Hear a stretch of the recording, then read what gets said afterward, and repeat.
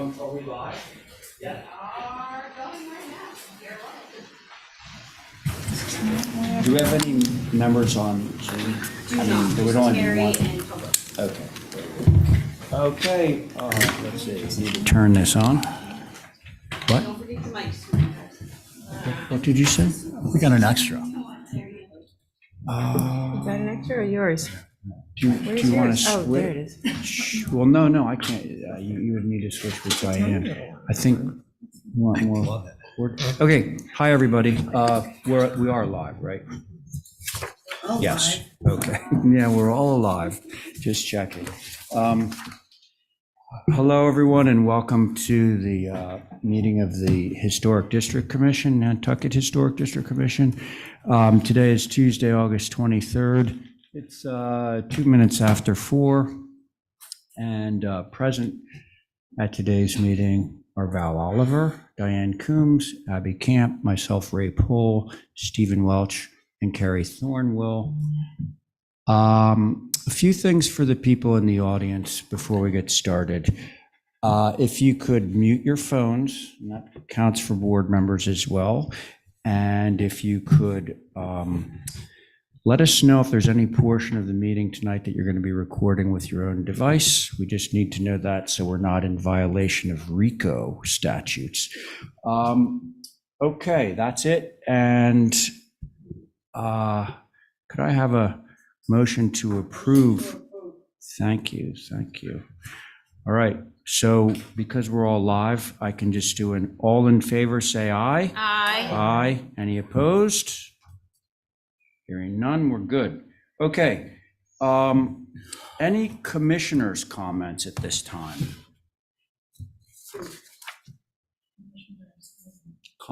Yes, you are a commissioner.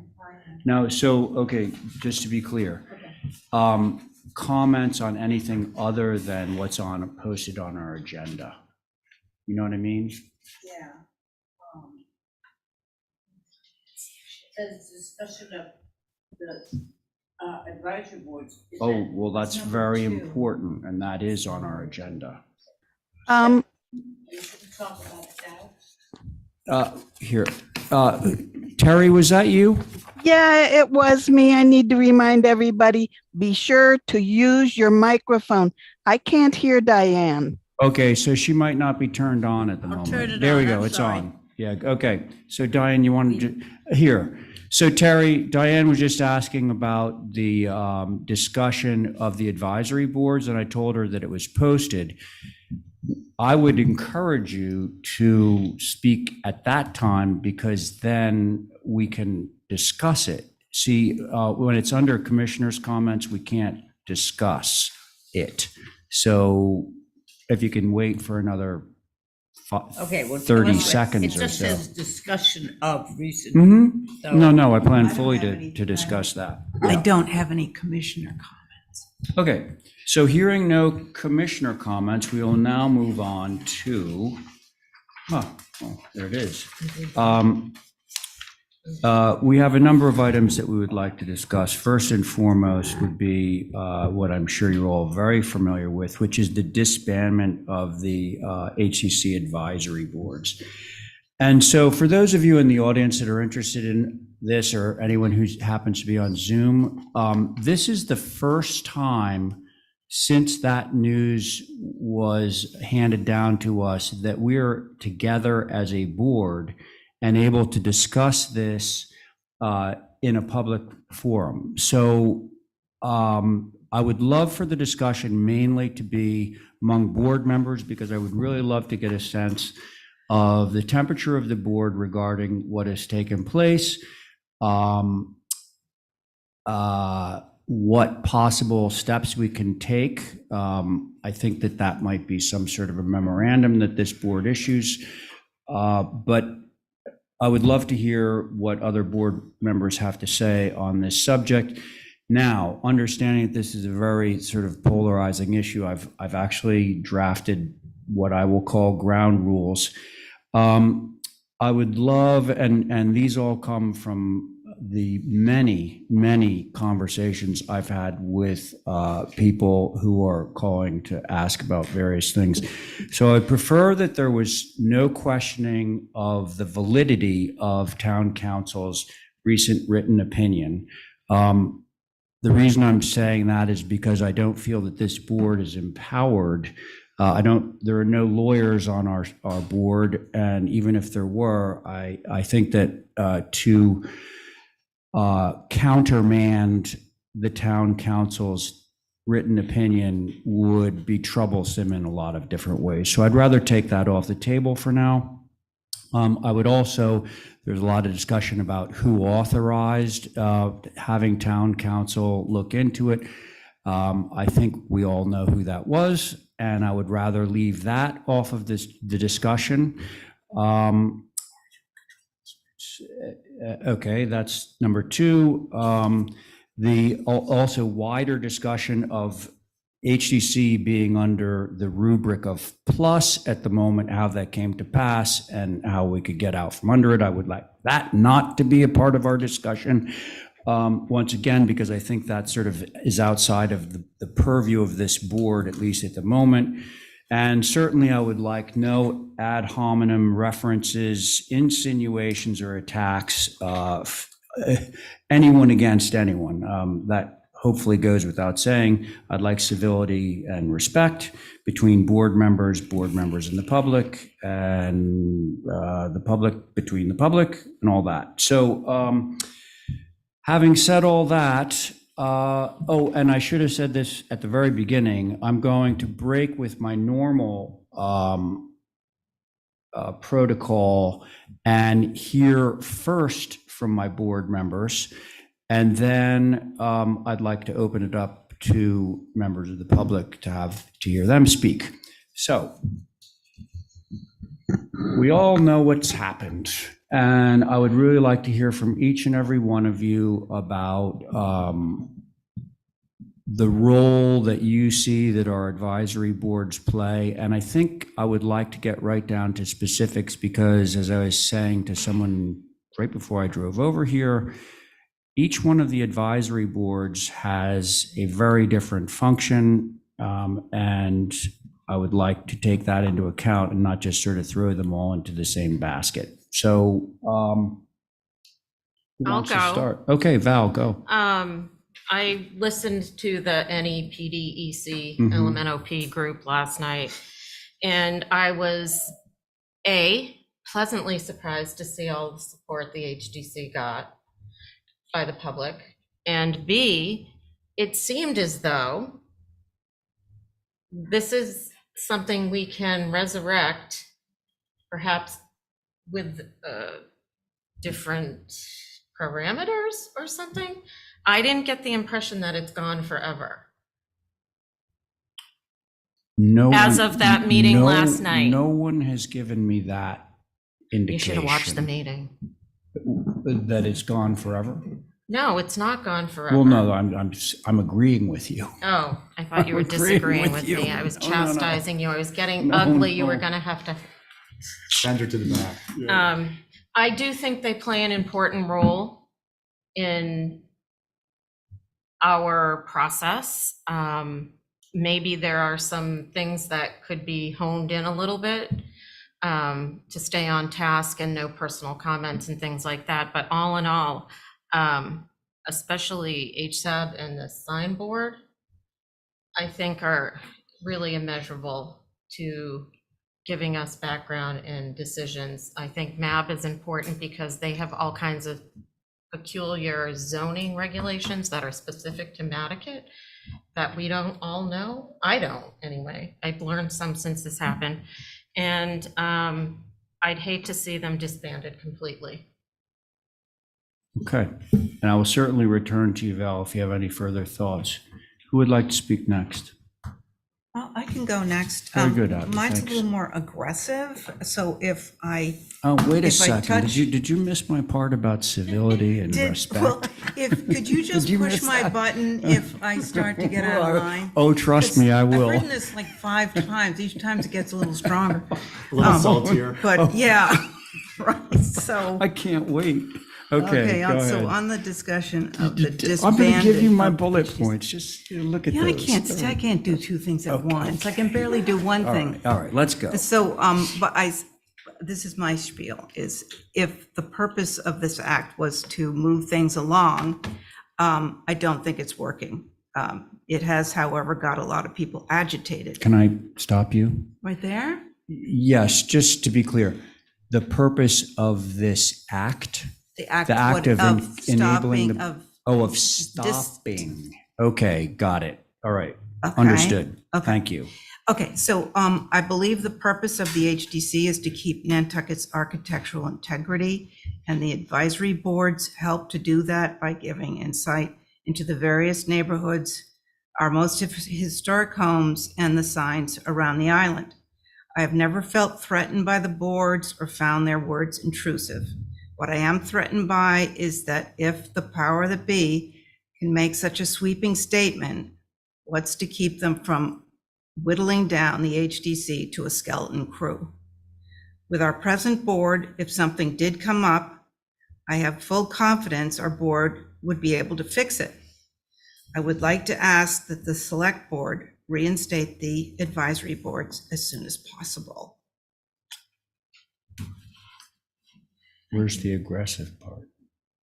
Well, I there were some thought things that in was, there I that thought that were was quite strong. completely fine. Okay, thank you. Okay, very much. I appreciate that. Thank you. Diane, you ready? Yeah, Okay. I just said, amongst other things, which I won't say, that I was appalled by the cancellation of our advisory boards. I was equally appalled by the feeling that it came out that the advisory boards told us what to do. They do not. Every application that comes in front of us, whether it's gone to an advisory board or not, is reviewed by us. We do not follow every word that they say. They're advising and we are passing. There are many times that we do not agree altogether with what has been put up by the advisory board, but that's what they are, and that's what they are glad to be, is advising us. Particularly the signage board, is I was sitting that day when it was created, because that particular summer, the downtown looked like Coney Island. There were sandwich boards in front of every building. They had people were selling clothes outside the door on racks. It was a disaster. And we were sitting there faced with it. The nail in the coffin was the store restaurant that was what is now the Thai house wanted to put up decorative umbrellas with their Oh, name yeah, yeah. all I remember over that. it. Yeah. And we finally said no, and at which time we put together the sign committee. It's been in effect, all of them have been in effect for that length and not longer on the Hashab. It is an advisory committee. We do not have the time to go through our agenda, study it properly, look at the visits, and put full time into what is good for the signs. It is our responsibility, and we are held to that, to keep the downtown of this island in the historic visage. Mhm. And having signs that don't comply are something that we don't say you can't have the sign somewhere else, but not on Main Street, the main streets of the downtown historic area where people come, tourists, and all the rest of it, come to see what a historic town looks like.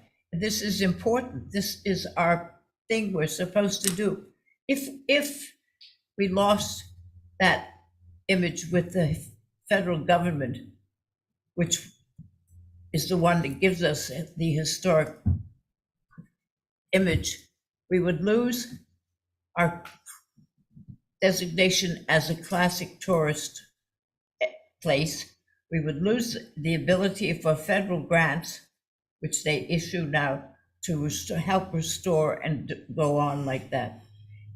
And we would be, in the old words, we would be killing the goose who lays the golden egg. And our island, we're all want to have it seem the way it is, that it stays with some classic historic visage. And the sign committee helps a great deal. They don't say, no, if they don't like a sign, they'll tell us. And we sit there and vote on it. Yes, it's all right. No, it's all right. What's the sign? We spend time on it. But they do the study that we don't always have the time to do. And that makes it important. It makes each one of those boards important. They know what the area is they cover. They know what it's like in Wisconsin. They know Nantucket. And we can't be all that. We can't be good and make really good decisions if we don't have, everybody has a background that you read and study and come up with your answer, what you think it should be. We just don't whoosh down like a bunch of zombies. And I believe that the advisory boards must be reinstated. And at some time, not today, but at some time, some of the points of contention have got to be addressed so it doesn't happen again to us or any other board. Each board, the Conservation Commission is supposed to be free and clear. The zoning board, if they are taken away their rights, we all just become nothing. And I don't think people want that. I think they want an island that they can be proud of and say, this is where they lived and grew up. That's it. Thank you so much. Thanks a lot. Stephen, are you ready? I guess so, yeah. Okay. I think, clearly this is an emotional topic, and, I understand on both sides of the issue. Unfortunately, being in the middle, you're often wrong from both sides, more so when you're focused on process. So, but those are that's the intent and the spirit of my comments, which are process related. Understanding that at this point, my understanding is we don't have authority to reconstitute these groups or to continue these groups ourselves. As such, we rely on the select board under the town charter. I presume that given that the select board will need to follow clear guidelines, I don't know, I'm not an attorney, that they will need to put out, as with any committee, they will need to advertise for these positions. They will need to review those positions, and they will be making a determination through an open process, not unlike the process they've already established, or they will be subject to violations of their own policies. So I think that's something we need to be aware of. I'm not coming down on either side of the fence. I do think if that's the case, given the history, with some exception, the sign advisory council, given they do have a 30-page plus a couple pages of samples, that it's going to be incumbent upon the HDC to determine and to articulate more clear charters and criteria for these groups. I'm not suggesting that they don't have them, but I think that they are kind of an organic type of, they exist organically. They've kind of changed over the years, other than for the sign and HSAP. Nantucket has an expanded area. Wisconsin, I think, has an expanded area. There are that's just simple examples. There are a variety of topics that if someone were to come in cold, as opposed to an established group, if all these people weren't reappointed, or many of them, just think of it as the HDC. The HDC gets, Everybody goes. new. everybody goes, and everybody, it may be, two people and many new faces. Without the guidebook, we're floundering, and that's a disservice to the community and the preservation and protection of the character and setting of our historic landmark. So I do think that we need to give some consideration to that in a timeline. those types of things. The other thing I do think is that it's fair for these groups to continue to meet individually. I think that was actually promoted. Maybe I heard at NPDDC or in some discussions I've been having on the sidelines. And so that there is a service being provided to the HDC, and it is helpful. It's too early to tell which way it's going to go. I'm not suggesting with respect to the select board support, but I'm saying with respect to what type of process is going to be involved. Is it going to be we're going to sidestep the select board is going to sidestep established practice, wave a magic wand, reconstitute these groups as though this never happened? A, is it going to be B, they're going to follow their established protocols? Or C, is it going to be somewhere in the middle? So it's hard for me to be definitive on what I think should happen next until we have a better idea of the direction the select board is going to take. For instance, if they're going to go B, which is with established protocols, I think we need to have a discussion. Perhaps we have a public hearing discussion, another meeting with the individuals, inviting the individuals in the work groups and trying to just get a quick paragraph together of what, and maybe this is done not as a whole, I don't know how we'll do it, but in some way congregate these individuals to get an idea of what their perspective of the advisory group role, their particular advisory group role is. Again, other than the sign and advisory council, and I think to some extent other than HSAB, which has a pretty clear mandate. I'm not suggesting Nantucket doesn't have, they're there to protect the character and setting of Nantucket. But I think it needs to be institutionalized some way. It needs to be documented some way in a paragraph. I'm not sure the best process to do that it includes observing open meeting law. So I think we need some advisement on that. I didn't make notes, so I apologize if I'm kind of jumping around. It's okay. I think the other thing to keep in mind, and I found this troubling, and I'm not going to take a broad swipe at the advisory groups because I don't think it's fair. It would be unfair to do to anyone. But recently there were some reports here at meetings of ad hominem attacks and being off topic and talking about elements that had nothing to do with architectural elements. And I would just suggest that going forward, regardless of whether it's option A, B, or C, or D, which is the HDC decides that whatever the select board does is an interim solution and the HDC wants a longer term solution for itself.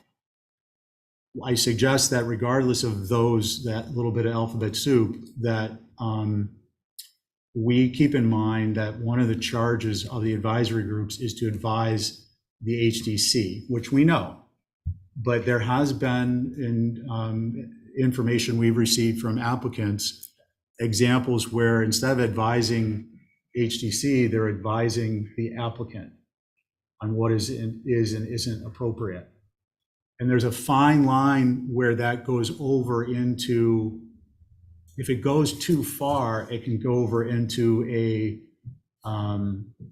more of a regulatory role. And from what I understood, that was part of the issue. Now, I'm not supporting any of what's happened. I wasn't aware of it. I would handle things a little bit differently, I think, but that's not my role and it's not our role.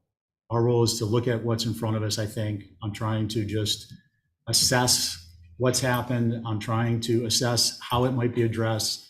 And I'm trying to understand and articulate some examples of some issues that we might address going forward.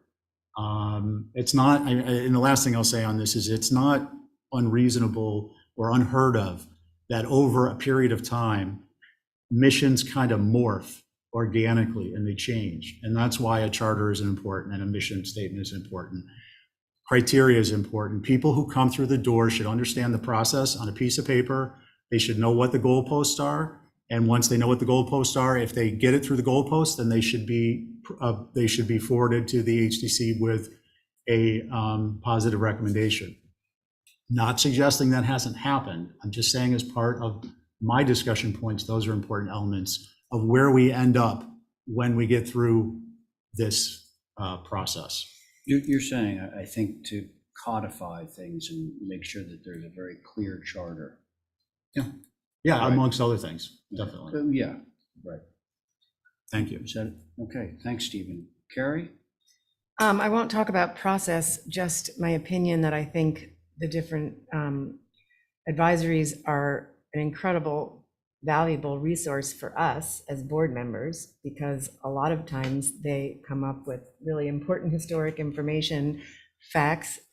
Holly is an incredible resource for us. And I think if she was to try to take on what they all do, they need 5 Hollies. And that's what I see the board, these commissions or committees as. In terms of the sign advisory, to be able to focus on just signs, I think that gives them the ability to do a quality job when you're just focusing on certain parts. And I think a lot of the information we get gives us an authentic sort of platform to stand on when we don't have the time to research every single historic building. I think as Nantucket ages and evolves, we need to pay attention, obviously, more and more to the historic fabric that we could possibly lose. And I think they're just valuable resources that help us do that job. I was a little bit shocked, and it seems very bizarre that they just done. I had no idea this was coming. Probably nobody else did either, but I'm a proponent of Oh, and you didn't hear my Continue. first. I'm kidding, you're forgiven. Keep going, sorry. that's really all I needed to say, was just Okay. that I'm a proponent of somehow keeping these alive, these commissions alive. Well, great. I feel the same way. And to take that a step further,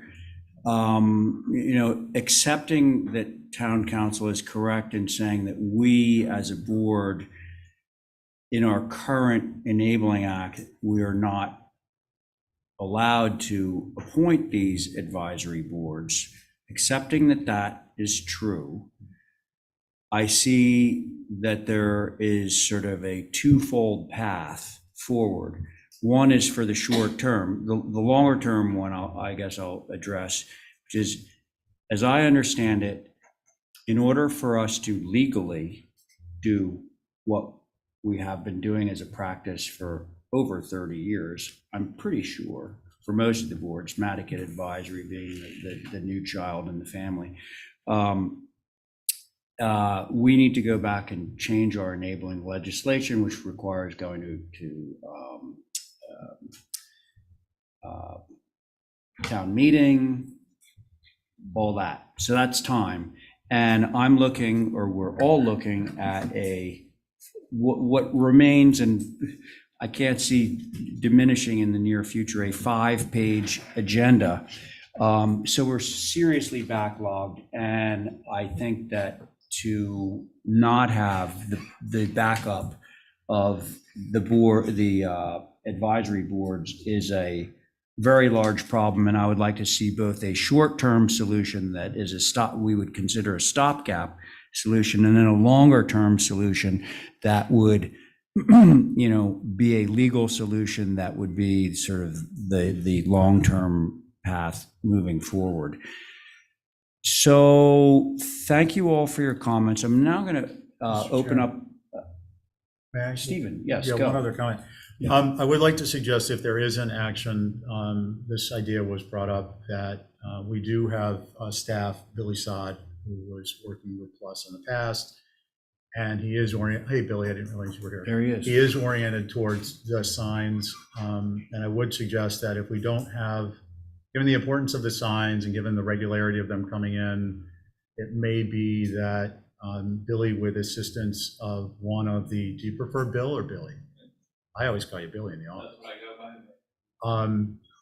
Would have maybe the input of one of the sign advisory committee members to at least keep high priority type things. If someone comes in and they say, hey, we have to get this done, it's a time critical thing, versus someone comes in and they say, oh yeah, I don't need it tomorrow, it's for the fall, or it's for the fall's coming quickly, or it's for the spring.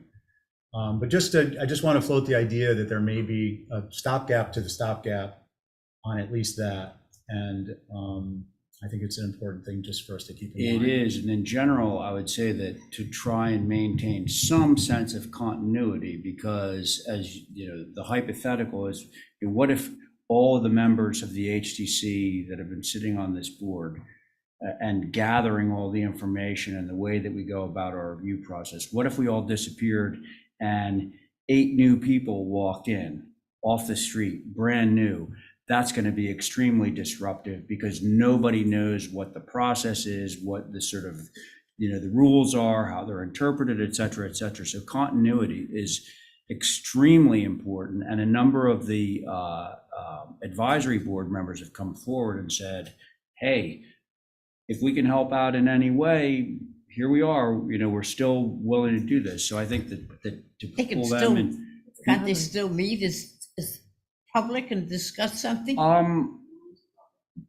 Good question. You know, I mean, we get into the whole issue of like publicly noticed and all that kind of They're thing. not taking- official, why do they have to? Yeah, no, publicly they- notice? Yeah, And I actually don't know the answer to that. I mean, it's very funny. Like, okay, that's an interesting question. So let's just take the members of the sign advisory board right now. I mean, just in your head. And they're all sitting in the back of the room, all of them. And they say, oh, well, regarding that sign, you know, the 5 of us would like to say that, you know, it doesn't meet the guidelines. Well, they're perfectly within their rights. Right, Right. You know, right. Anne recently came in and represented a bunch of neighbors and said, like, I'm speaking for these neighbors and here's our opinion of what's going on. And like, anybody can do that. I mean, we are looking at a publicly noticed, open process. So that's, That may be, I mean, So can I, legal. do you mind if I? Go. So the Please. open meeting law and the conflict of interest laws apply to municipal employees and only municipal employees. So they're no longer municipal employees. They could meet as members of the public. They can congregate, they That's can what I'm saying. speak, they can form their opinions. I thought this was mentioned in NP and EDC as a potential for going forward to maintain some continuity. You know, personally, if HSAB did that, boy, I think that would be huge for me, because we get more historic structures than we get a particular area like Nantucket. So I'm not making one group less important than More or the less other. I'm important, just yeah. looking at, in the immediate future, what is of greater utility for the HDC until stopgaps are put in place. And I just also want to say that just because I didn't say something positive in one way or the other doesn't mean I don't feel that way. I'm really focused on the process because I haven't heard a lot of discussion about that. So Okay. that was it. Well, Thank you, that- Mr. Chair. That's why we're here. can I Diane. ask another question is,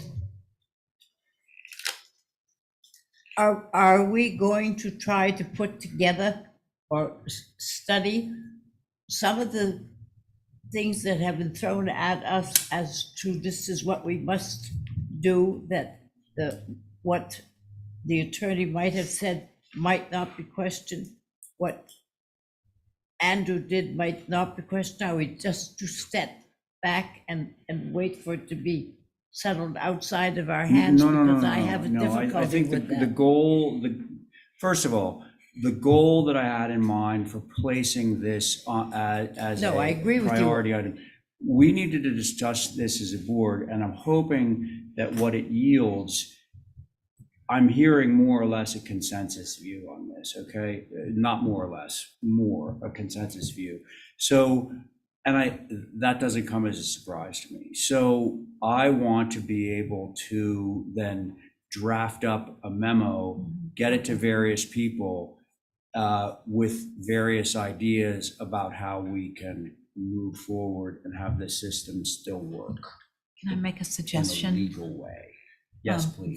That we do exactly that the board members that are here now write down why they think the advisory boards should be reinstated, and we send them to you, and then those ideas are presented to the select board, because I think the select board can reinstate the advisory boards. They I'm pretty sure that they can. Yeah, I'm so pretty sure that they can. if we got our ideas together, Yeah. we could present that. Yes, Stephen. I was just going to suggest, I don't disagree with Abby, but procedurally, if we move to the next topic, if you want to get feedback from people, because that's the next topic. I do. I mean, I know you know that, but Yeah. I want to comment on what to do next. Because I think, Okay, so But I wanna wait. how about this? Let's hear from Yeah. those members of the public that have come to join us to speak, and I'm pretty sure I know who you are. And then post that, we're going to reconvene and put together a course of action. That sound good? That Yeah, we all sounds agree great. Yeah. on, I think it's Yeah. important. Sorry? Sounds I like we think- do. I said I would like to have it discussed, so it's not one person's idea of how we have to go, because I think there are no, many different ways, different alleys. We're a to go. board. You know, we're not an individual, we're a board, and I want to behave that way. Okay. Anne, I'm pretty sure you're here for this. Hillary, pretty sure you're here for this, and sir, you're here for this. Who would like to go first? And anybody else for that matter? There might be You people want in you want to go first? the Zoomer too. It might be. Yeah. Go ahead. And just if you could give your name for the record, thank you. Thank you, Mr. Chair. My name is Bruce Mandel. I live in Nantucket. Yeah, of course. I've seen you up there. I'm sorry. Yeah. I decided to come in today in person. I was a member of the former Nantucket Advisory Board. I'm a member of the board of the Nantucket Conservation Association, but I'm not here representing them. And when the word came out that the Nantucket Area Board would be basically dissolved, and the neighborhood realized there were several applications before the HDC, we had a little gathering Sunday of about 8 neighbors, because this is a rather dramatic impact for the neighborhood and the community. And I guess my question is, based on Mr. Fee's comments yesterday at the NPEC, that he felt that the work of the advisory boards should continue, not necessarily on an official basis, but at least on a basis that allows the participation of the neighborhood and the communities to have some input. So our community has informally already started this, because it's an active community and very concerned with how the characteristics of Nantucket are affected by the increasing density and development. So my question to you as a board is, while you're working on all this, trying to ferret through the process and how to reestablish and setting missions and guidelines and things of that nature, how will neighborhood input, like I might have tonight on 1 or 2 issues that are in Nantucket, where the neighbors have written emails saying it was okay for me to speak for them, how will you be receiving this and considering it? And will it carry any worthwhile input for how you consider what the community or what an individual is saying to you about an application or 2 or 3? We're very concerned that this takes the voice of our community away from us. And, you know, we can speculate on why this is happening, but the bottom line is it's happening. And until we find a way to have community input to you, and I don't think the Nantucket Advisory Board has ever unduly influenced the HDC. I think our input has always been objective, sometimes not unanimous, but it's been objective, and you've received it well and dealt with it well. So I'm concerned, and so are the neighbors. So perhaps you could give us a little bit of insight as to how this dynamic is going to go forward until it's resolved. There's kind of a hole here, but the application processes don't stop.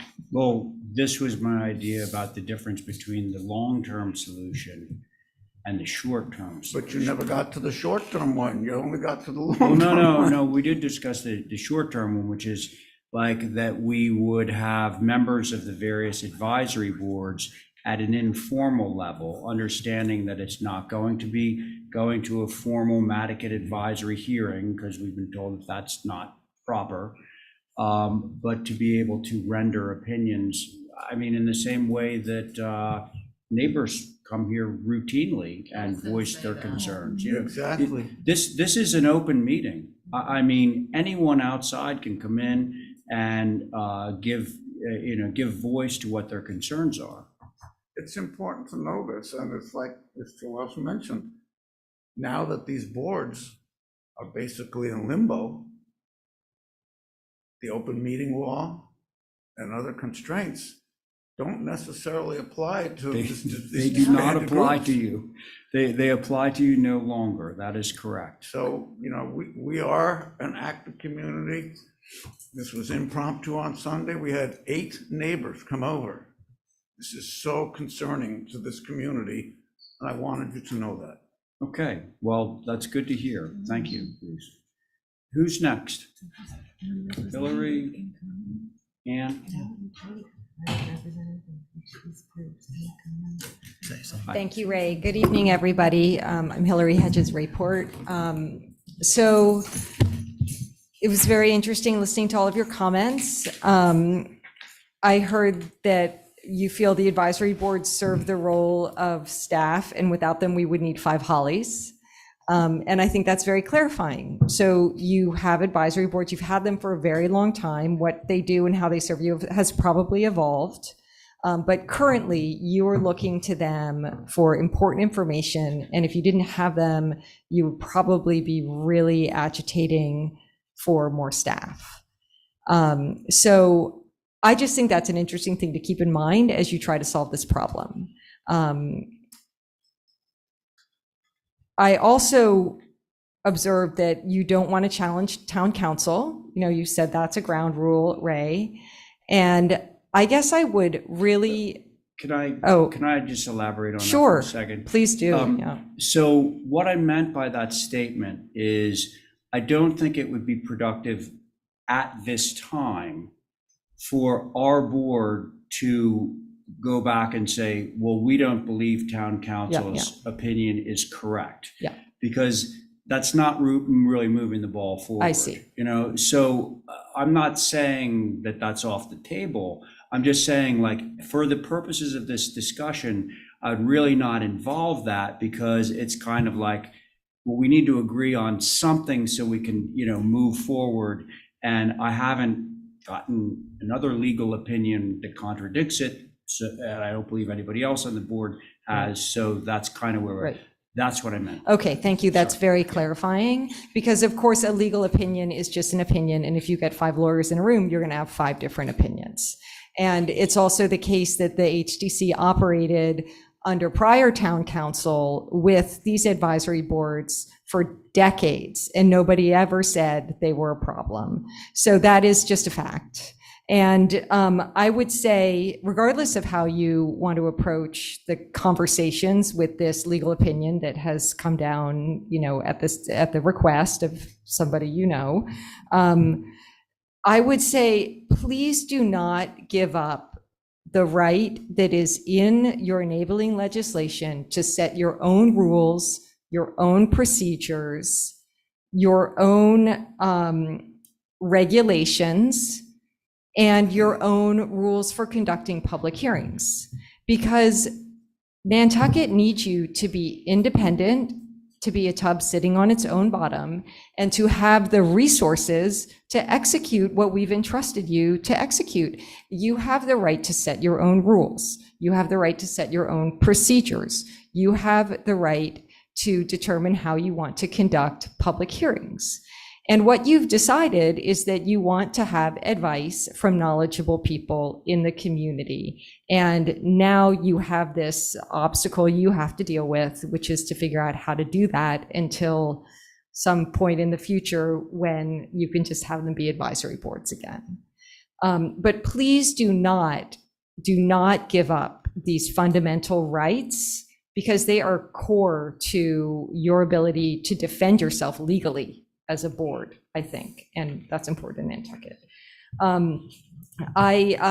Further to that point, I really am hesitant to see you allow the select board to appoint advisory boards for you. You lose control of who's on your boards. And what you want are people with really specific technical skills or really specific cultural or neighborhood skills. And you know what those are, and you need to appoint them. Yes. I'm just going to say, I think you're preaching to the choir on that one. Thank you. I'm pretty sure I know that my board is totally in line with that. I mean, that would be the goal. Yes. That's great, because what I've heard from people on the select board is, oh, we'll just appoint the advisory boards. And I want to be a voice speaking up to say, I think that really curtails your ability to choose who advises you. And that's everything. You know, the advice is only as good as what's in the person's head who is giving it. So I want to share something that the Historical Commission contended with. As you all know, I was formerly the chair of the Historical Commission until the Select Board decided that I should no longer be on the Historical Commission. Because we were a new commission and we felt that there was so much expertise in the community, and there could only be 7 historical commissions, and were many, many more people qualified who had so much to bring to the Historical Commission. One of the first things we did was to say that we wanted to have an advisory board. And I, super excited and eager, went to the select board for our first briefing. And I said, and great news, look at all these amazing people from the community who want to be part of our advisory board. We have Betsy Tyler, and we have Penn Austin, and we have Brian Pfeiffer, and we have Frank Hartunen, and they're going to be our advisory board. Oh my God. The backlash that I got, there was a long letter from one of the town's most litigious lawyers who's also been involved in this situation here with your advisory boards, saying that this was absolutely not acceptable, that you couldn't create these boards. So we backed off that right away, and we were basically in the same position that you're in, but with much lower stakes, because our advisory board wasn't actually acting as our staff. We said, look, fine, we didn't know, we didn't mean to offend anybody, we don't want to tangle with this, but we do need advice, and we do want these experts to advise us. So we created a friends group. And the Historical Commission still proactively circulates its agendas and its discussion topics to the friends group, just under regular public information, but that they could get anyway. They could come to the meetings anyway, but we make sure that they don't miss it. And it's a group that the Historical Commission knows that it can reach out to. I should no longer say we, because I'm now just a friend of the Historical Commission. So you might consider that you have a friends group. And I guess the question is, will they be supported? Because the other aspect of this, when your voluntary staff of 5 Hollies has been fired, they are also no longer being supported by the plus staff that supports you. That was ordered by the director to no longer support these people. So I guess that's just, to Stephen's point about procedure, a question of if you can successfully have friends, assuming that these friends are still willing to donate their time. I mean, hours and hours of donated time. When I served the town, I worked 10 to 15 hours every week without any pay. So it's just remarkable that people do this. All of your advisors are doing it out of love. So they do have professional support staff from the HDC administrator and from Holly, and people who are supporting them. So if that's not going to happen, I do wonder about the success of the Friends strategy. I think those are all my comments. Thank you. Good points. Thank you, Hillary. Ann, you ready? Does anyone know, by the way, is there anyone on Zoom that wants to speak on this? Any hands raised? No? Okay.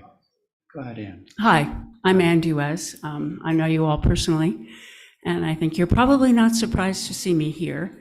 I participated in the meeting yesterday, and the question that I asked, which I think is a very fundamental one, is why are we trying to fix something that is not actually broken.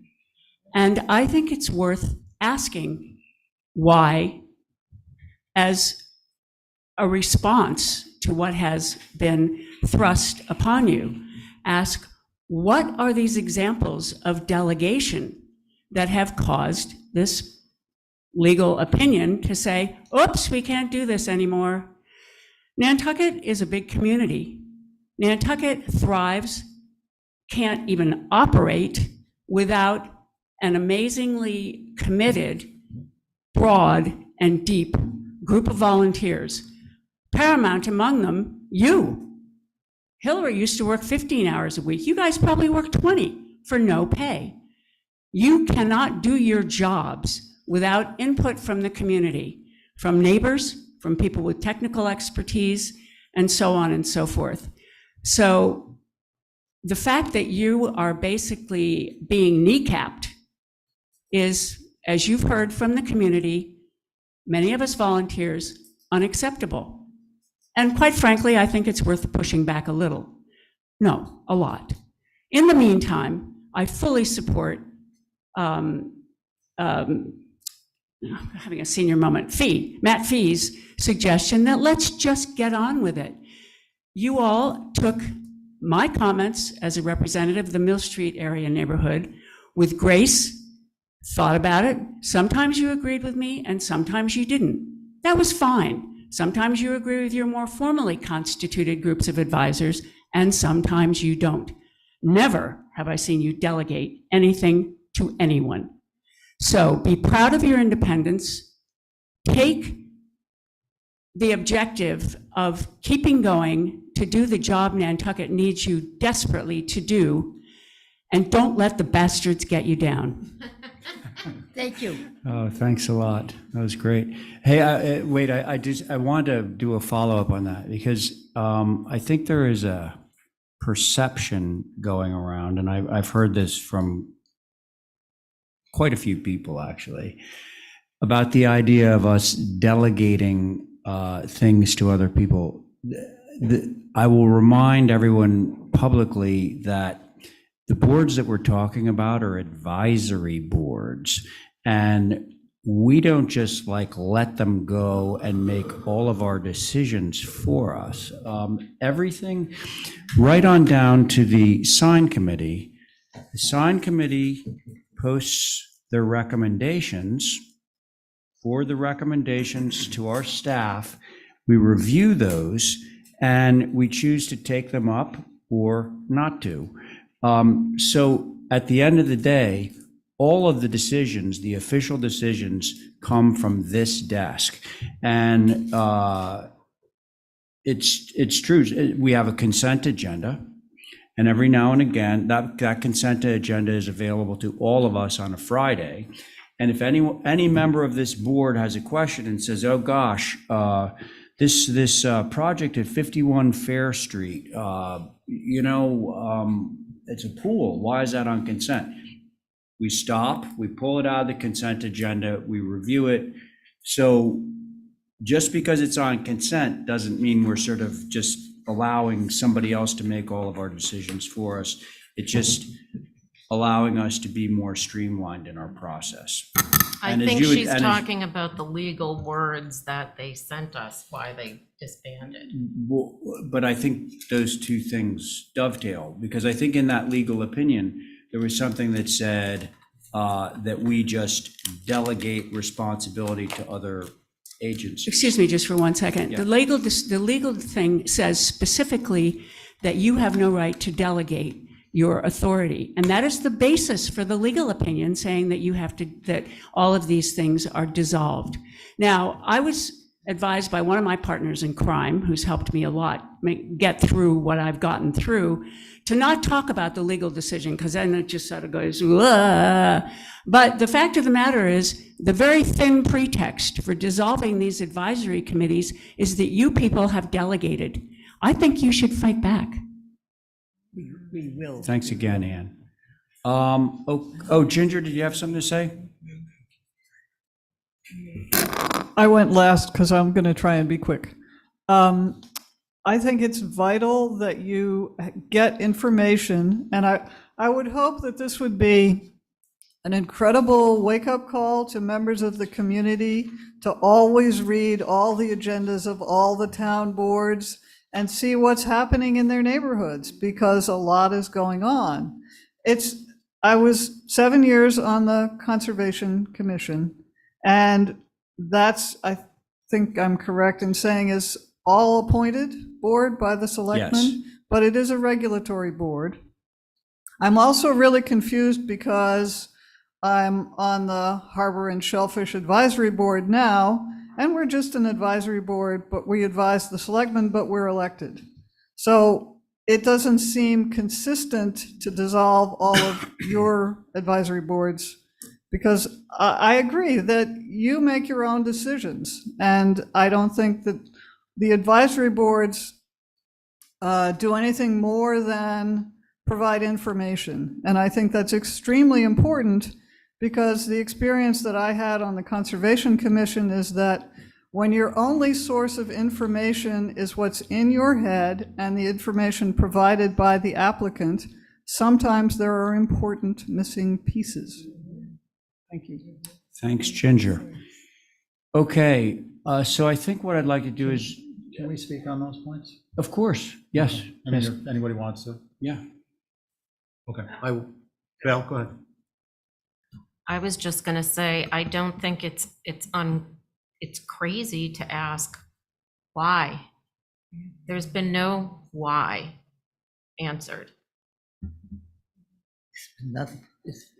I can ask it myself. I just wanted to You know mean if why any. they were disbanded? I have, In an overnight 3-sentence fashion, there should be at least an explanation.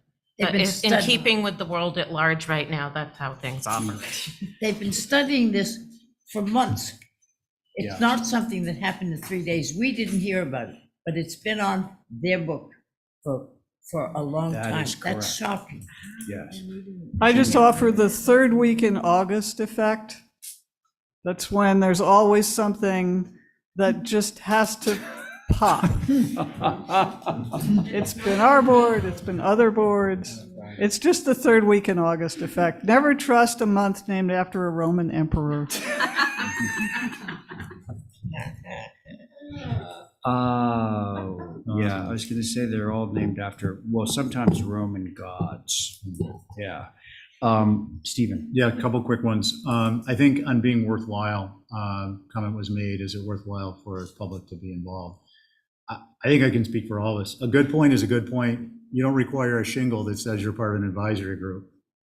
You bring it in, it's a good point, we're going to take it at face value. That's the important aspect of it. A good point for the HDC, is it under our purview? You know, is it relevant to the application? They're pretty low criteria, but sometimes it's hard to get those two criteria met. But when they are, it's a valid, good point. I think we respond to it. The other one was the support process. You know, I would suggest that if individuals are going to constitute in a group, you all figure out who your point person is, so you're not beleaguering staff with requests for information. That will serve the purpose of helping us serve the community. Because if staff is getting requests for information, there's going to be conflicting priorities. It's going to make it more difficult for them to do their job, helping us help the community. So I would just ask that you please keep that in mind in organizing yourselves, if that is what anyone decides to do. And the last one was the select board appointment process. I'm going to hold my comment on that till we get to the next topic. As we would like to speak, Mr. Chairman. Who's the next topic? Okay, let's see. Chris Young? Oh, Chris Young. Hey, Chris, let's see. You want to unmute. It's your turn, friend. Thank you. Can you guys hear me okay? We can. Thanks, Chris. Great. I just wanted to say thank you for all the support that we've received as members of the former Sign Advisory Council. We really believe that our mission was important to serving the HDC and the Nantucket community, and to hear so many people speak out in the last few days in our support really has meant a lot. We rather than speaking today, we had decided to draft a letter which was submitted. And I just wanted to make sure that that ends up in your hands at some point, if it hasn't already. It was sent into the Plus department as well as the town manager's office. And we would just like to make sure that you have a chance to read that. It really kind of recaps our position, but it's not very different from all the things that have already been said. One thing I wanted to point out, because it's an intriguing idea to have this informal discussion concept evolve, so that we might be able to continue contributing our opinions or our advice to the board as members of the public, is that it's a good short-term solution, but one of the most valuable things that we've always found is the back and forth conversation that can take place in our formal meetings, because a lot of times the sign applicants aren't aware of the guidelines, aren't aware of the precedents, things that might simply move their application along in not a controversial way, but just one that makes it a very streamlined process. So I think that having the ability to contribute during your meetings is one thing, but it's important that we get back to a point where that conversation can take place, and it has to take place outside of your meetings, because knowing that we meet usually for an hour to 2 hours every other week, that would just be bottlenecking your board's meetings in a way that is unmanageable. So that's my reaction to sort of that short-term solution. But we really do look forward to continuing our service. Every member of the sign committee has said that they would like to continue serving in whatever capacity your board and the select board see fit. So thank you, guys. Thank you, Chris. Appreciate it. Was there somebody else who wanted to speak up here? Did I have another hand raised up there? Is the hand raised? He's waiting for his application. Oh, okay. Then, yeah, okay. Then, okay, so what I'd like to do now is sort of a recap, and you're going to say something? Yeah, in your recap, can you address how we get these advisories boards back up and running? Well, there have been a couple of short-term solutions that have already been put on the table. So I think what I'd like to do right now, it's actually something that you mentioned, is I would like from each of you to write down your sentiments, your concerns, and what your goals would be for the reconstitution. I think it goes without saying, the reconstitution of the advisory boards in some legal form. Get me all of your thoughts on it. I can draft something up. I'll bring it into the meeting, or I'll disseminate it through staff to you guys via email, so that you can all comment on the overall text, and then we can get that out to the select board. What's that? Good point. Good point. Staff, can I suggest this a minor procedure change? Yes.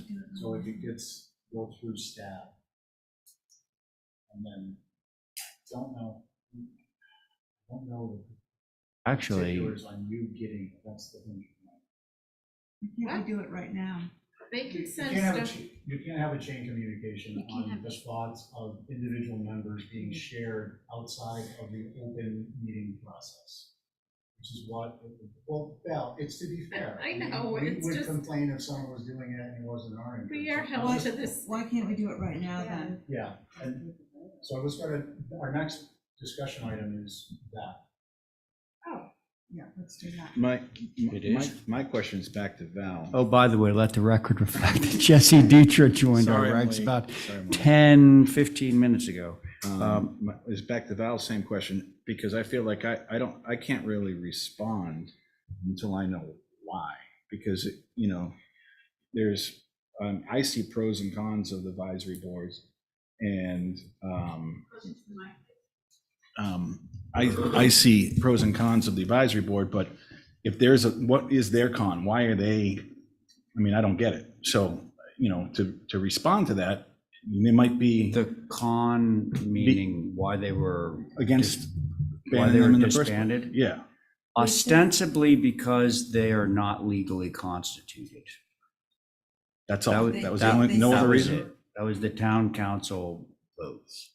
I I mean, there may be, subtext to all that, Okay. but, and I'm sure there is, but, the ostensibly, it's that they were not legally constituted. That is, How could they be in existence for 30 years and now all of a sudden? well, okay, that's say the that- part I didn't want to get into because know, but that's reaching it's a beyond. question. I know it's a question. I do know it's a question. Yes, Hillary.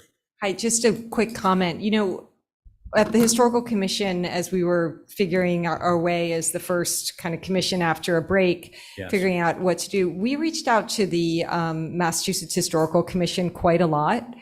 They have a local government coordinator there whose job is to work with local commissions, local historic district commissions and local historic commissions. The Nantucket Historic Commission is not alone. You're one of, 350 plus local historical commissions, historic district commissions. So they might be able to advise you what other towns do. Also, Preservation Massachusetts, Inc. is an independent organization that is statewide, and it gets it's like a public-private partnership that helps historical commissions as well. So those are two suggestions I just wanted to offer. Okay. One last thing is they might be receptive to if you could sit down and talk, because that's one of the most disturbing things for me about this is it doesn't seem they really talk to you. They being SB? So Andrew Vorse sought the opinion, that's documented in the opinion, but my understanding is that he didn't really talk to you first about the problems or the perceived problems. Is that correct? Yeah.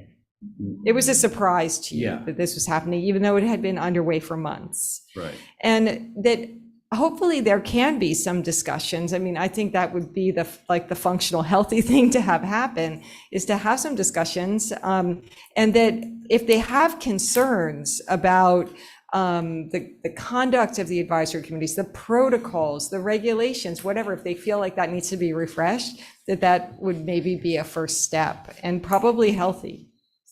Just a couple ideas. Thank you. Okay. Thank you. Mr. Chair, Yes. to follow up on Hillary's suggestion about MHC, that's somebody who I actually talked to quite a bit about certain aspects of local government within the Massachusetts Historical Commission, and she's a resource to the town through me, through you actually. So if you'd like me to contact her, I can. That would be fabulous. That would be just great.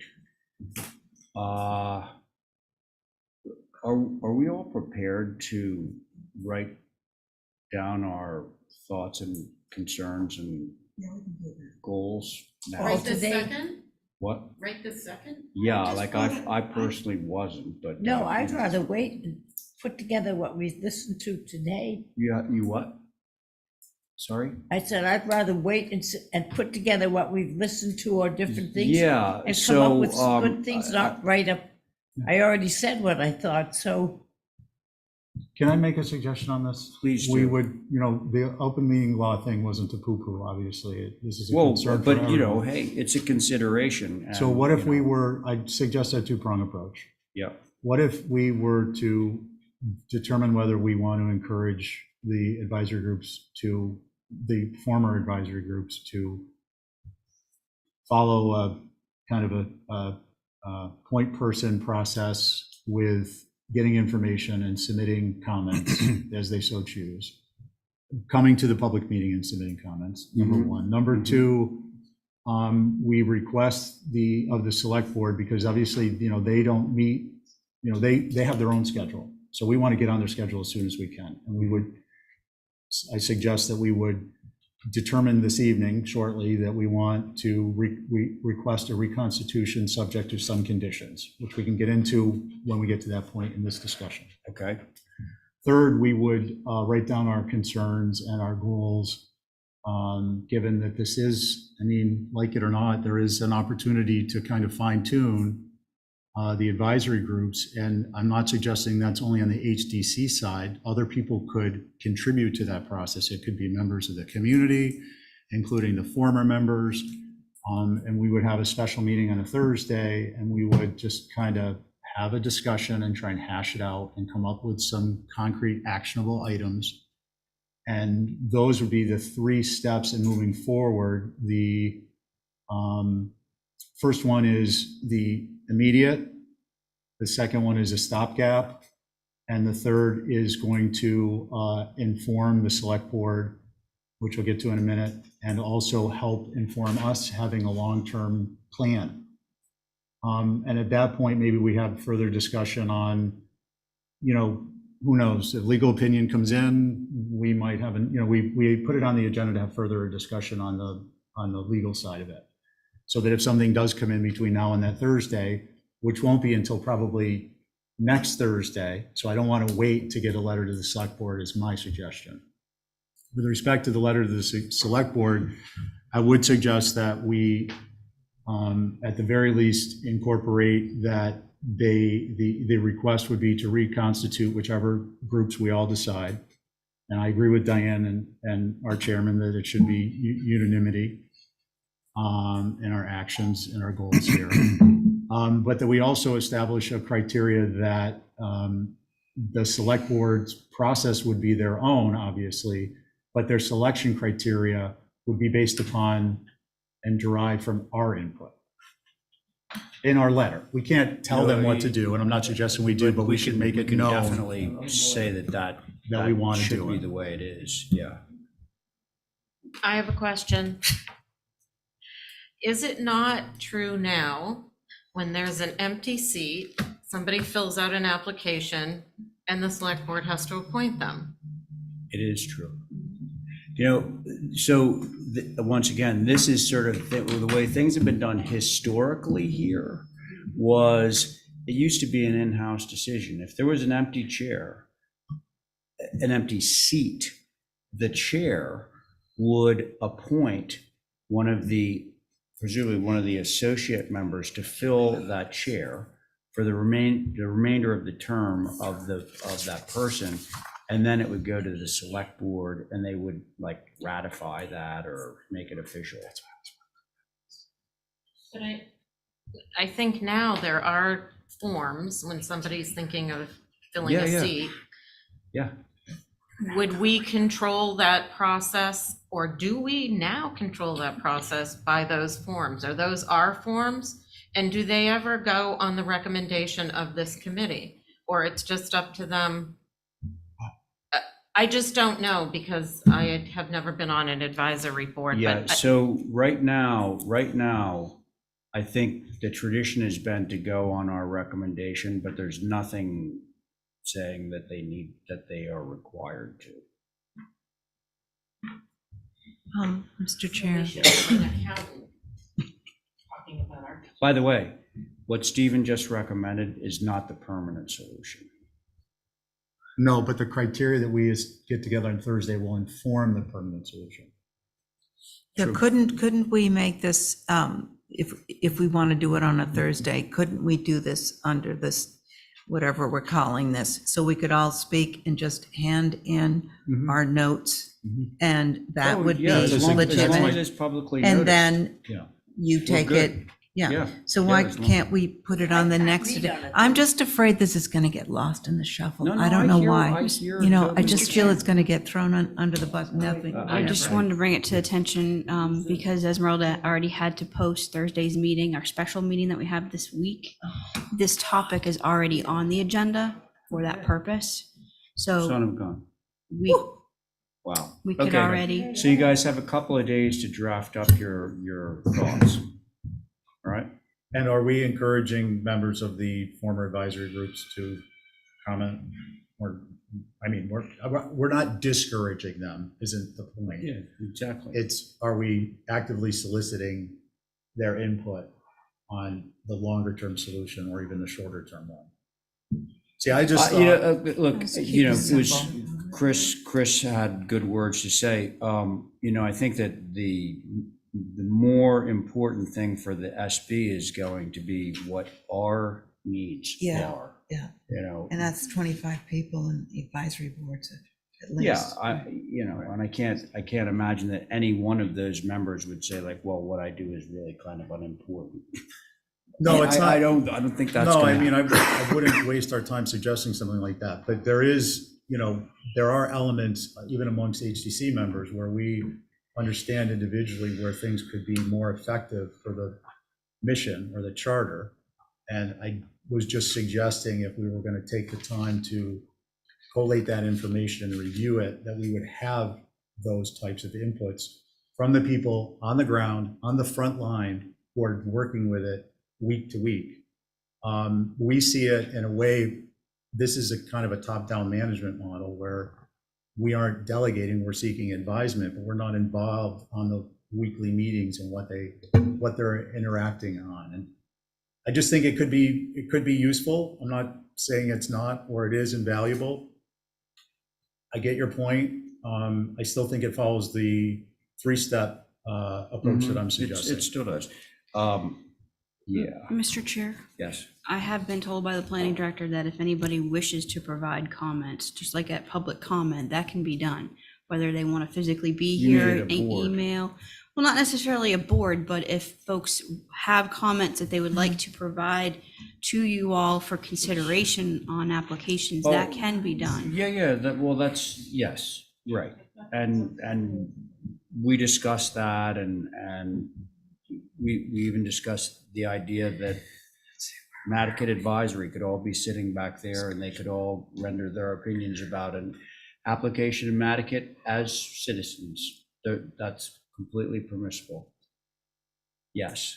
Okay, so do we want to continue this discussion on Thursday? What, No. Thursday is the one day I can't get here. It's Okay, like so a 1 o'clock meeting. can I? You can hand it, you can write it up and. Yeah, because I mean, really, the essence of what we're going to be doing on Thursday is taking the board's, no, don't want? No, I want to add to it. It's hard to write it up. There's going to be Okay. discussion. All right. I've been following this. I think Diane should be there. Talked Yeah, to okay, the so head person all in right. Boston. All right, how about next Tuesday? That's will be fine. Can I Okay. go back to my points? Yes. I'm concerned about, as Abby is, that I don't think it's going to fall between the cracks or anything, but I doubt that. I think, again, given the select board has its own agenda, its own schedule, they have a lot of other things going on, that I'm going to make a motion. This is the motion. Yeah, that please, yeah. in the next 5 minutes, we voice whether we want the advisory groups former advisory groups to publicly gather, utilizing a point person, and then give us feedback at public meetings, number one. Number two, that we requested the select board, they reconstitute, we determine which groups they reconstitute. And we request, same thing, that they're reconstituted based upon criteria that we will provide. Number three, we collect information from the membership here, the commissioners, which will inform the criteria that we will provide the select board. So that's the three-step process. It's not necessarily a motion, but those are the three things that I would suggest we do. Because we have time to collect the criteria so Diane can be here based on our own inputs that are collated and discussed, and get it to the select board, because they're not going to make this decision. I don't know how they can make this decision even in 2 weeks. Correct. So let's get the letter to them, please. Okay. Kickstart it, and in the meantime, we decide if we want the groups to be giving us input. And I actually think we should separate out sign committee. I think we should be supporting personally the idea of the dedicated staff person working with someone. Chris is here this evening. He spoke up. Designate someone from the, again, for workload purposes on staff, designate someone we would feel appropriate from the former sign advisory group to work with Chris, to work with Billy, so that we can keep the ball rolling. I totally agree. So I don't think that needs to be a motion. No, I just thought if we got a sense of That's the group. Yeah, I think I think those are good So steps. what do we need to do? Well, I think Kind of lost. The only thing that you really need to do is, like, when we reconvene this next Tuesday, is have all of your comments, concerns, observations about the mechanics of the advisory boards currently, so that we can draft a memo about what exactly it is we would like to see from the select board. That's your homework. And Mr. Chair, if I Yes. may, I just wanted to inform the commission, if you're not aware, that select boards in their summer schedule at the moment. I don't know when they go to their fall schedule, so we'll double check on what their calendar looks like. Come at the meeting They don't this have- week? We don't meet on the 24th or the 31st. so. I am going to make a motion on the select board letter. I think that that's appropriate. So if I may, Mr. Chair. Yeah. So a motion to request the select board reconstitute advisory groups based on their process, subject with selections subject to criteria provided by the HDC. That we will make up and hand it. Yeah. Correct. Yeah, On Stephen's motion, all those in favor? Aye. Any opposed? Okay. And Mr. Chair, on one final point on this, it was fairly clear from the email that we received from Mr. Vorse is that members would be appointed by the select board with HDC input. So it wasn't going to be something they would just do on their own, that this commission would be Okay, involved. so. yeah, that's what That's- Stephen just said. Can I get Well, clarification? no, he was wanting to put that into our Yeah. request, but apparently it's already built Yeah. into the cake. Can I get clarification on that? Yeah. Because I'm not suggesting it doesn't exist, but I just didn't receive a memo that said that. This was the email where Mr. Vorse sent it to basically Ray and CC'd staff. Okay, yeah, So that's so could we why. get a copy of that? Absolutely. Okay, great. I think we'll keep it in our motion because the select board should be clear that that's what the Yeah, I HDC mean, wants. we don't want that to get lost. in the Okay, shuffle. thank you. I appreciate you indulging me on that. All right, so I think we've covered items 1 and 2 for discussion. Thank you, by the way, to all of you Wow. that have spoken on this. I missed our pizza call. What? Oh, no. No chicken pizza. All right.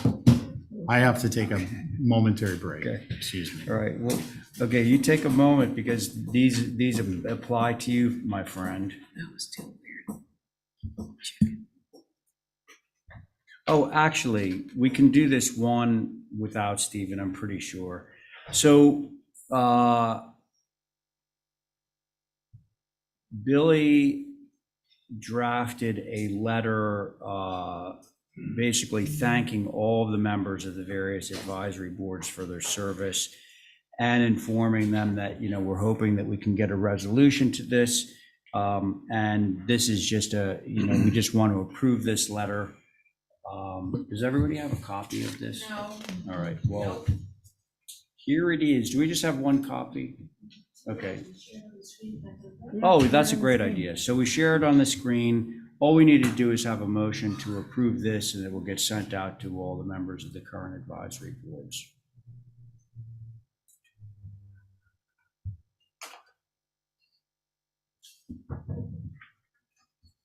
Tell me when you're ready. Ready. Everybody ready? The members of our.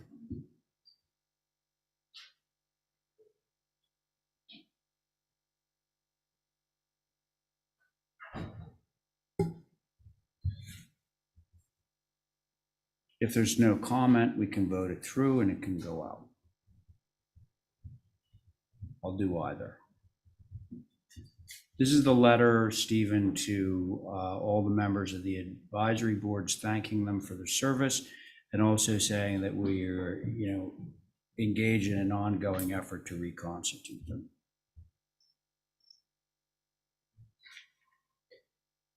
Workload is heavy, yes, Did I say that? without losing the support, Oh, no, okay. Yeah, without losing the support of our advisors. I'm in. Billy and I were crying when we were writing this.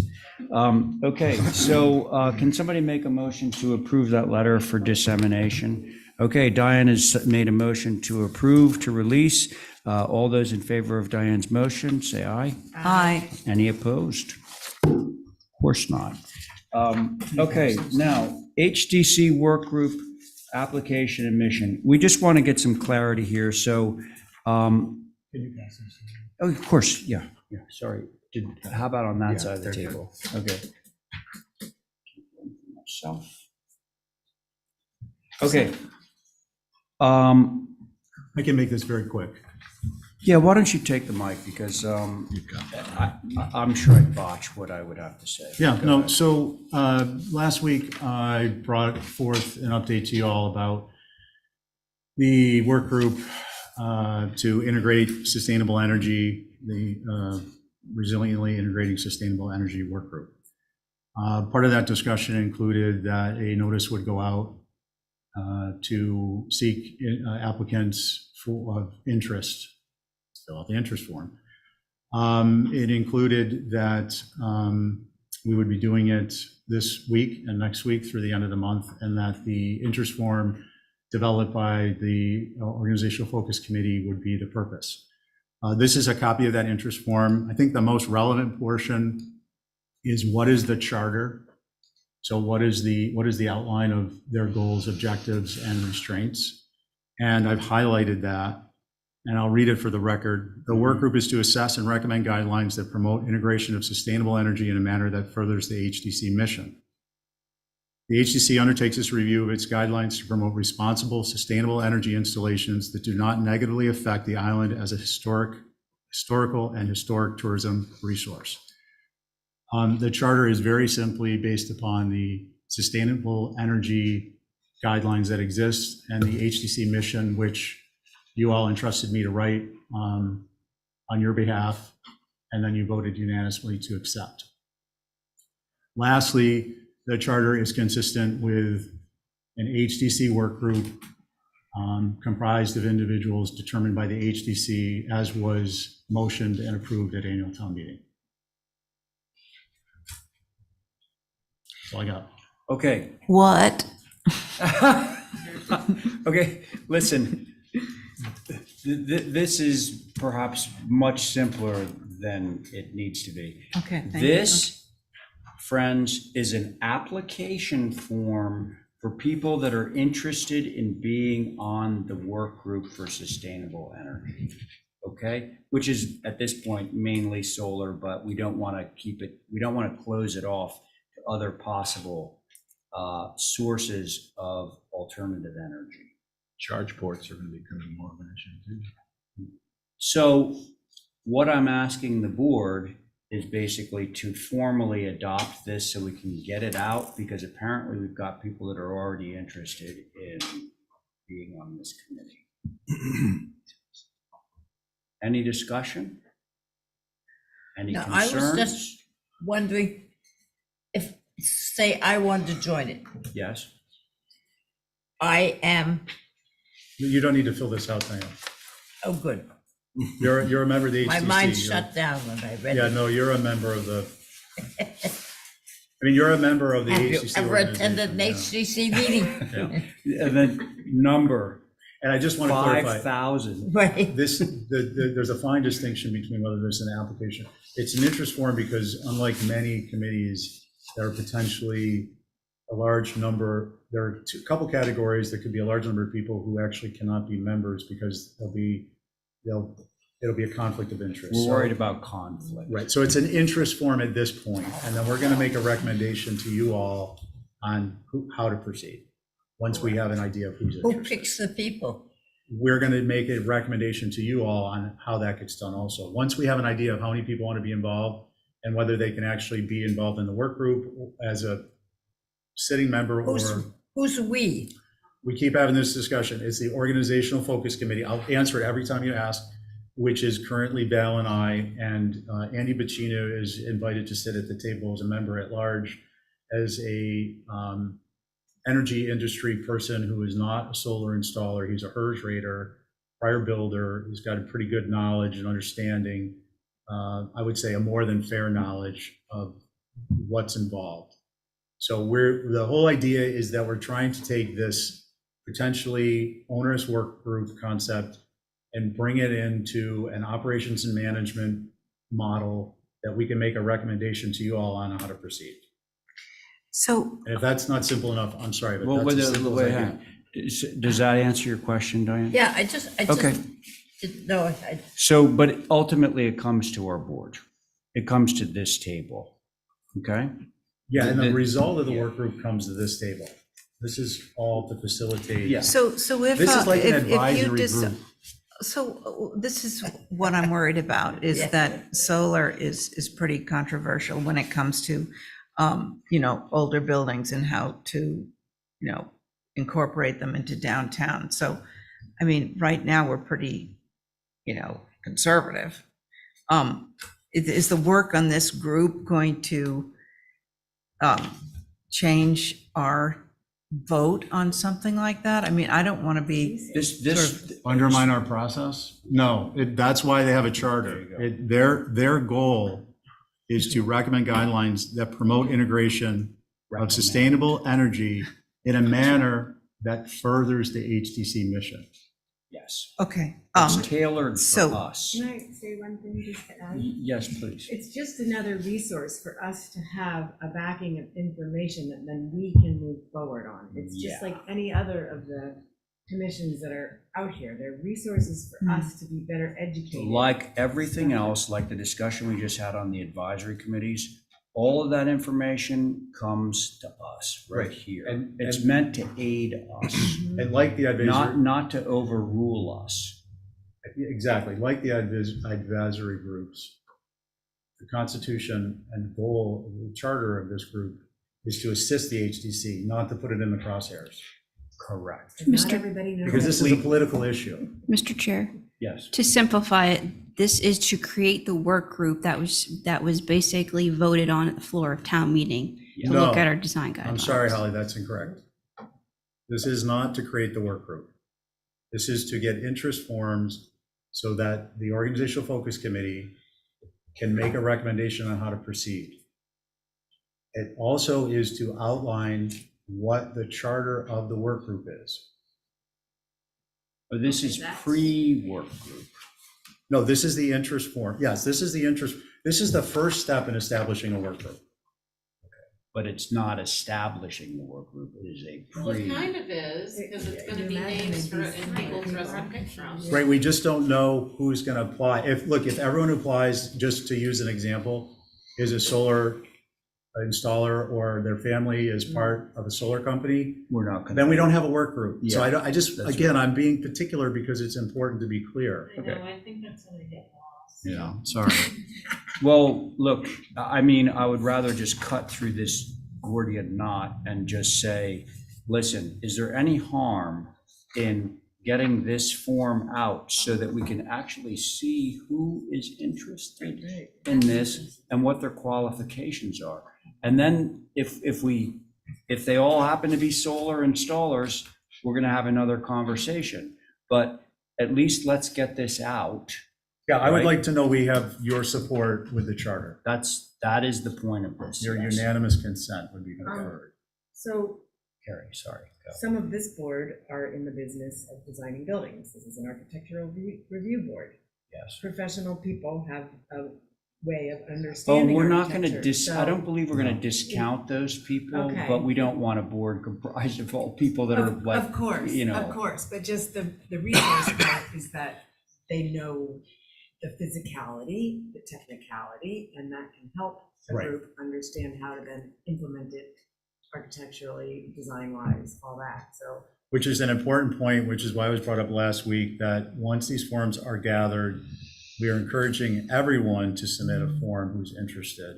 And then we are going to request that they submit the form to the state ethics office, determine if they have a conflict of interest, and if they do, to what extent they can participate, so that later in the process, when we have recommendations, they aren't undermined by something that we weren't aware of. I totally agree with your point. It'd be really important to have people who understand architecture involved in construction. All right, folks, how about it? Can we move it along Any? further Aye. discussion? All right, so- Motion to accept the charter and the form. The form, yeah. Oh, can I make that since I'm on the committee? I'll make that motion. Okay, Abby has made the motion. On the motion to adopt this form to generate interest in the work group, say aye. Aye. Any opposed? There we go. We got that. Are we finished with that topic? Can we rip this up now? No, we're just getting started, baby. Okay, public comment. Any public comment? I have a public comment. No, you're a commissioner. My next Mr. commissioner Chair, comment yes, is, please Mr. don't try Chair. and simplify my comments. You lose me sometimes, though. Okay. Shut up. I'm not smart. Complicated things should remain complicated. That's right. In fact, they should be made more complicated. Approval of commissioner. Okay, so how about our letter of signs? gratitude. What How about the how about our two signs? gratitude thing? No, we got that. Oh, we did? Yeah, Okay. we already pushed that through. Signs, what do we got? What's our recommendation on signs? So I wanted to check with the board. I can sort of walk you through the process I used on reviewing this sign application, as it was pretty much my first one to do. Okay, let's see how you did. All right. You want to pull up that application, Esmeralda? Thank you. Just as an aside, while we're finding it, I find the sign stuff so complicated, I couldn't even begin to suss it out without the input of the sign people. You're gonna get it. So this application, there's two applications. They're both for Easy Street because there are two existing projecting sign brackets that have been there from the best I could find since 1997. Okay. What's kind of been worked well for this property for me to review is there have been 6 different businesses since 1997. All have had differently approved signs for that location. One thing I wanted to say here was the scope of work that they're applying for is this sign is PVC and the lettering would be applied, and they're trying to replicate a sign that was previously there from 2010 to 2014. Okay. I could not find any approval that verified that that sign was approved for that time. What I did find, though, there was an approval in the folder from 2009, and it was missing all of the pertinent documentation, pictures, anything that really that's told me easy. what sign was there. Billy is it? Okay. Easy Street, done by the board. I did, in my research, I found archival footage on Nantucket, on Yesterday's Island, and it confirmed that the sign was there in both 2011 and 2014. Both locations. There's a Really sign check on this Broad out. and a sign on Okay, Easy all right, Street. Okay. May I ask a fundamental question, silly? Sure. Aren't they ripping this building down? Yeah, That yeah, I they didn't are. think we approved it. Did we approve I it? thought we had. Mr. Chair, there was an application for it, but it was withdrawn. You Oh, actually oh. did Oh, not okay, review it. I was a little confused then, okay. That's right. Tony's. Continue going. But the sign will stay. Hey, stop. You can't take this stuff Building down. comes down, the signs go. So some of my comments for these are PVC and applied lettering are not. PVC meaning The board substrate itself would be is made of ASIC. PVC, Yeah, it's ASIC. and that is not allowable under the sign guidelines. And then the other thing was the applique stencil lettering, right? Correct, which that's also not allowed under the Right. sign book, the Okay. sign guidelines. So Does it have to I'm be going to kind of carved? guess what your recommendation is. But go ahead. Well, so there was one other thing I felt like in reviewing this sign, I feel like the colors could be streamlined a little bit on the lobster. It that's kind of is a rainbow in there. Yeah. So I did have a couple recommendations for conditions. One would be that the sign would be made of wood, and 2 would be the lettering to be painted.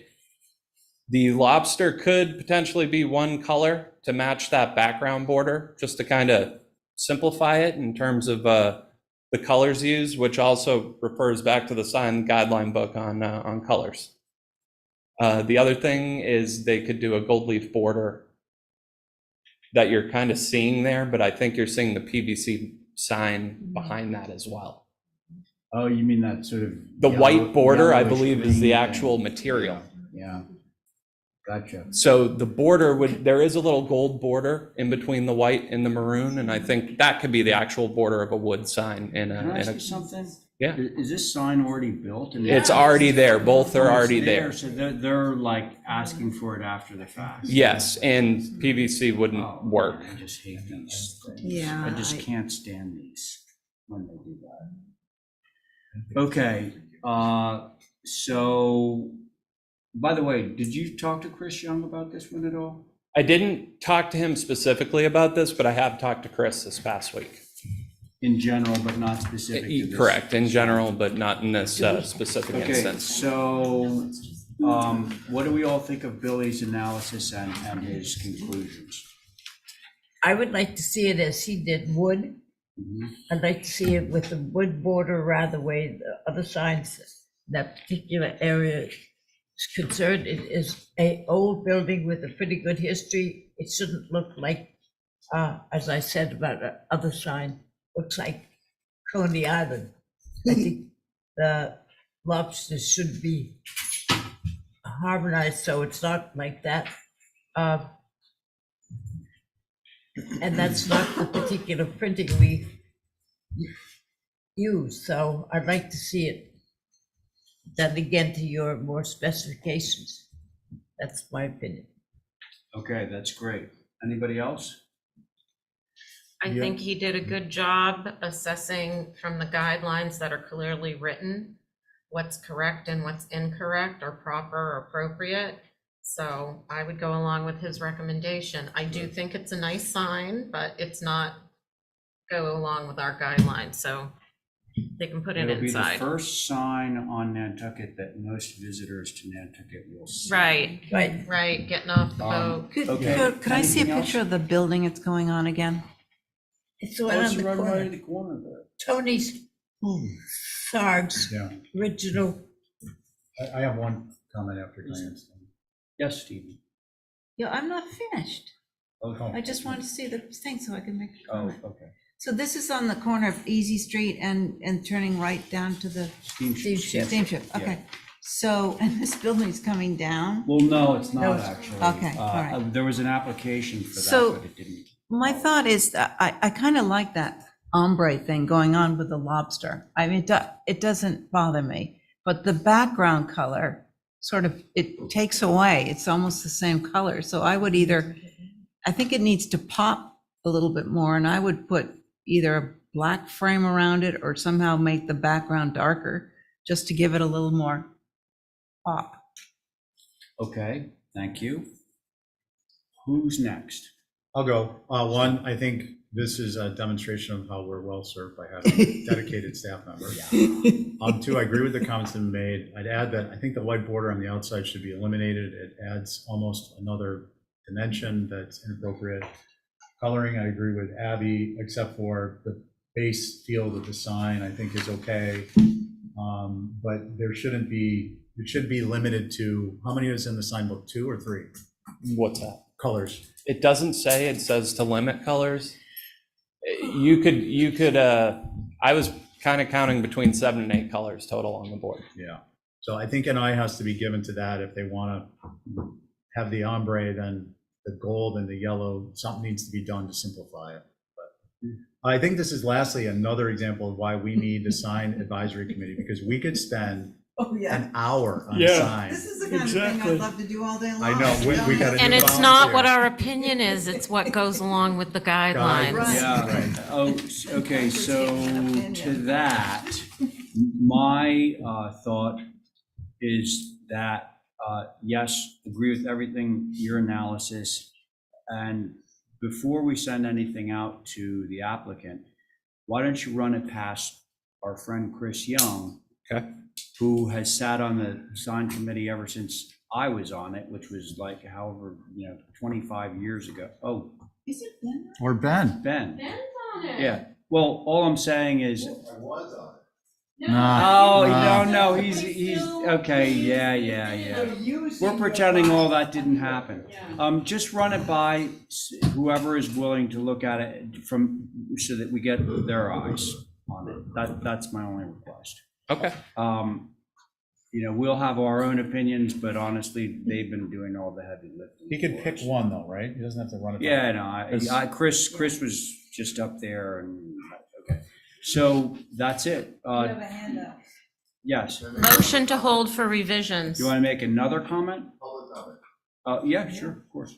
I would suggest that you request the applicant take the unapproved sign down, but fill this application. Oh, this isn't Photoshop? No, this is real. We are currently having people coming out to vote and doing PVC signs. Yeah, okay. Good. And if he does, I would say it's violation. And there's two, there's not just one. Yeah, and by the way, are these two of the same type sign? Yeah. Exactly. Okay, so we're, for all intents and purposes, we're reviewing both of them at the moment. That's, I figured we could kind of tag team them as they're the same size. Billy, Okay. you're tall enough around midnight to go down there and. Yeah, take it down. Okay, so. I'll can we make have a motion Yeah. to hold for a revamped sign and to take the existing signs down until we review what's coming in its place. So That sounds great. And that was on both of the applications, Yes, right? because they're the Al? same Okay. sign. Yeah. All those in favor? Aye. Aye. Any opposed? Okay, there we go. There's that. Now, here we come to consents. Thank you very much, Billy. I need to recuse. Ben, of course, is going to need to recuse. And you need to recuse. Mhm. So. Can I get a motion to approve the consents? Vice Chair. I am. You voted for me last time, remember? Oh, yeah. Huh. Motion to approve. All in favor? Aye. Aye. No nays, carries unanimously. Oh, Back, oh. on consent with conditions, Hey, wait a second. You're that stealing my back to you? fire, man. Because I don't think anyone needs to recuse from this. So on consent with conditions. Hold on, let me just. motion to approve. I should have spoken up on consent. I just had a comment, not anything. But you were recused, were you not? Oh, right, I was, right. Okay. Is there any objection to bringing out 26 Kidney Street? Couldn't it? The main house roof solar array, does anybody know about? Well, of course, we'll have, Actually, Do you? I'd like to request that go on a view. for that one. Yeah, I meant to do that. I reviewed these. and I Okay, meant so to we do should that. pull that one. And what about, Right. could I ask about 4 Windsor Road with respect to the new description of what a spa is, the size and the volume? of Where's water? Windsor Road? Right That's underneath. out in 26. Sconset, In the OHD? past Blackfish. It's, No. it's I up don't there think it's- behind. If it's It's in the not on the OHD, golf it's course. relevant, but, I don't think it's, oh, no, it's way out there. No, Yeah, no, yeah, it's not in the Rick OHD. Crofton's property. Yeah, it's up It's not in by the the OHD. golf club. yeah, up so if there. it's not in the Right, OHD, the it has to be spa in the- definition does not apply. Right. Yeah, so it sounds to me like we're removing item 26. No, God, what am I saying? Item We're 3. removing item 3, which is 26 Quidnet Road, from consent with conditions. So it would be items 1, 2, 4, 5, and 6 that we'd be approving. Can somebody move that? So move with number 3, move to view. Move to a view. That is Stephen's motion. All those in favor? Aye. Aye. Any opposed? Excuse me, somebody has something to say. Oh, where? Oh, I'm sorry. Oh. Yes, sorry about that. Thank you. Things are moving along. Yeah. Bruce Mandel, just a quick question. Yeah. On 14 Starbuck. Yep. I think it would be appropriate for you folks to take a view of that in light of we're putting dark panels on a non-black roof, which is, part of building with Nantucket. I'm building with Okay, Nantucket in mind. so we've already moved that through. So why don't we, is anyone able to, yes, thank you very much, Bruce, I understand. Is anyone able to tell us why Starbuck, the arrays there are on consent with conditions, and it appears to be due to lack of visibility? Is that substantiated? Who was, Who's working on that? That was Esmeralda. And she's I not- believe that it is visible from certain areas of public roads, Columbus Road, as a view of it on 14 Arkansas. Could I make a motion to reopen it?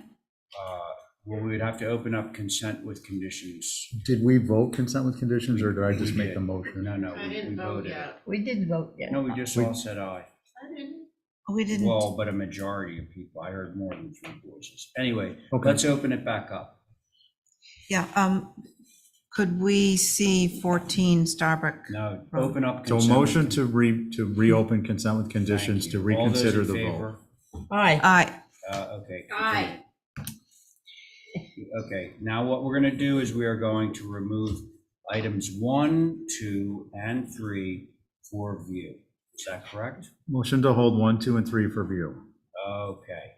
All in favor of that motion? Aye. Aye. Aye. Motion to approve 4, 5, and 6 per the conditions. Very good. All those in favor? Aye. Aye. All right, that's great. Okay, so now we're at 88 Pocomo, and the big question is, did the polls get up? That's why it says hold, I think, till the 30th. Oh, I Did you missed get a that part. hold? Yeah, okay, all right. Okay, so we are holding that because I had heard that the polls were not yet up. Is that true, Matthew? Yes. You get a haircut? Oh, man. Yeah.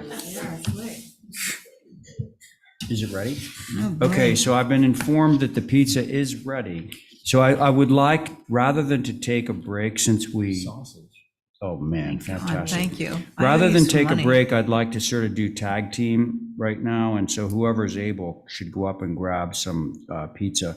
But let's see, so 88 Pocomo, we're holding all that stuff, which brings us down to 6 Sandy Drive.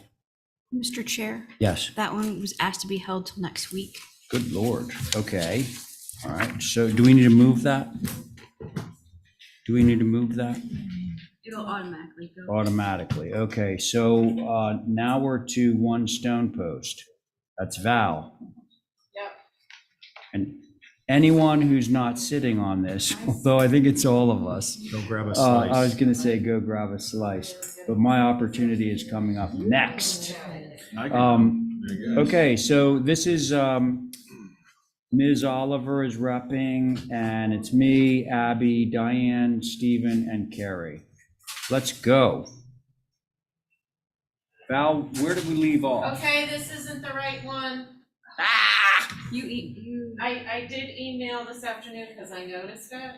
Hey, could the applicant's agent please go to the mic? I could hear her. No, so she's not. There's no point in reviewing what's on the screen because this isn't the house. This is the house next door. Do we have? And I didn't notice that until this afternoon when I was looking through the, Wait, so do we have paper copies of the correct? right there, right there. That's it. Okay, this is it. Yep. Okay. So Sorry. Val, tell us what you got. The comments were, should reflect more of the main house for continuity. The sliders are inappropriate and the garage doors should have vertical lights. That was from SAB. And Steve said the main house is squatty, so this should stay true to form. Left and right elevations incorporate a header beam over the windows to lower the dormer eaves and ridge.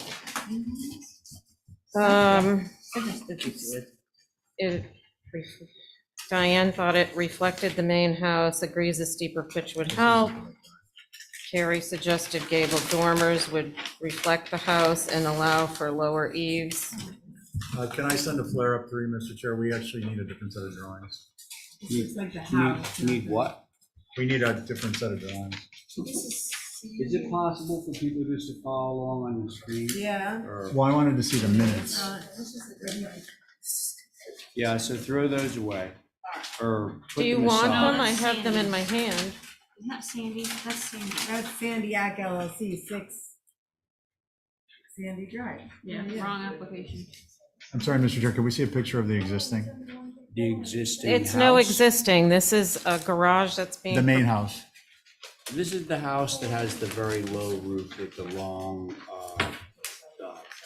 shed porch. Okay. Probably on the cover page. Okay. Remember that one? It's not. That was the house next door and the one that you were just looking at. This is a multi-gabled structure. Oh, I'm sorry. Right So on the road. The low house is next door? Sorry. These applications have to be complete.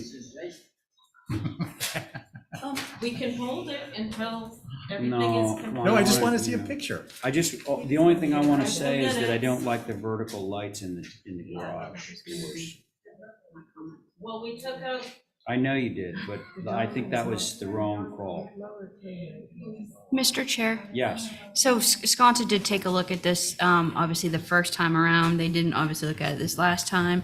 But although their comment specifically, as Val had mentioned, were that the vertical lights in the garage doors were preferred, I would recommend to go back.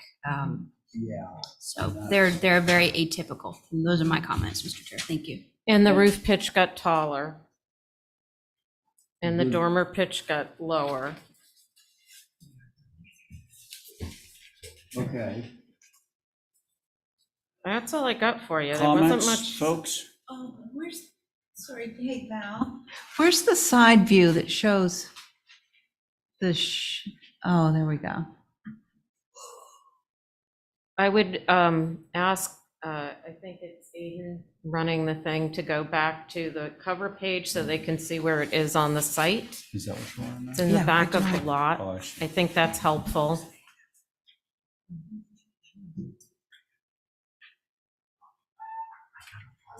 Oh,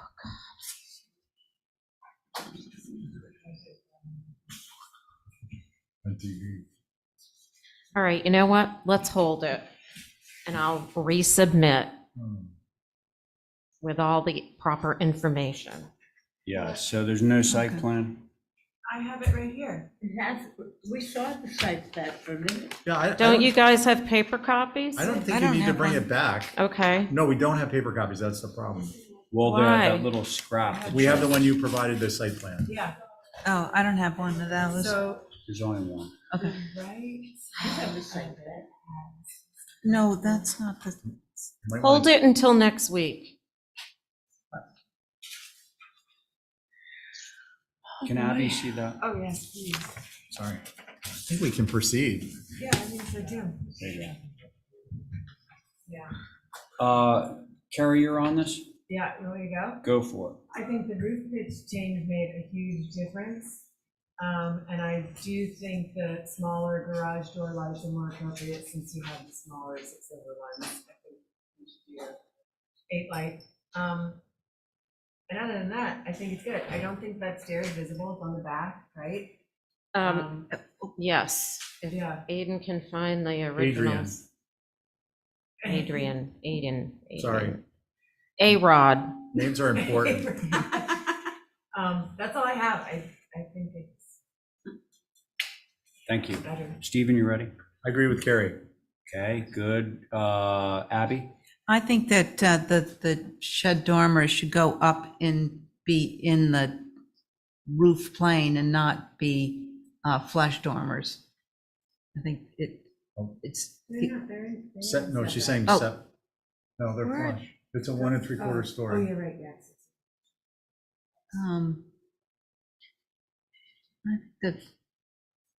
I don't know. I think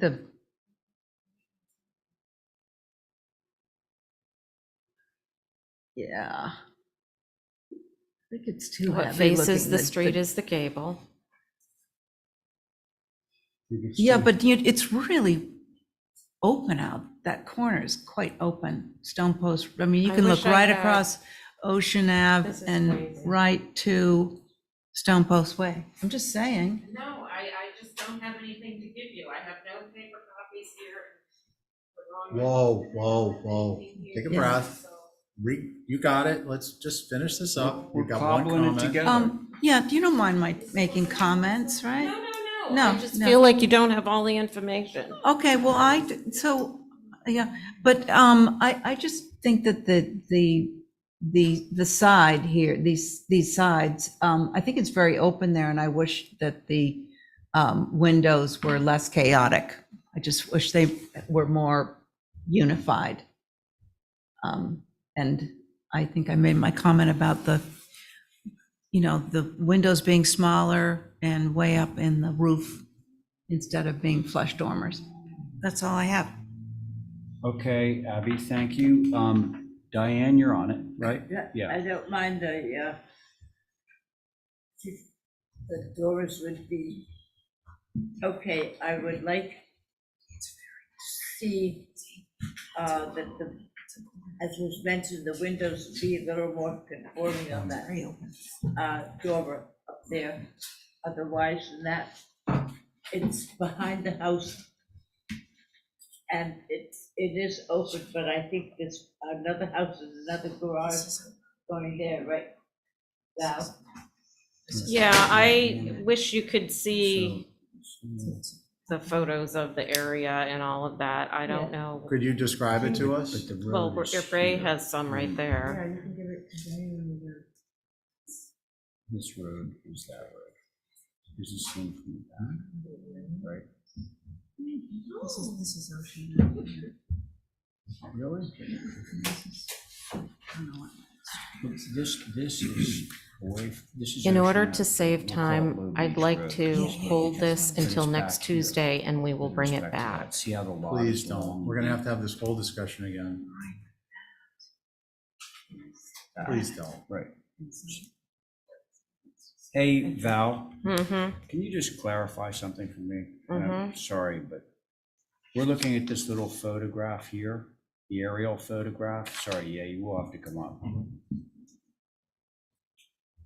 This is that existing house. According to this is behind that house vis-a-vis Low Beach Road, Correct. behind it.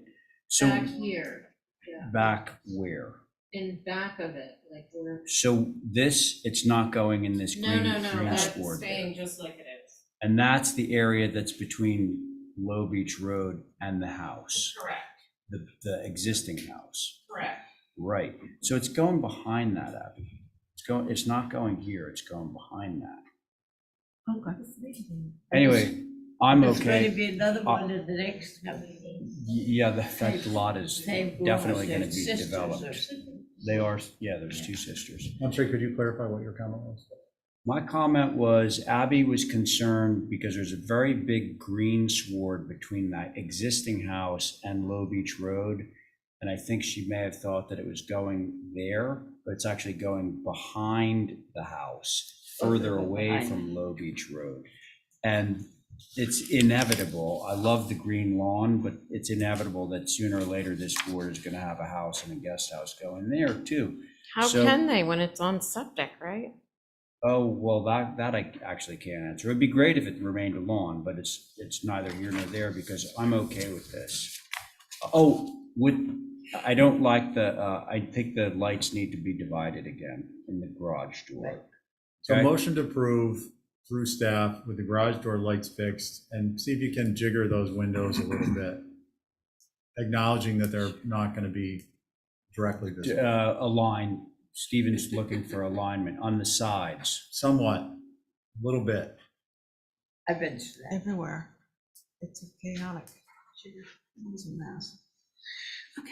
Okay, that's your motion? Yeah, because this is harkening back to York Street. If you take a look at some of the windows, the facades there at the windows, you'd be pleasantly surprised at the chaos, the historic chaos. I can't remember. That's my motion. Okay. Anyway, all those in favor of Stephen's motion, say aye. Aye. Any opposed? That would be me. Okay, so I think the motion carries 4 in favor, 1 opposed. And now it's pizza time for Ray Pohl. Get up there and get some. Yeah, I'll do this. Oh, are you? Holly. This one, yeah. I am Yeah, sorry. on our agenda. I know, that's incorrect. Damn, no. I know. I have the minutes that say can't Camp Coombs, Oliver Welch, Thornwell. So I'm going to be, and Sounds well, good. Stephen can share, but it would be great if you, or if you didn't, we got everybody. Yeah, okay. I am on this even though I'm not. Madam Chair, I just clarifying that Carrie's is correct. Based on my notes, it's Carrie, Stephen, Val, Diane, and Abby. She's in the minutes, though. She's in the minutes, yeah. But just not on the agenda. Not on the agenda. That's- Oh, I'm sorry, I misunderstood you, Holly. Sorry. So this is 28 India Street, and it was heard last, what day was it? Gosh. July 19th.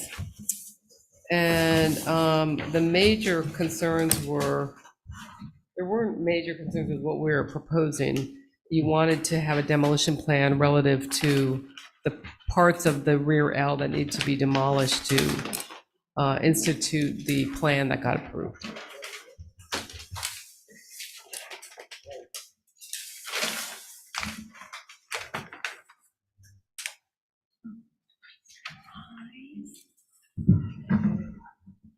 The changes, the architectural changes were, most of them were in the rear of the building. It's a window well, there were minor adjustments to the size of the family room, things like that. But I think the major discussion was the demolition of the parts of the rear L.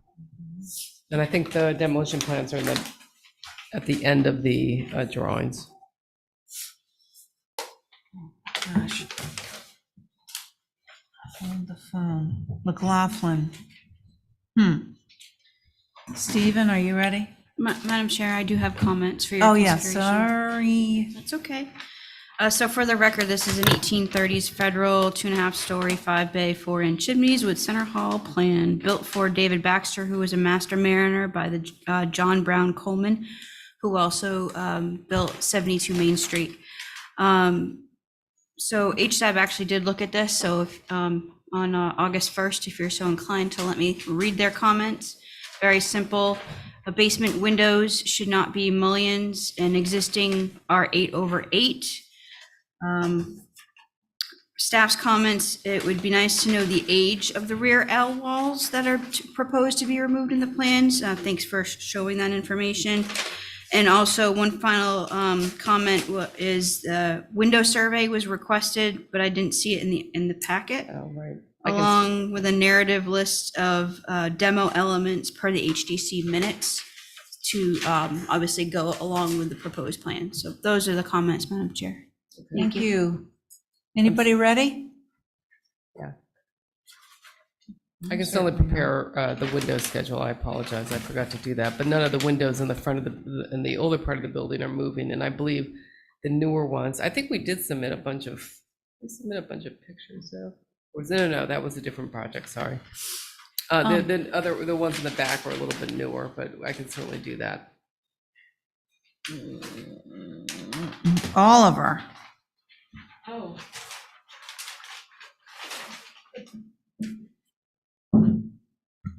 I think it looks okay, appropriate. I don't disagree with HSAB on the 8/8, if that's possible, on the windows on the east in the basement, and maybe making the double a single.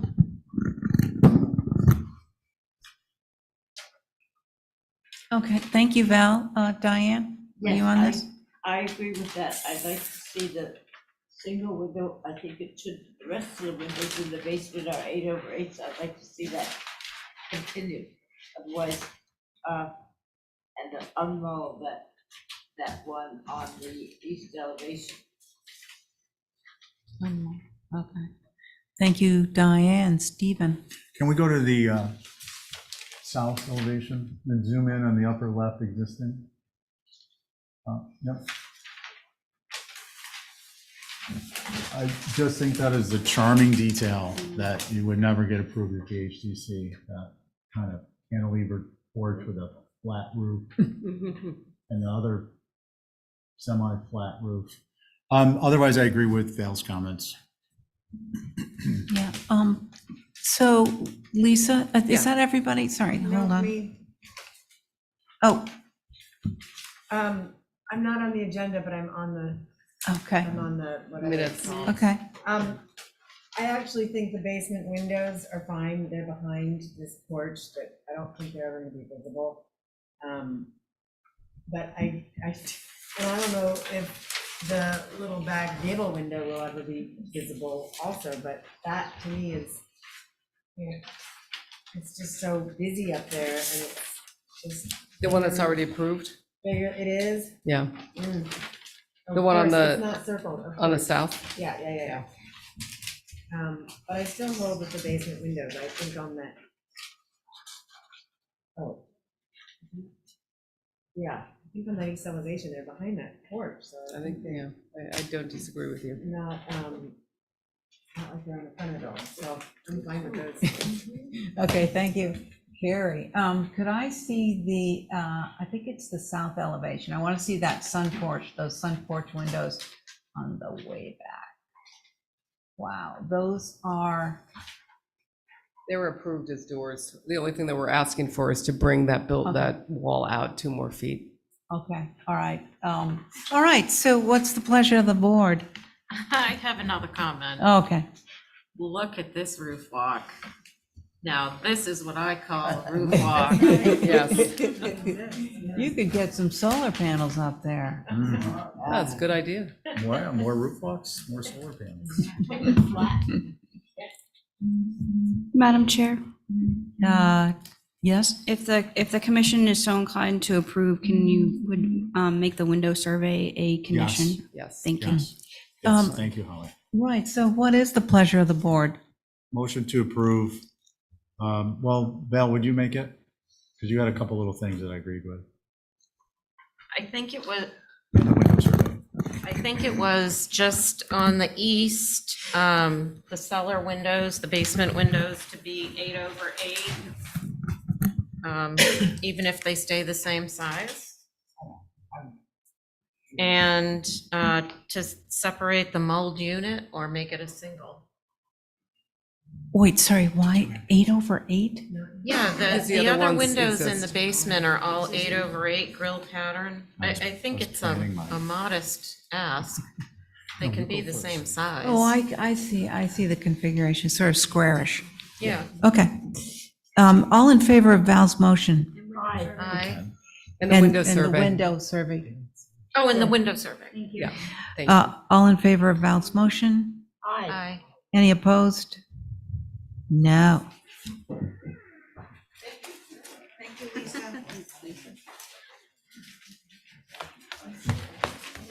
Thank you for letting me Oh, Stephen?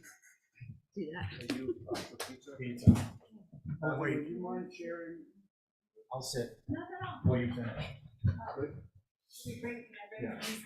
I'm just. Yeah, that'd be great. Steph. I think I should recuse from these next 3 because I've been working on this project for a different owner. Yeah, you're on it, right? Yeah. I was gonna go get pizza, but I was. Well, we're gonna need you, Diane. Yeah. And Val's gonna recuse. Well, if you guys, I mean, Jesse. You're not gonna I am behind a chair over here. no, I'm working for NISDA, which is taking some of the stuff off of this site. Oh, good. If you don't think that's a conflict, I'll stay. Write the verbiage on there. You could write a necessity too. Yeah, if you have a financial interest in this No. project, then you should reduce it. No, not for this owner. So do we have a full board then? Yeah. 1, 2, 3, 4, 5, and Jesse. Okay, so then yes or no? Okay, so you're on it, and, Ben, would you like to present? You guys ready? Yeah. Great. So this is 19 Walwinet Road. Previously, the Maddens owned this property and recently sold it to the land bank. The applications in front of you are sort of specific to the short term, what we want to do here. But the long term for this project is that the land bank is going to now open the Eat Fire Spring water source to the public there will be public access to this property. But additionally, they're going to be having a farmer in residence living in the farmhouse, and with the goal of working the rear field. So it's an exciting project. More to come on kind of the whole scope of that work. As Val has alluded to, you guys may remember, the old heifer barn that's currently attached to the Madden's house has been approved to be moved over to the NISDA property, which we're all very excited about. Toscana is going to be there in October to do that work. And so the land bank would also like to take the opportunity to remove some other unneeded features on the property while that heavy machinery is there. There's a lot of wetlands there. There's a lot of care that needs to go into accessing this area. So if it can all be kind of done once, it would be preferable. So we will be in front of you at some point in the future with a larger park scheme for this property, which I said is very exciting. But right now we're just talking about some structures that we'd like to remove. Who's the farmer?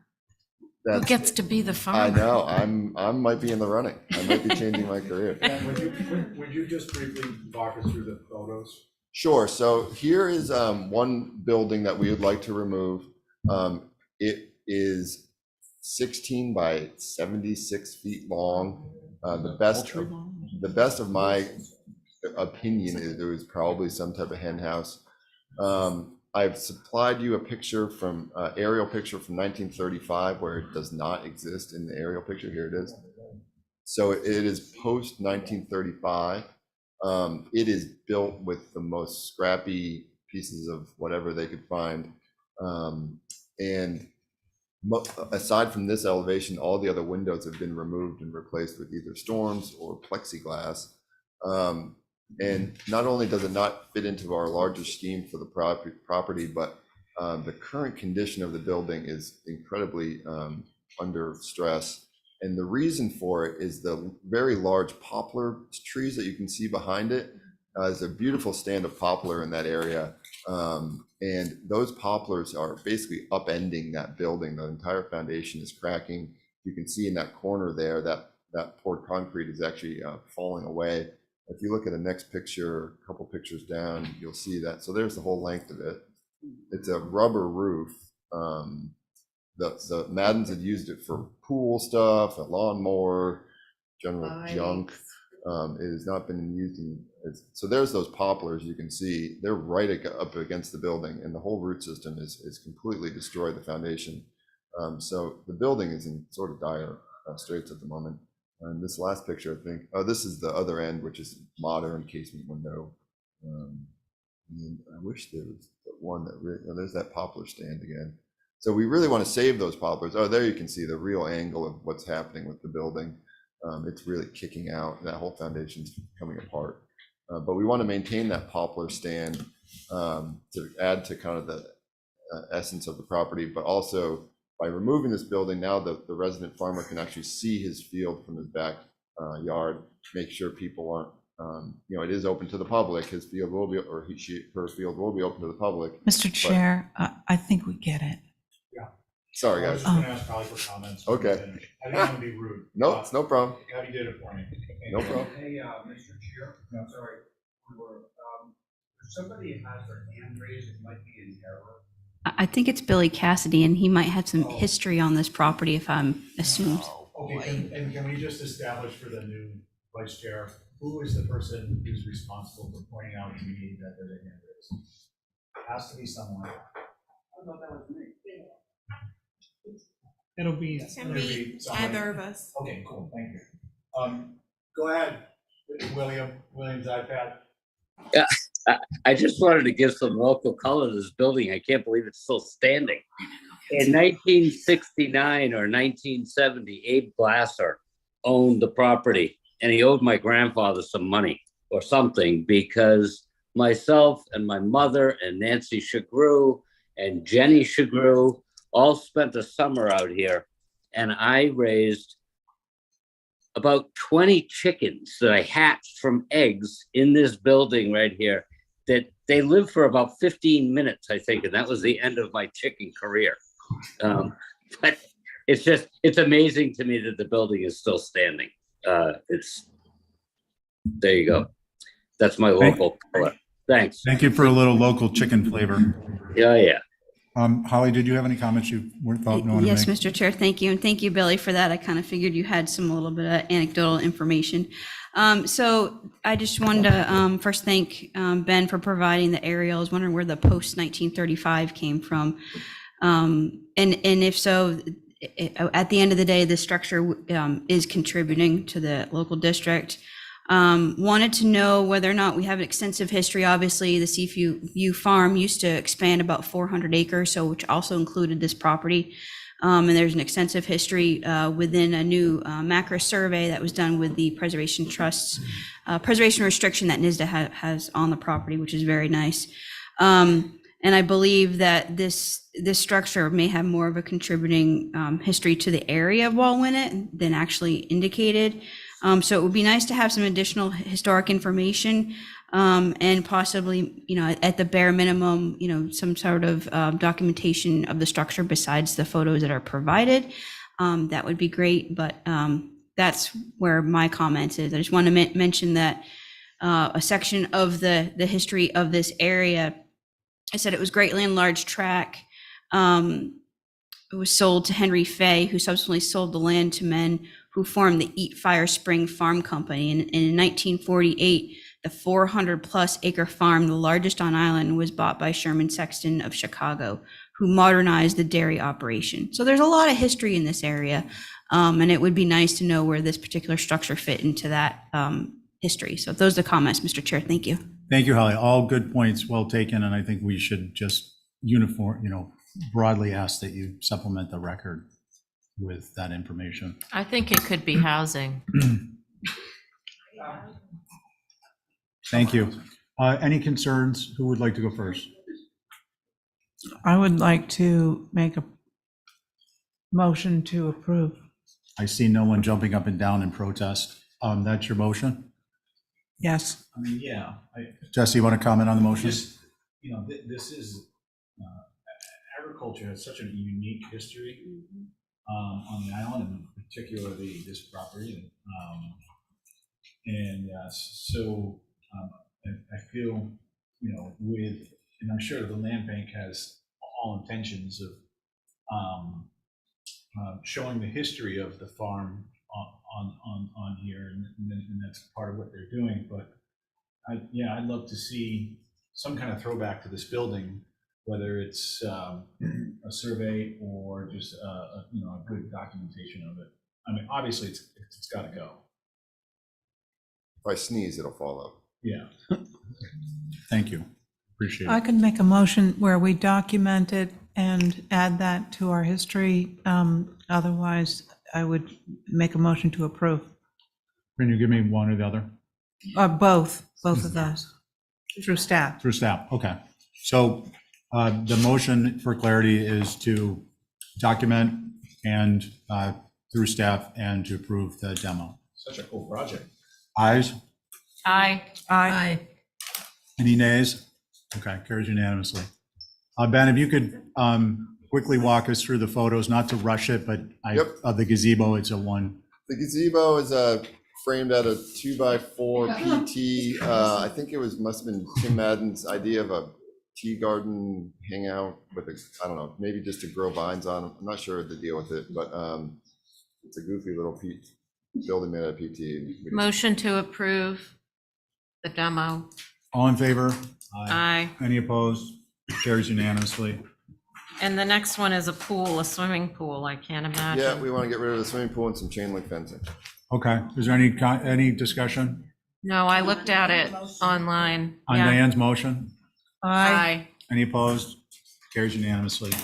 Thank you very much, guys. Appreciate it. Okay. Thanks, Ben. No sausage. No. Yeah, which is. Next week, pepperoni. Okay. Well, you said sausage. Carrie, are you repping?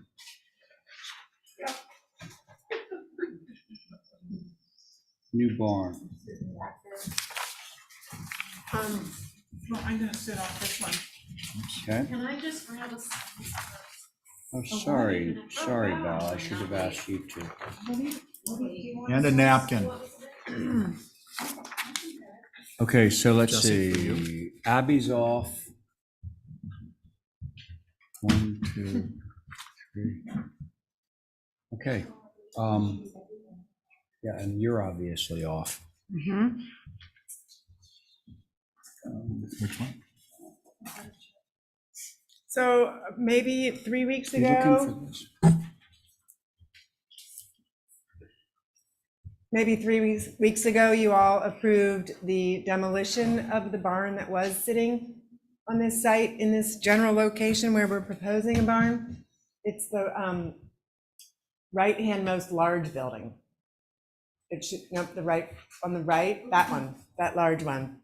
The rest are like chicken coops, they're nothing. Okay. But that was approved to be demolished, that was whatever. So if you go to scroll up, you'll see should see the next site plan of the proposed location, which is just behind this one, away from Pulpus.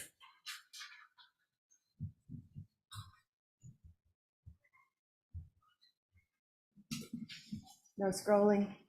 Can it be scrolled? Oh. This one here, you can see the rectangle that will be the new barn, and the little dashed lines just below it are the demoed barn. And this is a very simple, this is the existing house on the property. There's a ton of vegetation, so you get glimpses of it as you go by. It's right across from the cranberry bogs, way out on Pulpus between Wawinnet and Quidnet Road. That's a cottage that's on the property. I'm just giving you context of what's here. And this is a music studio on the property. And our barn is proposed on the opposite end. Sorry, yeah, I gotta go back to the drawings. There. It's simple. It would be authentically barn board pine. It would be built on site, but by Country Carpenters. They are barn builders in, I think, the Connecticut area. And we would be natural to weather, vertical pine barn board. Trim would be natural to weather. Sash would be barn red. And the roof would be dark gray architectural, and doors would be natural to weather. And it is 24 feet high. Okay. Got it. Anything else? It's set pretty far back Yeah. from the road. So it appears that way. Mr. Chair, Yes. I just wanted to mention an anecdotal comment that this property was all a part of a farm at one point, a long time ago, and actually the main house is from the 1800s. So part of Nice-looking house. our Pulpus farm area. Yeah. Cool. Great, thank you. Comments from the board? I'll go, it's charming, it's appropriate. Nice job. Okay, sounds good. Anyone else? I agree with Steve. It's a Right. barn that's a barn. With a cupola. Yep. Jesse? Love it. All right, Diane? Great. Okay, I think we have liftoff. Motion approved is submitted. Okay, Stephen has a motion on the table to approve as submitted. All those in favor, say aye. Aye. Any opposed? There we go. Okay. Let's take a break. Yep. Do we have somebody here for Squam Road? To rep that. Yeah, but I think if you look at it, it's. Is it easy? Yeah. Is it that little pod that sits right on? No, not the alien structure out at Not Culture that. Rock, No, on Squam Road. There's a little like station there, right next to the road. Here, I'll, It could be that. Fine.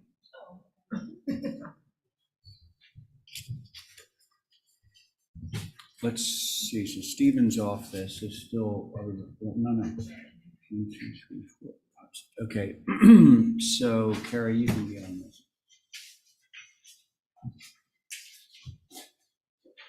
Yeah, this accompanies some kind of like sat nav thing that they don't use anymore. Right. So, This is just a demo. Mr. Chair, Yes. from staff's perspective, I do believe that this structure, this original little structure was put out here during World War II for FAA navigational beacon aspect. Yeah. So it would be nice to know a little history on it. But more importantly, I think it would be important to know what the FAA plans on putting out here. So I think it's evolved obviously over time, but again, it would be nice to have a little more information on it. So those are my comments. Okay, thank you, Holly. The other funny thing is, if this is FAA property, they're immune to our jurisdiction. Like, you know, whatever we say on FAA-related federal projects is advisory only, but I appreciate their comment. Have that cute little detail going across. I've never seen that on a show. You mean, That little laptop. The little sort of Yeah, pet, maybe a pediment. Never seen that. classic. Okay, Yeah, the document. comments Nothing from, going in its place? I'm fine with it. The motion to demolish it. I'm gonna guess, is anyone aware of anything that's going in its place? No. I got a feeling nothing, honestly. Good. Because this, if this is the thing that I'm thinking about, it's actually long since outlived its life. It doesn't really do anything for them. I don't know, you know, rather than it just falling apart, I guess. Okay, so I thought I heard Abby say it was okay. Anybody else? Okay, Motion to approve is submitted, and providing any sort of history possible through staff. sounds good. On that motion, all those in favor? Aye. Any opposed? Hearing none. There you go. So that's Caleb Cressman's barn. I'm not on that one. You weren't on that one, that's right. Okay, Matthew, we got you now.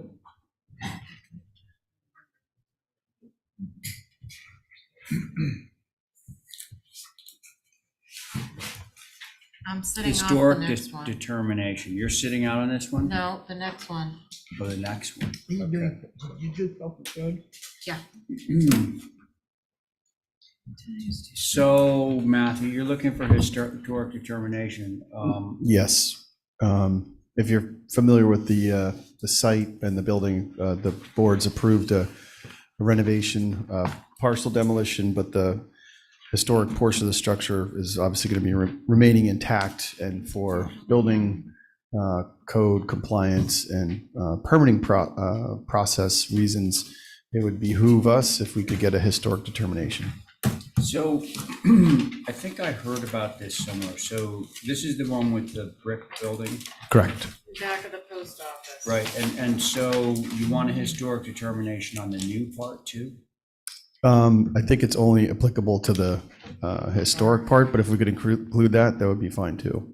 It's only applicable to the We only- historic part? We were only I seeking. believe that's correct. Yeah, we were only seeking historic determination for the brick portion. For the brick And portion. the reason it's relevant is that a very small portion of the structure falls below the floodplain, believe it or not. And so Got it.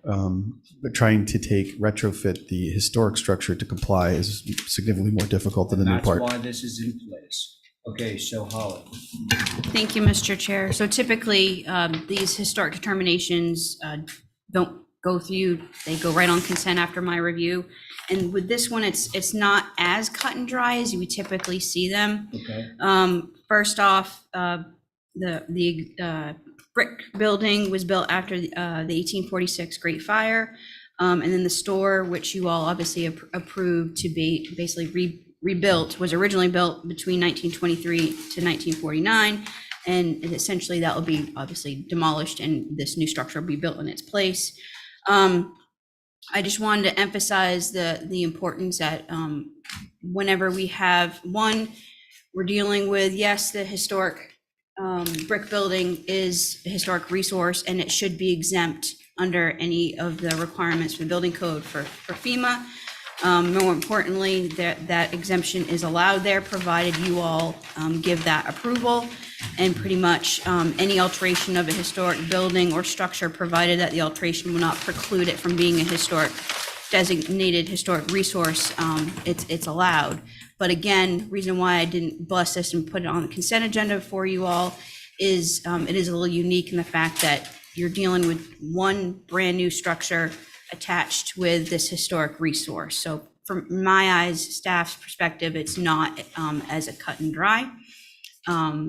So that's Would it be pretty, more cut and dry if we only approved the determination to apply to the brick portion? The old? that it would. I just don't know how that would help with the applicant moving forward. I thought I heard Matthew say that that was okay. I mean, if we could apply it to the newer part, that would certainly make things easier for us. But the primary reason is we don't want to lift the building, alter it dramatically, which would be required to comply with the building code. Well, and what's confusing, I think, maybe is that the new part of the building and all the changes are what's highlighted in red. So that's why it was confusing. Oh, So the work will take the structure over the threshold, which would require the historic structure to be meet FEMA by virtue of a determination that's no longer required because it's protected as a historical structure. So we would simply approve, if we were so inclined, the historical determination on the existing structure, and that finishes it. that's the way I see it. You're in? Okay. Can I have a motion? Question. I'm sorry. Question. I thought you meant you were, oh, yes, go.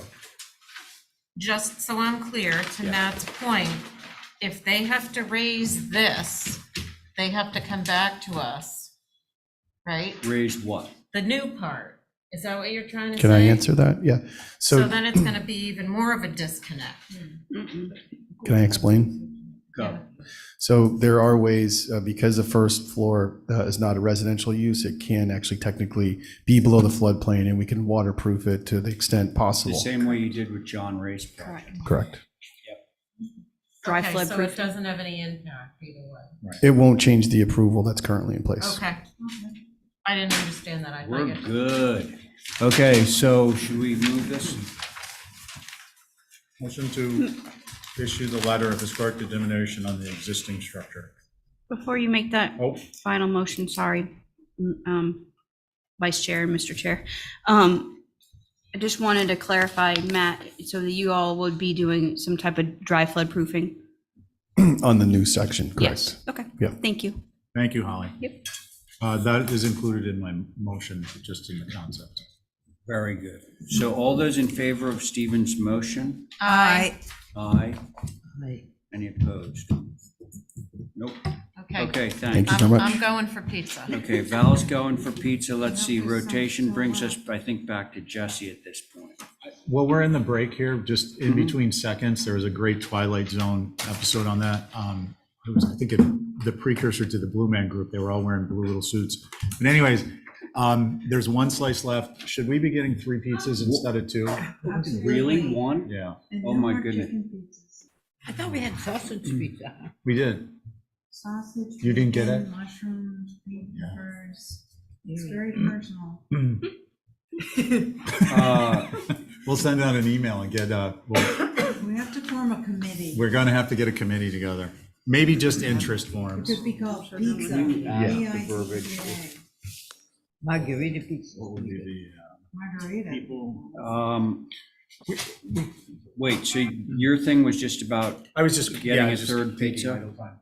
Okay. Do we have somebody on board for 6 New Street? Yes, my name is Brandon Casement. I'm the homeowner. Okay, very good, thank you. 6 New Street, and Stephen's off, Val's off. So your board is Diane, Abby, myself, Carrie, and Jesse. Well, good evening. Hi.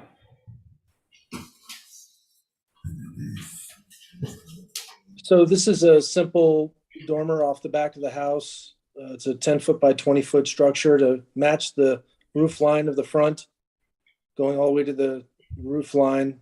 and would be, the two windows in the back would be matching the same 6/6 windows in the front of the house.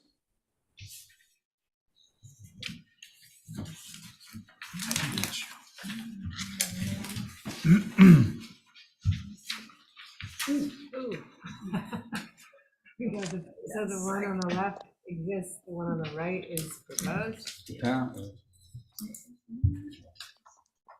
Okay, got it. Is the one on the front flush like this? No, there is, it is spaced on either side, left and right. Well, I guess we're gonna see that in a moment. I don't think we've gotten to the north elevation. There should be pictures, as well as a sketch. Right there's the front of the house. Oh, yeah, okay, got it. All right, we know what you're after. Let's see what HSAB has to say about this. Thank you, Mr. Chair. So for the record, this is a historic resource within the Old Historic District. It's a circa 1840, 1.5-story, 3-bay with a center ridge chimney, and with a half house entry. HSAB took a look at this on August 8th. They said photos of existing would be very helpful. The proposed rear dormer will be visible from Back Street. Regardless of the design of the front dormer, the new dormer should follow the guidelines for proper dormer setbacks, which is 3 feet from the sides, 1 foot from the face, and dropped a little off the ridge. If it is built as proposed, the flush sides will be visible from New Street. And from staff's perspective, I agree wholeheartedly with HSAB on their proposal. It should follow the design guidelines as you all usually do. And there's a possibility that it may also be viewed, I think he's New Street, but I think Back Street is another possible location. I could get that confused, but if at all, if it's going to be visible, maybe a view would be in order, but those are the comments, Mr. Chair. Thank you. Okay, thanks.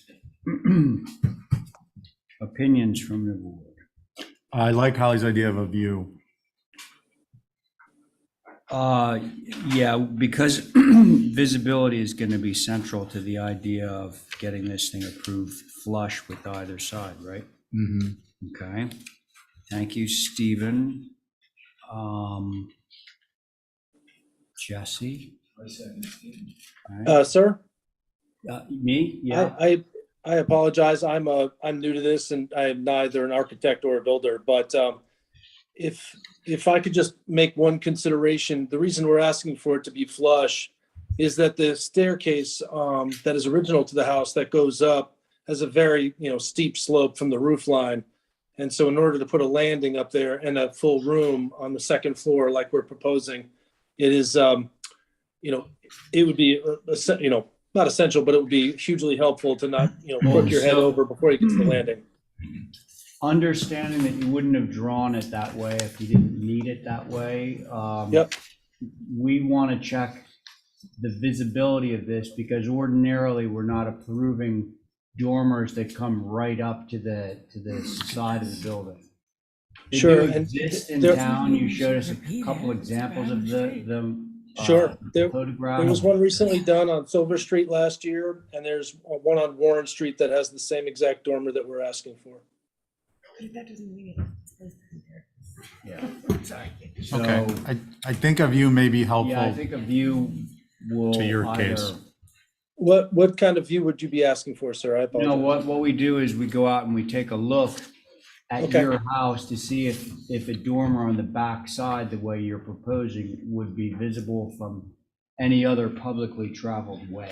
Oh, yeah, absolutely. I think Yeah, that'd be we a do great the idea. view. We do the view. In addition, Mr. Chair, if I may, just through you to the applicant, there's also procedures on what the view is required. It's considered as an old business app, and you would also have to be submitting photographs. That requirements is available on the town's HTC website, so you can take a look at that, what we're looking for this view application. Any questions on that, Brandon? Is that something that I provide, or is that something that you would do? I'm just curious. Through you, Mr. Chair, that would be something that you would provide through an old business. So you would be submitting something through our old business process. Okay. Photographs. Is that something? Okay. Yep. Yeah. Right now, you're on new business. The next time we see you, you will be on old business. That's what we're suggesting. Okay. Yes, go. And Brandon, you'll submit a copy of the minutes along with the photos and the drawings in a PDF submission. But Can I ask a the question? instructions are as per Holly's comments on the website. Okay. Perfect. Sorry, Abby had a question. Yeah, on the dormer that's existing on the front of the house, do we know the date of that? It's just, it looks already Well, inappropriate, and I I'm can just, guess that it's not original to Mr. the Chair, house. through you, normally Clay Lancaster annotates those. They can, would actually indicate whether or not it was original or if it was some, 1950s edition. I did not consult it, so I can. There was no HDC survey on file for this structure that I could find. right, it does look sort of 50s, botched up. Rather but- clunky. But, Well, okay, it sounds like we got a motion on the table to view, right, Stephen? Yeah, I just have one comment. Oh, go ahead. If you could, Brandon, if there's access into any portion of the rafter system of the existing gable, just take some pictures. Because if you can document its age, that could be helpful to us. Thank you. That would be for that front dormer. Yeah. The front dormer? Just as a dormer is matter of actually- reference. Yeah, I can appreciate that. I've actually, it is totally covered up with sheetrock. Okay, skip it. Yeah. It's, I mean, I could probably. No, take No, some no, down. it's there. It's there. Don't worry about it. Okay. Okay, let me, for Terry's benefit, let me establish the board on this one, if I haven't already. So you two are both on it, right? Mhm. Diane, Yes. Abby, myself, Stephen. So which, are you on it, Jesse? Okay, Jesse's on. So, on Stephen's motion for a view, all those in favor? Aye. Any opposed? Okay, there you go, thanks. And would it be possible, this will all be in the minutes, I'm assuming, so is there somebody I could call and just confirm with what exact views I need to get and how to propose them? It's on the website, I heard that, but is there someone I could call specifically for this? You can call the HDC, Okay, yeah. I appreciate that, thank you. Yeah, like I said, I'm kind of flying blind here and want to get Yeah, this I done, hear so you. I really appreciate everybody's help and thank you very much tonight. You go. Thanks. Okay, Ethan, You want to sit on these? did you say you were losing track? Did you say we're sitting off of this? no, that was back with Oh, the, okay, we're already past all that. no, I'm just, unless you want me to sit off. No, I just, I am, Mr. don't Chair. want to miss something. Okay, so Stephen's off. Hi. Good evening. Okay, I'm not gonna actually go home. okay, so it's back to you, Carol. Only minimum. All right, Ethan, what you got for us at 20 Midland? So there is an existing house on the property which we're proposing to move off or demo. There have been some interested parties that were put in contact with us through Ancuspa. I'm not sure where those are going, but we're trying to see if it's movable. It's a tough area. It's a long dirt road though, so I'm not sure if they're going to be able to effectively move it out there. And then there's a proposed new house and garage. As part of the application. So looks like this is the existing house to be moved off or demoed. Well, the vintage of this house has got to be late 70s, early 80s, right? Yeah, and it's not a bad house. It's a timber frame though, and it's going to be probably a couple cuts. So I don't know if it's really I'm just viable. saying that from a historical perspective, it I can doesn't answer have that, any- Mr. Chair. Sorry? I can answer that. Good, fantastic, let's go. Thank you, Mr. Chair. So the NHL data, there was no HDC survey that I could find on file for this one. But the NHL data indicates that it's circa 1972. So it is contributing towards the local district. But I would want to mention that it does have that, although it's very simple, it does have that like Nantucket 1970s feel to it. So I do hope that Housing Nantucket can acquire this structure. That would be great. Timber frame. Okay, At the very least, salvage some stuff. yeah. Doesn't housing want it? There, Ethan's checking. Anne's looking at it. Okay. I'm but okay with it. All right, thank you, Abby. Who's next? Anybody have an issue with the demo of this building, demo move? I'd like to see it moved. Okay, so you're against the demo. No, well, it is a last resort, but All right. I think we make that kind of easy. Yeah. Let's see. Carrie? Yeah, I'm with Val. I think it can go, but it sure would be great to use it. I'm with her too. All right. Well, yeah, obviously, whenever a building can be moved, we would prefer that. Sometimes it can't be. This is a timber frame, so that might present some I obstacles. know, but you can take pieces and parts of it. Well, yeah, but that's a demo, really. You know, that's not a move off. At least it's not going in the landfill, like. Well, no, I understand, but, okay, so are we gonna, can somebody make a motion on this?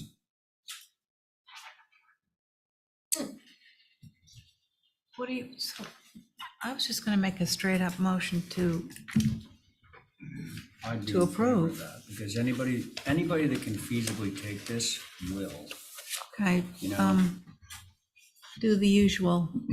So are you making a motion to approve as submitted? Yes, Move off demo? yes. Okay, Abby's motion is to approve the move off demo. All those in favor say aye. I, Any opposed? No. Okay, so that's 4 in favor, 1 opposed. All right, Ethan, next. Okay, it's probably the new dwelling. This is a story and a half shingle style structure. It's about 1,200 square feet on the first floor, so it's about 2,400 square feet total. I think it's about 27 feet from grade to ridge. They have a height restriction for 25 out there. It's a zoning thing. Uh-oh. Can work with that. You can work with that? Sure. How high is this? 27, I think. So mud block. what's the restriction? 25. 25. 10 feet, whatever. All right, so guys, I think that can make short work of this. So I think we need to see our 25-foot version of it. Okay. See how what is the consequence of that? Any other comments in regards to the shingle style mass or details? Well, so we have our de facto Nantucket advisory. Would you like to say some words on these? Yes, sir. Go ahead.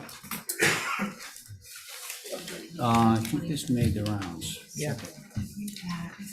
Thank you, Mr. Chair. This is Bruce Mandel. Yeah, sure. We had our little assembly over the weekend. I just mentioned a few minor comments and then one major. Sure. The comments were, number one, the new driveway does not indicate whether the apron at Midland is to be shell, block, or cobble. Block or cobble would create some drainage and erosion problems for the dirt road that we just paid a fortune to fix.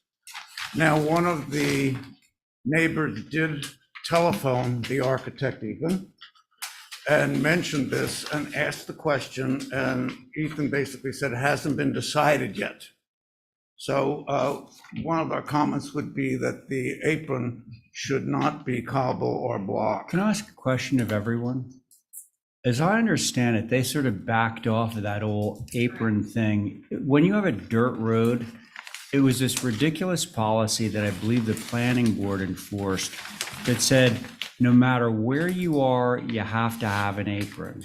And then all of a sudden they started to realize, well, that isn't actually the best idea if you've got a dirt drive and a dirt road, because it just creates potholes. So they may not be doing any apron. The discussion I had with planning and the building department was that a driveway that butts a paved road should have an apron. Correct. Cobble, Paved whatever. road, yes. Right. With a dirt road, they prefer it not because of the destruction that it causes to the road. And Correct. because Midland was recently declared a public road, the DPW guy that we spoke to said, he's concerned too, but we can't do too much about it. You know, everybody's got different jurisdictions. But the standard practice has always been no block, no cobble on a driveway that butts a dirt road. I'm just passing along the comments. that Yeah, were made. okay, but I don't think that the applicant nor the owner is gonna actually need an apron. And Well, also, it's not part of this application, but continue. the application describes a clabbered exposure as 6 inches, but none of the elevations show clabber. So we were curious, you know, what does that mean? Why does it say clabbered There's 6-inch clabbered right here. exposure? Yeah, some of the bays have the. Yeah. It's not clear on the drawings to us, so If we you look wanted at to the clarify. paper copies, you can see it's a very, very thin line. It's on the front of the house north. So is it on more than one elevation? Yep, Uh, in the gable on the south. There's one in the back on the south. One of our comments was we understood that clabbered was supposed to be only on one elevation of a building. Okay, good point. There's a deck shown on plan HDC 1.2, and the width appears to be greater than 8 feet, and it shows, with no dimensions, it shows to be approximately 12 feet with an additional L of 5 feet for an approximate width of 17 feet. This is visible from the public walking way, which is also in a butter's way. So we just thought that was a rather large deck expanse, which is not practically seen in Nantucket.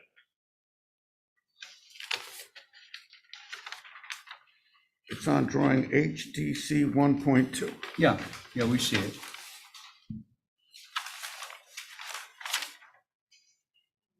Is that it? No, I'm sorry, sir. Another comment, and I didn't think it was HDC issue, but it was pointed out to me it might be because the site plan does not consider that there's a requirement to install an IA septic. Now, that's not an HDC issue, but when it does happen, it's going to create issues for the site plan that we're reviewing because you can't build anything on that site, on those structures.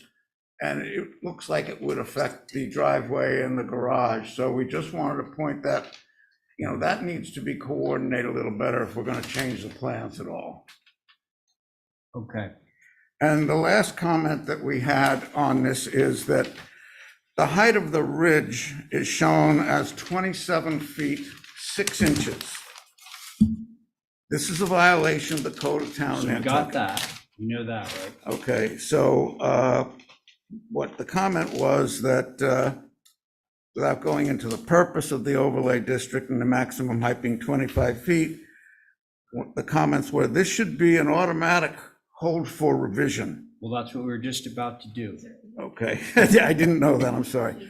And we felt that if the height had to be reduced by 2.5 feet, it might alter roof pitches and things of that Well, nature. that's exactly why we were going to defer sort of a larger discussion pending that. But I'm going to guess from the board that there probably are shared concerns regarding the clapboard and the size of the deck. Those are, I'm just guessing, but those I anticipate might And the be, doors are 8 feet tall. okay? Mr. Chair, Hang on, let's see. Hold on, Val, yes. as staff, I also just wanted to compile a couple of comments. I did receive Mr. Mandel's comment, so I don't want to overlap, obviously. But I just wanted to make some comments. Appreciate that it's natural to weather in gray and not white. I did want to notate on the proposed shingle style. That's kind of uncharacteristic of a Nantucket structure. Not sure if that, although it's obviously a handsome style. And that the additive massing that are flanking the main mass obviously should drop considerably, given the fact that it will have to drop in height due to the overlay district. So those are my comments. Yeah. Thank you. Okay. These windows. Smaller than me. So it is going to be an interesting feat, Ethan, because you're going to drop whatever amount you are out of the main ridge, which will give you less of a distinction between your main ridge and your subordinate ridges, unless you compensate somehow. So any other comments from the I board? just have a question Yeah. for Ethan. The band boards, the decorative band boards, are those painted or are they natural to leather? Those are proposed to match the trim. Which So is those what? Trim elements, which I think is either natural leather or we're looking at like a Nantucket gray. Okay. I can't remember what we had on there. Quaker gray, sorry. The cedar board is natural. Correct. All the sidewall, whether it's horizontal border or shake, is natural to weather. And what's the windows? The windows are dove gray, I believe. So could we go around the table briefly? Of course. Um, I mean, it would be helpful Yeah. for Ethan to know where we stand on these Yeah, I various I things. think that we're going to take a glimpse of that, that deck and the nano doors on that second floor on the south from down the street, so looking back. So I would scale those down a bit.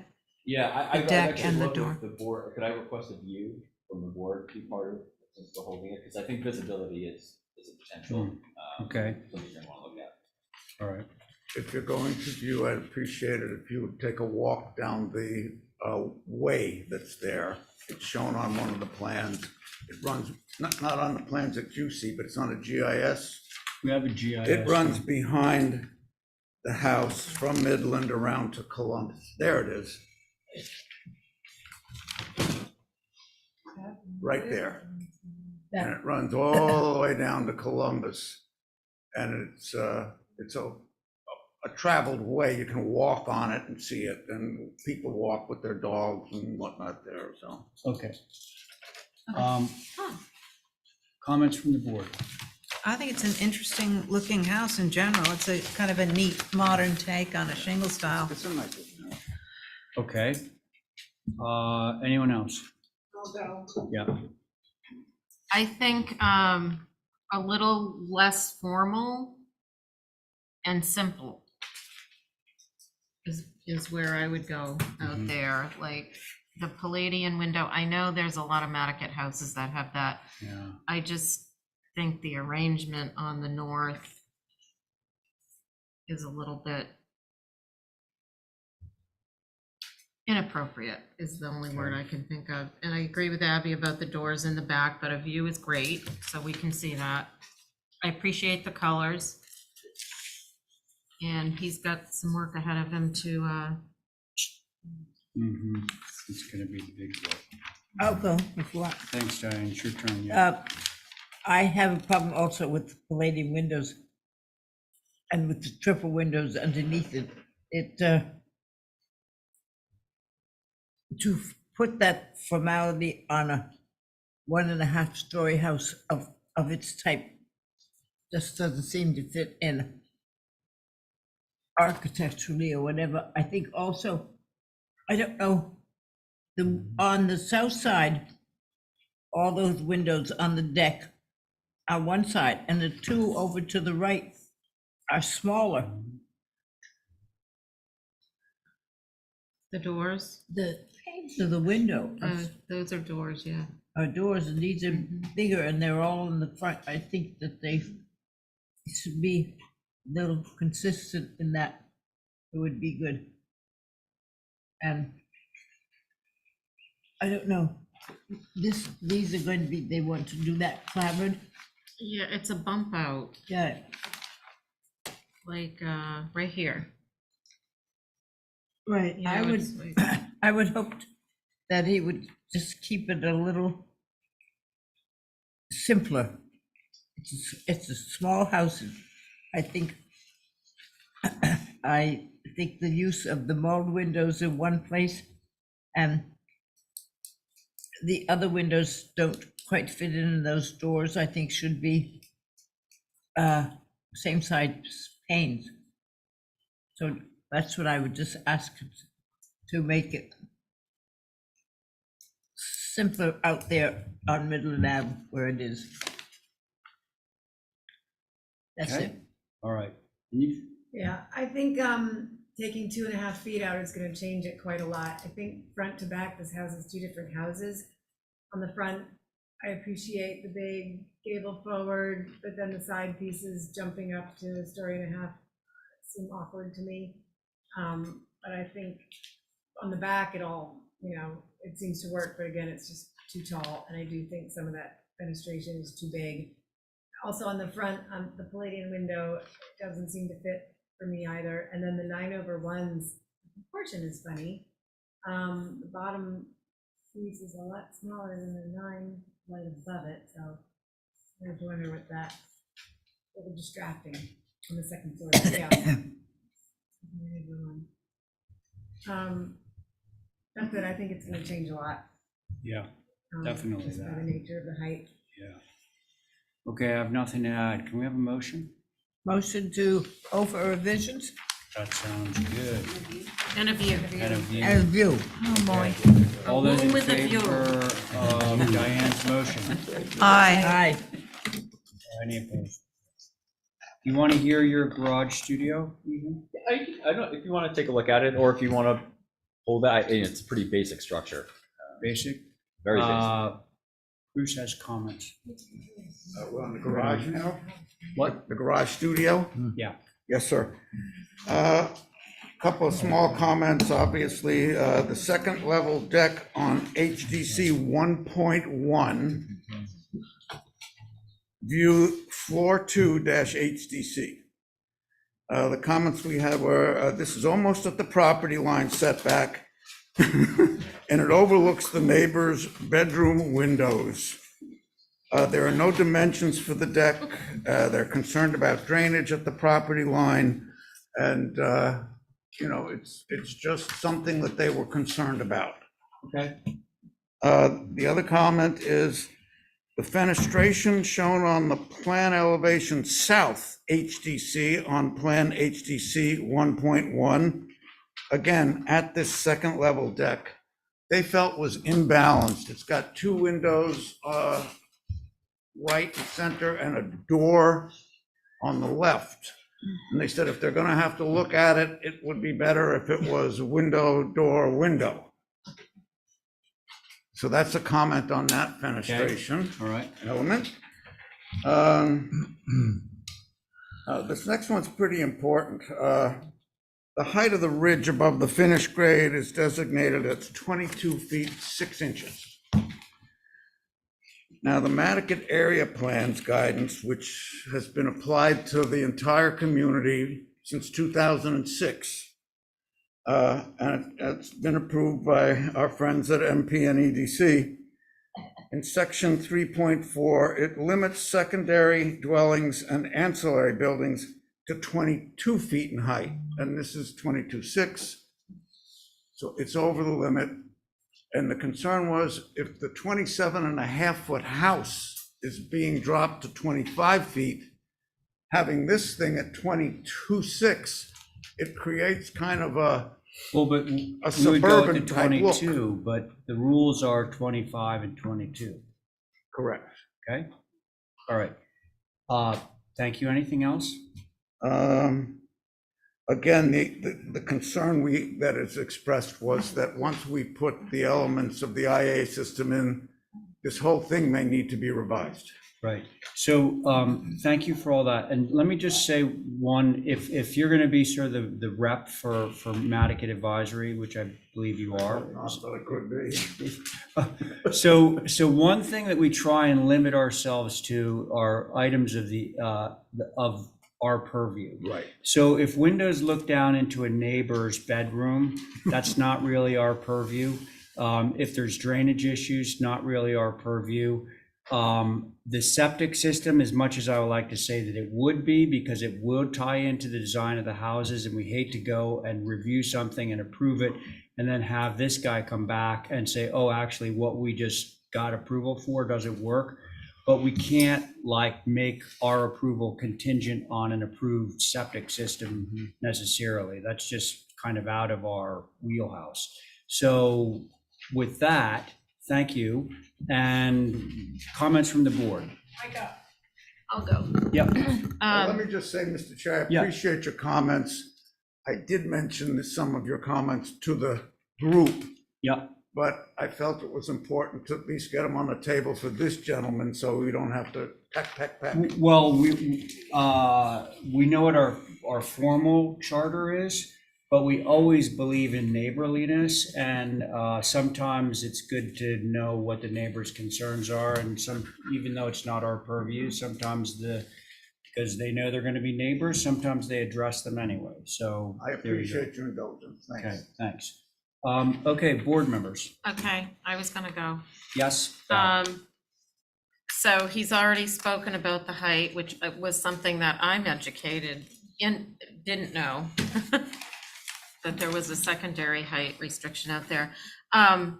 You have this nice color scheme going, Ethan, with the dove gray windows and doors and gray trim.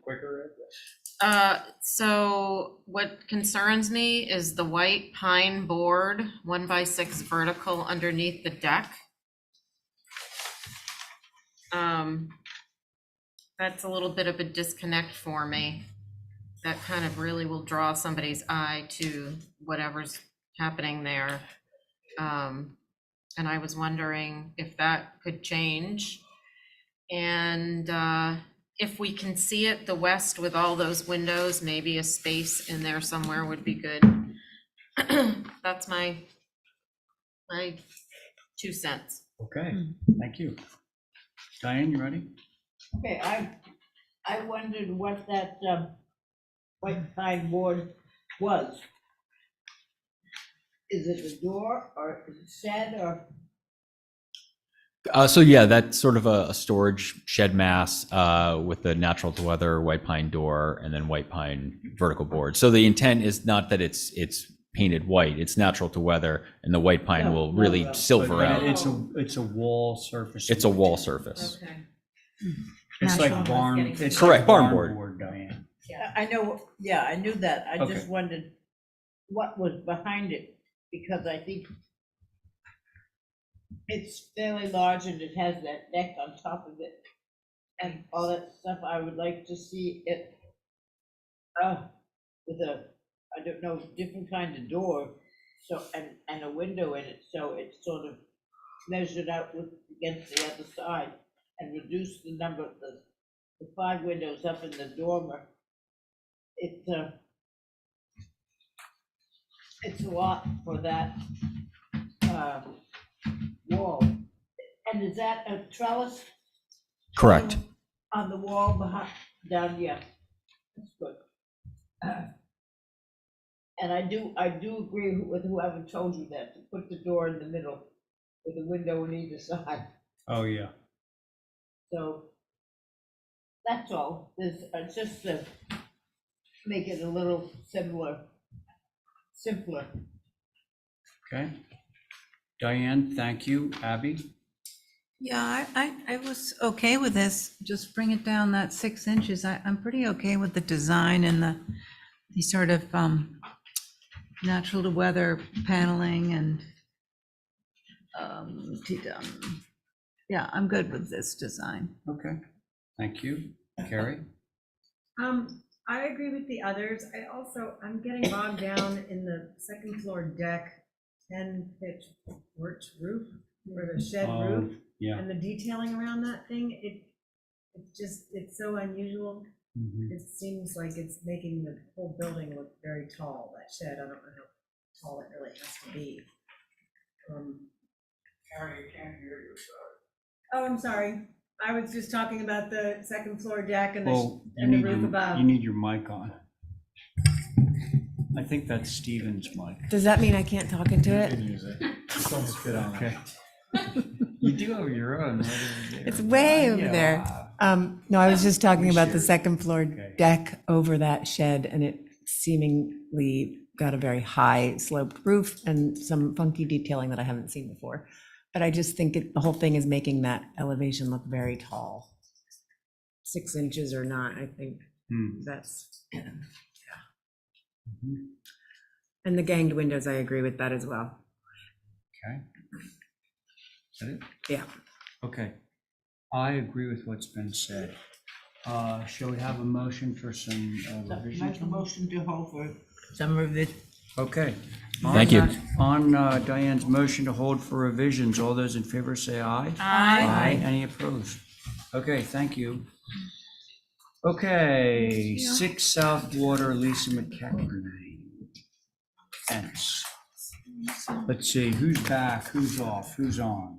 I'll be off. You'll be off. Steven's on. Jesse's So on. If Jesse's Jesse on. wants to do this, I would hold off. Well, actually, Jesse's on anyway. Oh, okay. Mr. Chair, I don't see the applicant in the queue. Sorry, what? I don't see the applicant in the queue. What? Come on. We're all here and they're not? Do it slowly, because Man. Karen just did a bio break. Oops. Okay. Oh, let's go to 9 Beach. Oh, Carrie, yeah, right. Okay, so let's get an official hold for rep on Lisa I McKechnie, okay? move that we hold for representation. Thank you. On That's 6 South That's Water. Diane's motion. On the motion, all those in favor? Aye. Aye. Any opposed? Okay, and we're gonna hold on the 2 Ash Lane for Carrie to return. For 2 seconds. And do we have Joe Topham in the queue? Yes, sir. There he is. Okay, Joe, 9 Beach Street. 9 Beach Street. So this is a 158 square foot proposed addition on the rear of the main house. It will not be visible from Codfish Park Road, the lane. But it's pretty simple if you just go to the elevation, west elevation.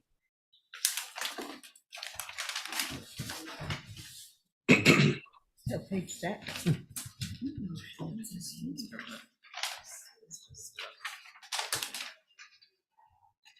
Oh, yeah.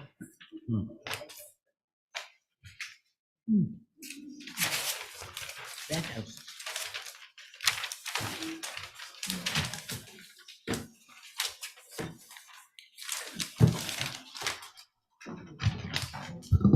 I'll go, Hey, Mr. Joe, Chair. well, hang on. Joe, have you finished? Yes. Okay, okay, do we have comments from Holly here? Thank you, I Mr. don't know now to say comments from Holly or comments from You can Wisconsin just- Advisor? or Just what? say advisory Yeah, comments. 'Cause okay, advisory you'll- comments. You'll have them That's safe. if we don't have them from the advisory boards. Yeah, okay. Holly's one and the same. Thanks, Joe. So for the record, this is a non-contributing structure, Blue Haven. There is an HDC survey on file. It was renovated in 1985. I don't know the exact year, but it is a non-contributing structure. Sconset Advisory was able to review this on August 8th. They said the north elevation perhaps line up the windows with existing, although the public visibility is limited. Appreciate the sensitive treatment of the addition, shed roof, et cetera, in this closely nestled neighborhood. From staff's perspective, I would agree wholeheartedly. This was sensitively done. Thank you, Joe. My only comment is not sure if the transom window within the west elevation, I guess that's what you'd call it, that's what I would know it as, is appropriate on that elevation, but it may not be visible from Bank Street. And it will add a little quirkiness to Codfish Park. So those are my comments, Mr. Chair. Thank you. I'm ready. I'm ready too. I've worked on this house. You cannot see the back of this house. It backs up to a fence and a hedge, and then it goes whoop up. So Okay, I think it's appropriate for Codfish Park. That's my comment. okay. Abby, I think you Yeah, said you were. yeah, why, Joe, why do the windows go into the roof like that and on that west elevation? Those 3 windows? How does that work? Into the roof? No, the windows are above the shed line. Oh. Which windows do you The need? dormer is there. Can you look Yeah, at the this? dormer's already there, so we're just tucking the shed underneath those existing windows. Hey, Joe, Yeah, want to know something interesting? Our hard copies are slightly different from yours. They almost look like you've chopped away a little bit of the shed roof to get the windows in the dormer to fit in. Oh, yeah. That, that was a correction that we made later, so sorry if you got the wrong drawings, but Wait, so which one's right? the one that is being shown on the screen right now. Okay, so you're not chopping into the roof. No. Okay, very good. That's great. Okay, oh, no concerns then. My apologies. No concerns. Let's see. Nice catch, Abby. I'm on this. I think we need Val's comment a little more whoop up in our meetings. Diane? I don't think you can see it, me going around this building up the first time it's come through. And so I'm for it. Okay, sounds like we're good. Anybody? Motion to approve as submitted digitally, not the hard copy. Right. Can we do that through Please- staff so Please that way we can correct get the, what elevation is that? The West. west elevation drawings with the, without the cutouts Yeah. through staff. I will bring Okay. that down tomorrow. All right, great, Joe. Thank you. All those in favor of Val's motion? Say aye. Any opposed? Okay, let's see, is Carrie's, there's Carrie's there. Take care, everyone. Thanks, good night. Okay, we're going to return to 2 Ash Lane for a moment.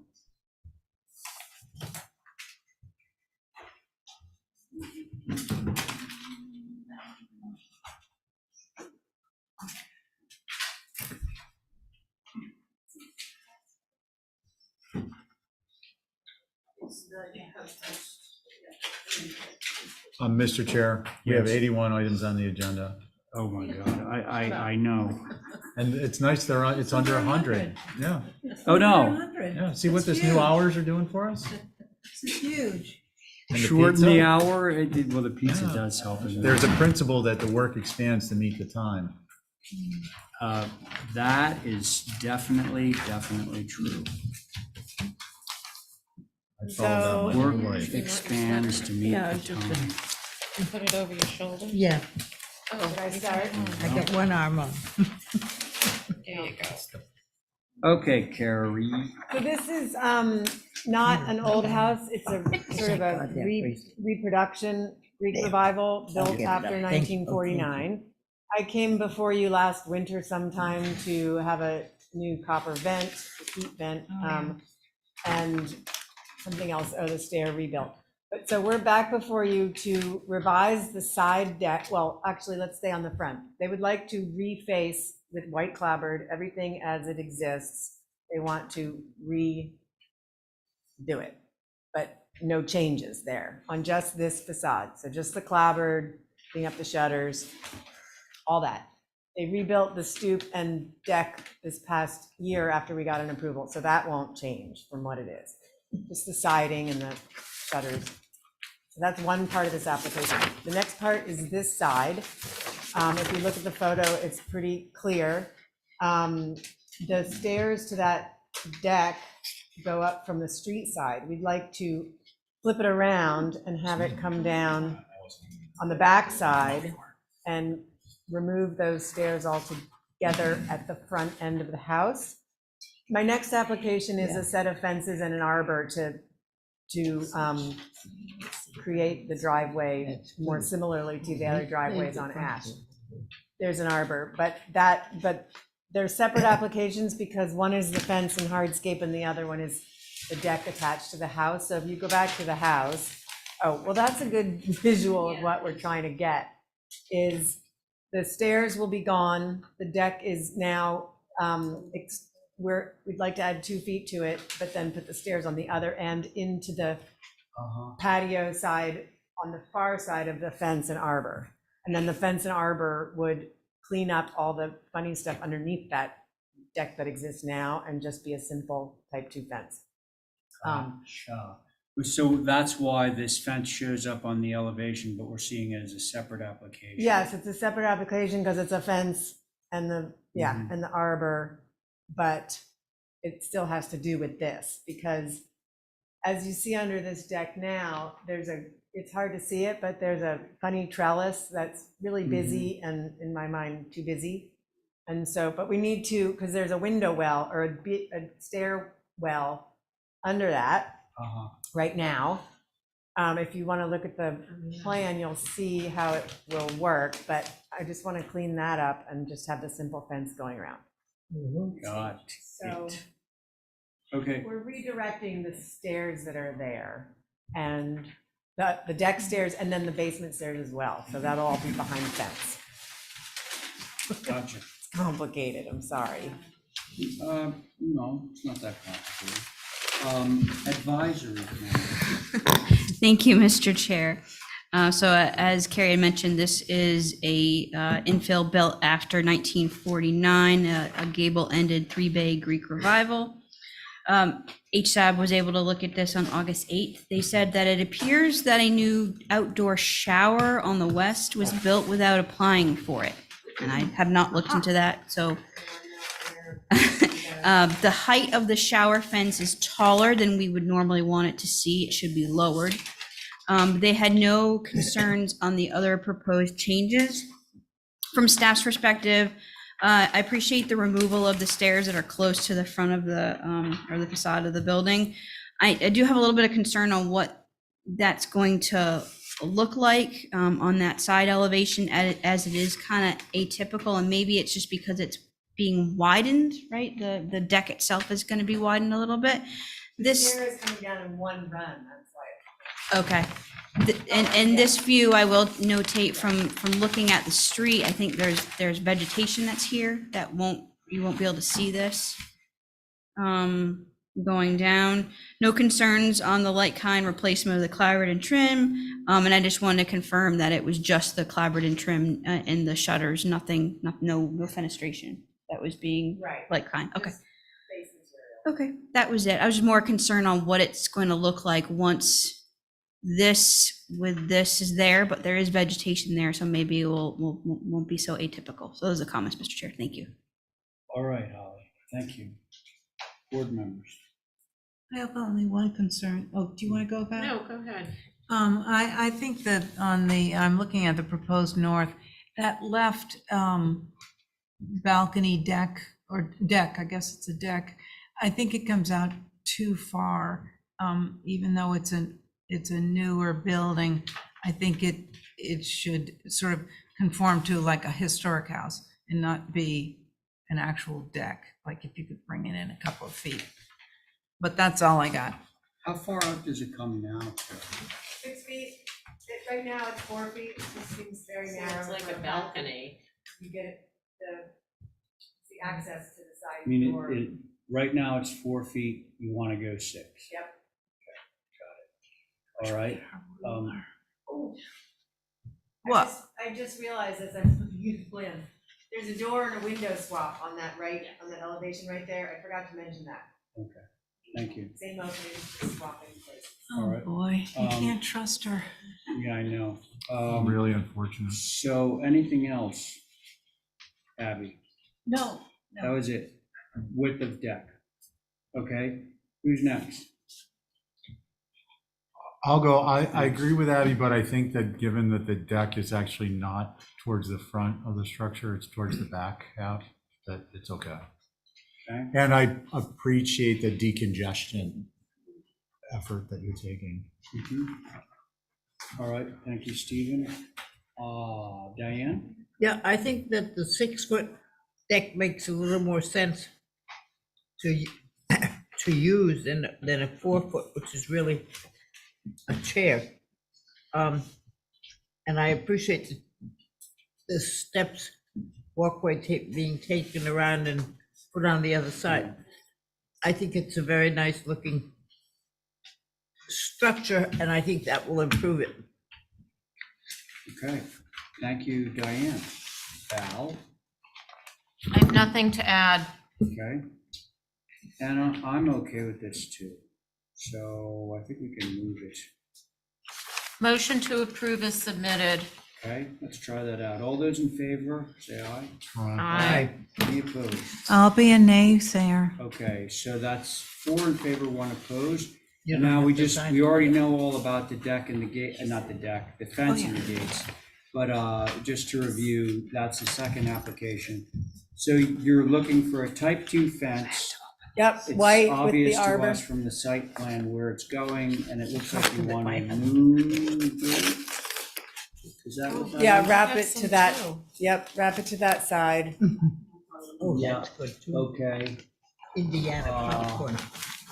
all right. No concerns, Mr. Chair. And advisory says no concerns. Who would like? Motion to approve is Diane. submitted. Okay, so Val has made a motion to approve as submitted. All those in favor of Val's motion, aye? Aye. Aye, any opposed? Hearing none, there we go. All right, Carrie, thank you. Here's for you, Stephen. Oh, thanks. And Jesse. Okay, so.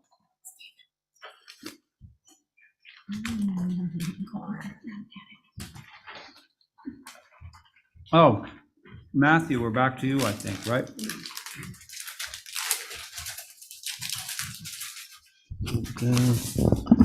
Happy to see Mr. Pressman got his gate and fence and stairs removed. It's kind of ironic if you think about it. It's kind of ironic. Just he was one of the more vocal opposers of the 23 Broad project, and specifically the deck and stairs. Yeah, not right. Because you could see it through his backyard there. Yeah, He's got a 6-foot fence, he doesn't see it. He'll just hear it, that's how he's. he will hear it. That was the main issue. Can that go to the microwave? All right. Oh, these are for the demos, right? Correct. We knew these were coming.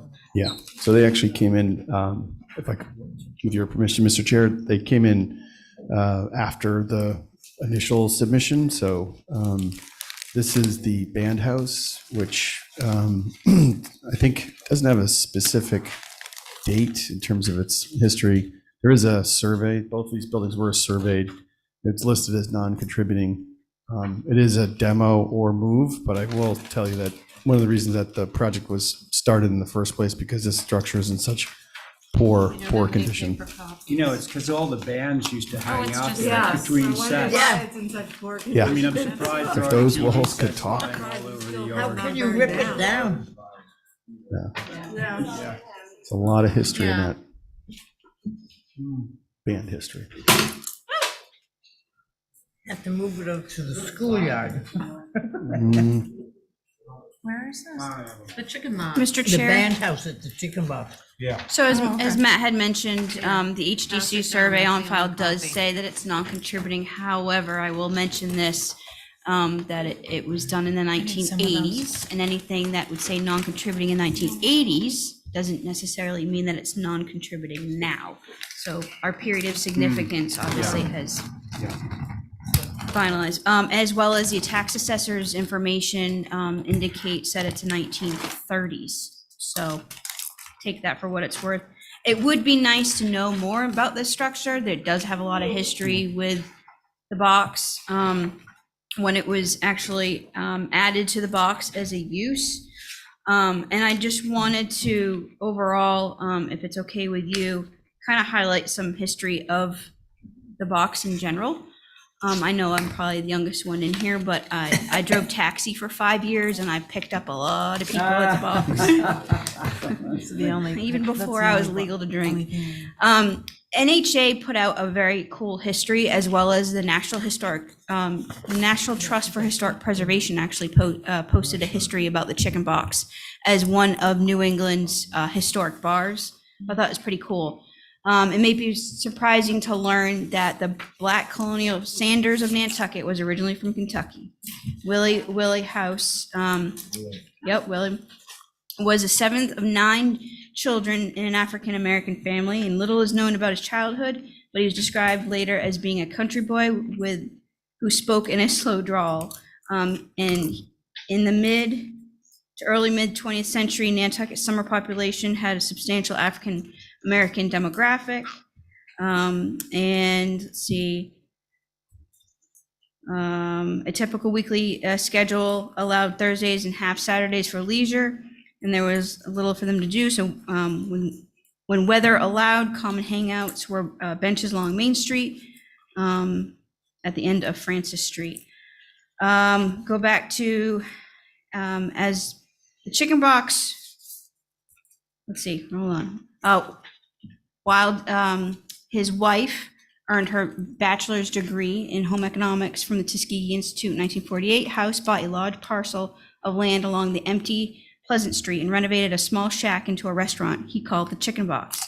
Named for the signature honey fried chicken, the Chicken Box opened in 1949 as a gathering place for African-American Nantucketers.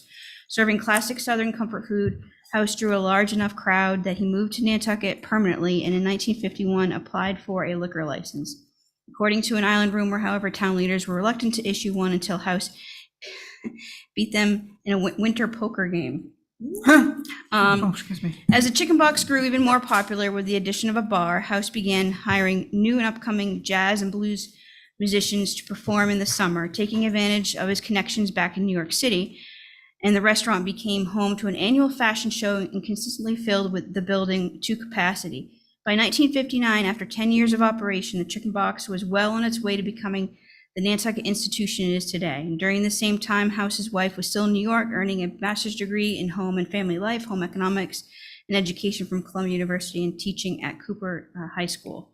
By the early 1970s, House's health began to decline and loyal customers and friends helped run the restaurant. In 1977, at the age of 63, House retired, selling the box to Captain Seaweed Reed. Willie House died in 1995 at the age of 80 and was buried in Newtown Cemetery, less than 800 feet away from the Chicken Box. And I have also heard rumors that he wanted to be buried there because he could actually see the Chicken Box from that location until until the Sea Grill. Thank you, Sea Grill. I couldn't think of it, was built. So I just wanted to thank you for letting me get a little history of the Chicken Box in general. For both these applications, it would be nice to have a little bit more history than the two 1989 outdated HDC surveys on file. So thank you, Mr. Chair. Serious cultural significance. They say, Seriously, that's so nice to hear that. That's really great to hear that. they say that you, And Willie House was one. they say that you Right. live so long as someone remembers your name, so you did this gentleman a wonderful service. Yeah, It's true. Mm. Very nice. okay. I had a piece of good chicken. So the band, what do we call Do you it? remember the old bathroom? The band, oh, They yeah. call it the band house. House. Yeah. Band house is up. Nobody inspected that. Hey, so regular board on this one, is that what we got? I think so. It's just what, the front piece that's coming out? Well, there's two buildings. Yeah, this application is for the move or demo of this freestanding structure. And the second application is for demolishing a portion of the structure, larger chicken box structure, which looks like it was clearly added later, but that's the second application. So to the band house. I had a thought that maybe apropos of all that history, maybe if something goes in its place, maybe we could do a plaque that said something about who lived here and a date on it. Might be just And sort there of, is something going in. Yeah. maybe we could add that to it. Just a I thought, like that idea. yeah. You could do, definitely, that'd be nice, a little. You can actually get a CNC something machine to with the engrave it. history. Yeah. I'd be happy to float it to the owners. I'm sure they'd That would be, be neat. No work after 7 PM and before 2 AM to avoid disrupting the patrons. Mr. Chair. Yes. Just to understand, we know what the band house has been used, at least contemporarily. Curious on the back portion of the box that's being taken down, what that's been used and what the part of the history. He can't tell us. I can't actually, well, Historically or? Okay, so, but before we get to that, we are on the band house right now. We're gonna move to that next, so that's a relevant question for the next application. Sentiments on the band house. That's my motion, was Oh, okay. to approve it, but put a plaque on the new, Okay. not the new building. Is there any merit to drawing a rough plan of it, so we have it for the record? I can do that. Okay, so can you add that to your motion, Diane? Oh, Diane. Yes, Abby? yes. Okay, so the motion is to have a plaque placed on the new building that's going to sit on this building's footprint, describing the origins of the building and the history. And the second thing would be to provide some written documentation, or I should say drafted documentation of the building for the record. That is Abby's motion. All those in favor of Abby's motion say aye. Aye. Aye. Any opposed? Okay, good. Now we're to the added piece. And the question that, Matt, you made. Kegs. It's actually Rocky's office, literally. It's Rocky's office now. Yes. What was Yes. it before? Any idea? I have no idea. I What- could have what- been. what? Kegs of beer. Oh, it was just stored there? Yeah. It's right behind the counter. It's like storage. It's a skinny little that- access point. Okay, now You I know, know. in my Yes, I know vintage, exactly which what is- you're Well, talking occasionally quite it's used for adult. other things, but we won't talk about that. Storage related. Ignorance Yes. is bliss. about. Okay. Anybody on this one? No, I think this can just go. Okay, Yeah. good. Me too. Okay, sounds like we can move it. Motion Make to the motion. approve. Okay, Val has made a motion to approve the demo of this portion of the box. All those in favor say aye. Aye. Any opposed? Okay, motion carries. Thank you very are on. much. Willie will get. Thank you for that, Holly. It's great. Yeah. He was a neat guy. Sorry, I'm dealing with a. No, it's okay. Just making sure.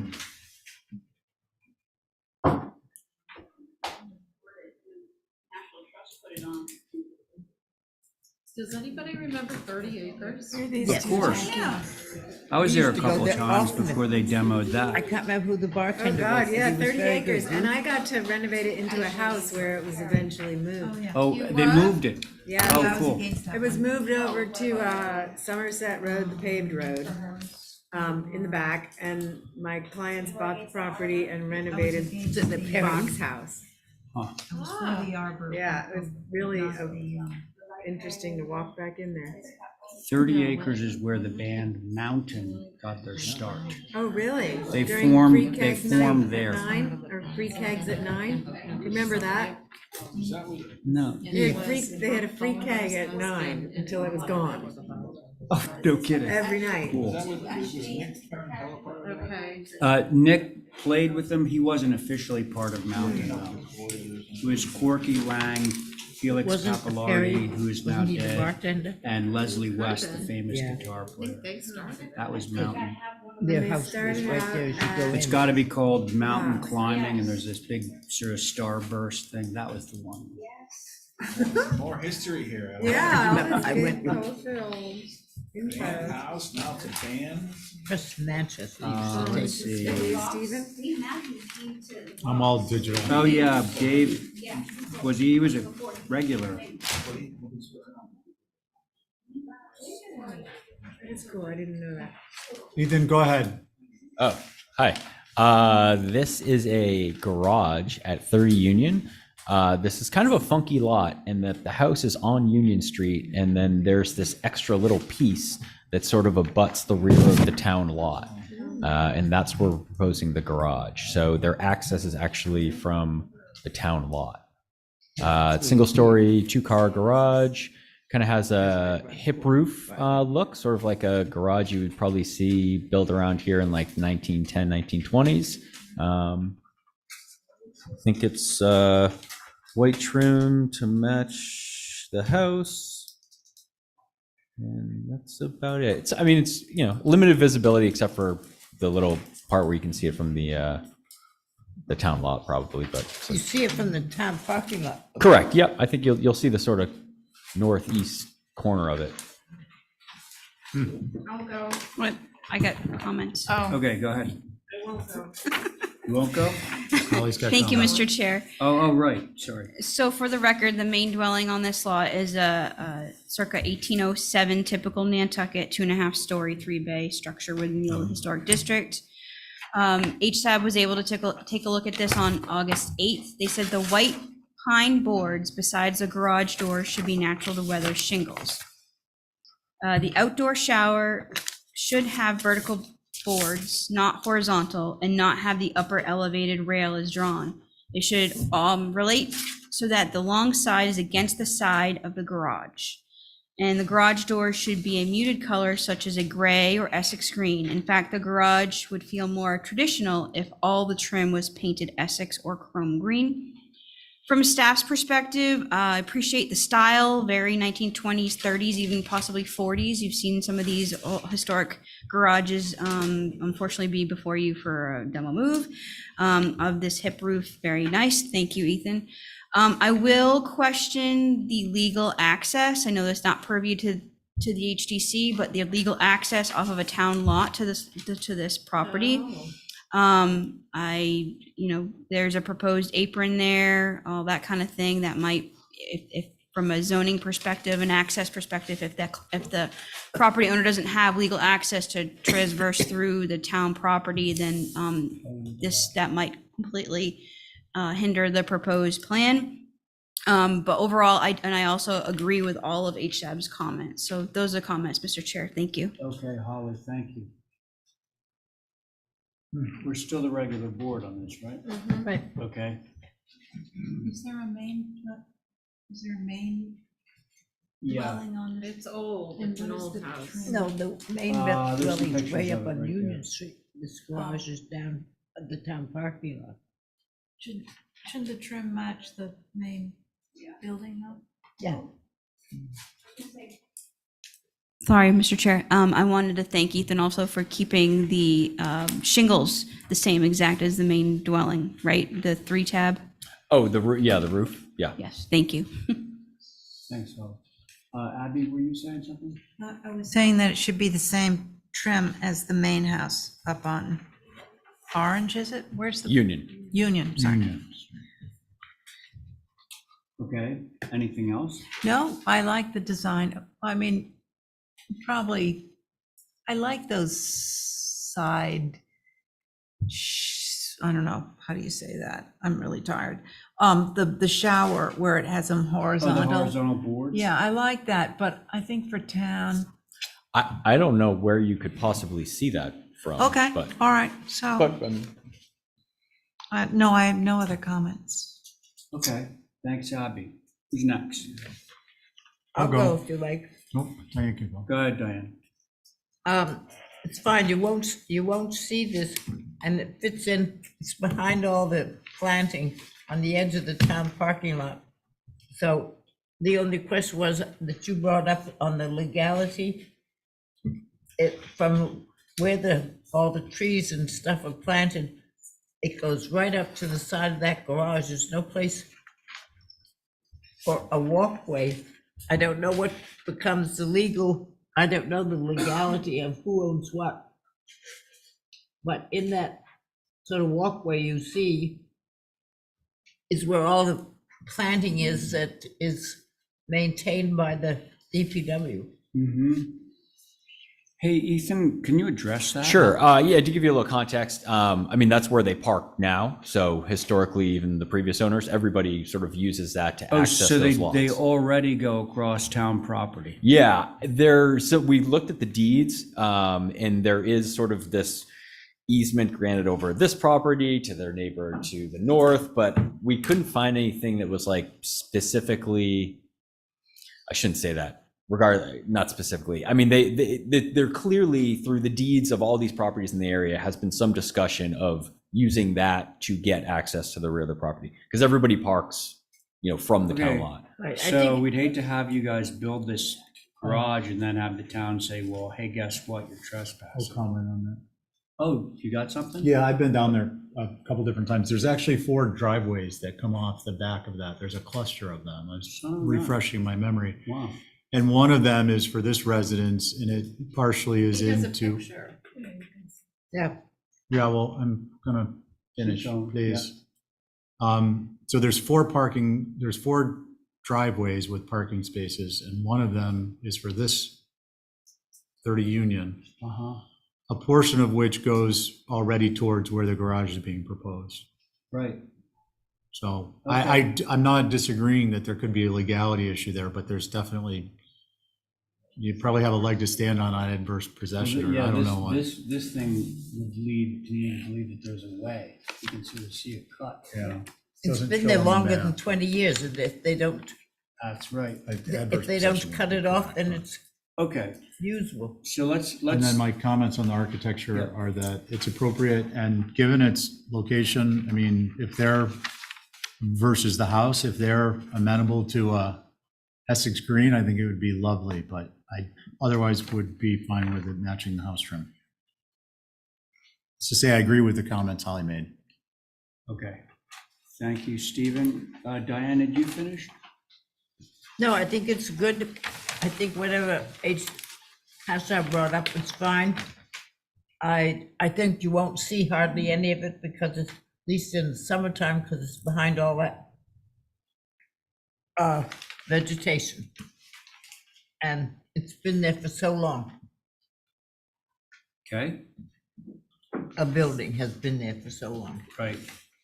My only question is the roof shingle color. It looks green. Wasn't it to match the house? Slate gray. And I love that it's 3-tab. No, I know, but on mine it looks It's green. appropriate. It doesn't look gray. No, it's slate gray. Maybe we should move this one along. I think it's. I understand the color, but it's called slate gray, dear. I don't give a crap what you call it. The It's printing, green. the ink Are is you off. looking at the printed image? Yeah. Never trust it. Yeah, I mean, it's a Never, JPEG ever we trust grabbed off a this. website, and Yeah, then we it's PDF'd and printed Yeah, it. so, can somebody move this one? I'll make a motion to approve as submitted With the color to match. with the color to match the main house. Okay, all right. All those in favor of Diane's motion, say aye. Oh, Aye. Aye. no, I was gonna say about the shower, but Ethan says it can't be seen. Oh, yeah. Yeah, Okay, so it's, was there anyone opposed to that one? No. Okay, so there you go, Ethan. Thank you very much. All right, it's you, demo concrete house. I knew this would never last. The concrete The house? concrete house on Pilgrim. Okay, so this house was built by Jimmy Sullivan and his brother. Oh, this is from, no. Mr. Sullivan is Nancy Holmes and Kathy LaFave's father, just for a little history. He was a mason. The house was built Oh, circa man, I love this 1970s, and I don't think we can move it. Why not? A concrete house, why? That's the issue. The truck to match the house, is that Oh, that is cool. I bet you that is the What are you gonna do map. with all that junk? What are you gonna do Oh, with all that that is so concrete? cool. Grind it up and put it in the potholes. With those little. Oh, I those love little that. It's got a red bricks in the roof. corner. Yep. Oh, boy. Back Okay, when they had style. so what do we, this is how old? And we actually have drawings of the existing, so for the I file. would say 52. It's 1970s. Oh, 70. 70s, wow. I would have placed it in the 50s. This is Anything according say on to this, Kathy LaFave.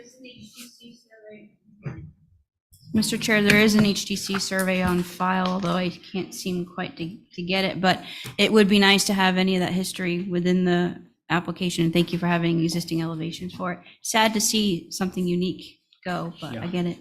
Thank you. Although this falls under the category of one of those things that you hate to see go, but this board would Don't never, repeat it. ever approve it in a million billion years. You know, if we wanted a new one of these, no way. That Chevy's like a 1970s. I know. The That's not beauty getting is- demoed. So Holly, I couldn't find any history printed anywhere. They might be able to give you some sort of verbal history. But we did do the existing elevations and floor plans just for the file. There is an HDC survey. It's available on Hey, Stephen. the town's website through the GIS. I I'm can trying to, never aha. find those. So I'm showing everybody right now. I put Except in an for everybody address and at home. it says can't find it. Oh, that's. All right, so here it is, 1950. Ah, So it is, you were right. Right, I said. Right. This is, let's see if there's any information in here. Go on. So Assessor says 1970. Don't go by assessors. Yeah, it's bad. I couldn't find this. Brickwork. And this is available through the town's website. Although it does say non-contributing, I will mention that Yeah. it still was contributing. And this was, AG Souza was the last consultant who worked on HDC surveys back in the 80s. Oh, interesting. So, here it is. Okay, folks, there it is. Yeah, What do you think? I would make a motion to approve The demo, the demo. because clearly it's not going to be a move off. That we know for Plaque sure. about the history of it on the new building. There you go. Yeah. So Abby has made a motion to approve the demo of this building. All those in favor say aye. Aye. Oh, that was you, Carrie. Oh, yeah. Okay. Carrie's on that. Any opposed? Okay.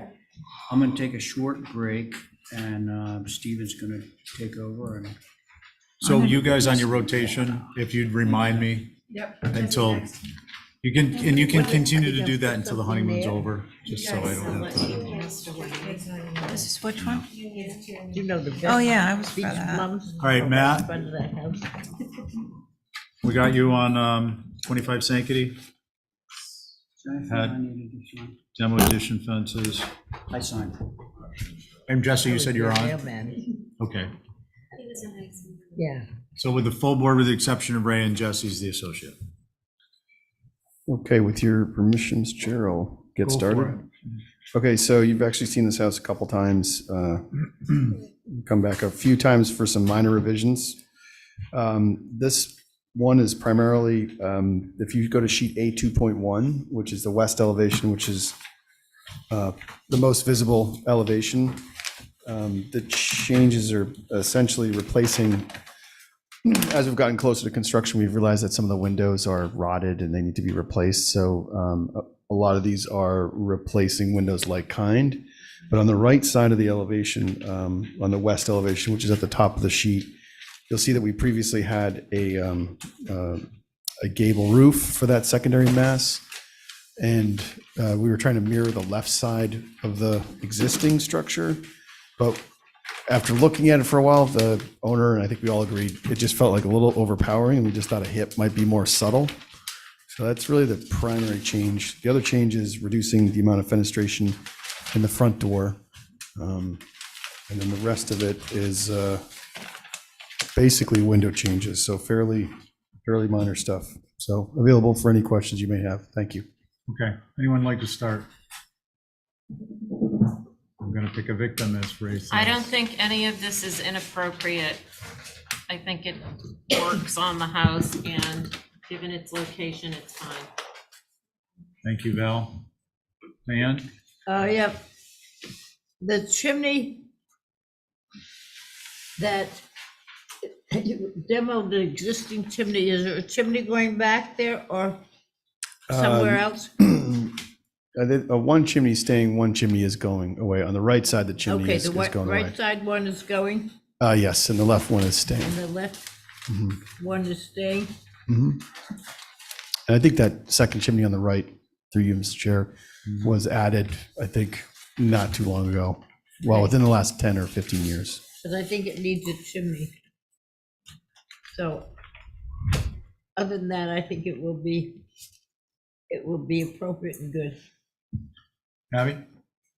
I'm fine with it. Okay. And Jesse? I'm good with it. Thank you. Okay. I'm not gonna add anything. Is there a motion? Motion to approve as submitted. Wow, that is like. And, okay, no consideration on the chimney. Okay, on the motion, Aye. any opposed? Put the rest of it right. Carries unanimously. Thank you. All right, Matt, you're gonna be back before us, I think, on 51 Fair, Yes, addition alteration, that's correct. when you're ready. Okay, I'm ready. So this is, I think you're all familiar with this structure. The owner had come in maybe 4 or 5 months ago for a color change, and we've actually got a color scheme that we're working on, but as part of this application, it's purely focused on a minor addition on the back side of the house and a second floor dormer. The structure itself dates from 1887. It was restored, I think, probably like 12 plus years ago. I think they did a great job with it. And so really what we're looking to do is add a one-story shed bump out on the rear of the structure, which is the north elevation, which is on the screen right now. So it's a one-story shed bump out and a gable dormer on the second floor. We also are proposing to change the existing French doors to this style that we're presenting, so it's a bit more cohesive. All of our additions, we try to be very sensitive to recognize the existing architectural rake, trim, soffit details, but also not try to carbon copy it because it is a secondary additive mass. So we try to be as sensitive about that as possible. So specifically with the dormer, we did match the window type, the ornamentation around the window and door casing, as well as the rake detail. Obviously, the rake detail is not as extravagant as the primary masses, if you will, and that was done intentionally. Same thing applies to the one-story shed. So with that, look forward to the comments from the board. Thank you. Thank you, Matt. Holly? Thank you, Mr. Chair. Hey, For the record, I wanted to mention that this structure is within the fish lots, and actually we have a updated HDC survey through our effort from MHC and our consultants, which is very exciting to be able to update. So yes, this is a circa 1877 to 1878, the George and Ann Pittman Harris House by none other than Charles H. Robinson, who is obviously a well-known architect and builder on Nantucket, and built during that time frame. And yes, Matt is correct. There was an extensive exterior renovation or restoration done, I should say, back in 2001 to 2004. This building retains, it's in the Gothic style revival, and it retains its original orientation, form, massing, fenestration pattern, wood collaborative siding, and double hung 2/2 windows. The original porch trim was recreated when the dwelling went through that restoration process. HSAB was able to look at this proposal on August 8th. They said the details of the proposed shed and dormer are nicely designed. However, the dormer feels awkwardly elevated relative to the adjacent gable dormers. The light pattern for the existing French doors should remain as original. From staff's perspective, I agree with HSAB on the dormer. It's a nice design, but something feels a little awkward. It could be lowered on the roof possibly to eliminate that height feeling. And also a question, what is visible from the north from Twin Street? And comment on, keep the same window light pattern in the doors. The proposed and new French doors is too modern and not appropriate for the Gothic revival. So those are my comments, Mr. Chair. Thank you. okay, great. And before we start, I just want to ask Matt a clarification. Matt, is there a reason the fascia on the proposed gable is a different height and therefore proportion, which could be making it look awkward than the gable forward? I think that eave height is lower on the main mass, so it comes down lower, and so that's basically where we're adding the dormer, or is a bedroom? No, you've misunderstood. I apologize. Let me ask again. The trim, the fascia on the gable is actually a different proportion. It's more of a typical shadow board fascia than the existing structure, which has a taller shadow board and a shallower fascia. And I'm wondering if there was a reason for that. Let me pull it up here, make sure I understand your question. Can you guys zoom in on the dormer, would you mind? Which elevation? Go up one sheet, I think. North. There you go. So Matt, you see the difference here? If you really look at it, this is very traditional, and then this is. Oh, just in terms of the detailing of it? Yeah, of the fascia. Yeah, and so shadow that, board. sorry, I misunderstood. So basically, we intentionally didn't want to emulate that detail because we felt it was pretty special, and we wanted the dormer to be less ornate. We felt that if we tried to emulate that same detail, that it would probably draw too much attention to the dormer itself. So it was intentional, and it was so that it wasn't so it was basically kind of second in place to the primary massing. So, but Okay. we're open to any trim detail, honestly. But that was the reason. Thank you. Who would like to start? I'll go, Val? I think.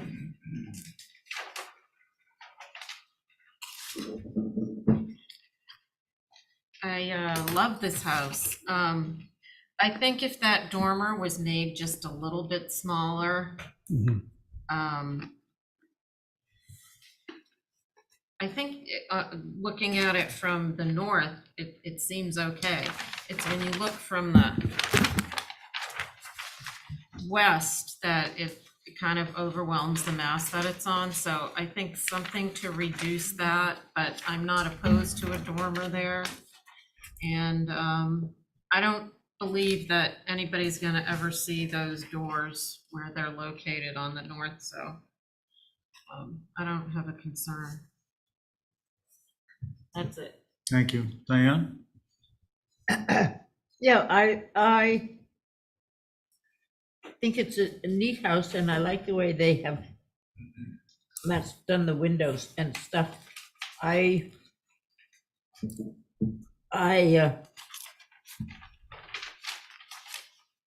think it could be a little smaller, those windows on the right.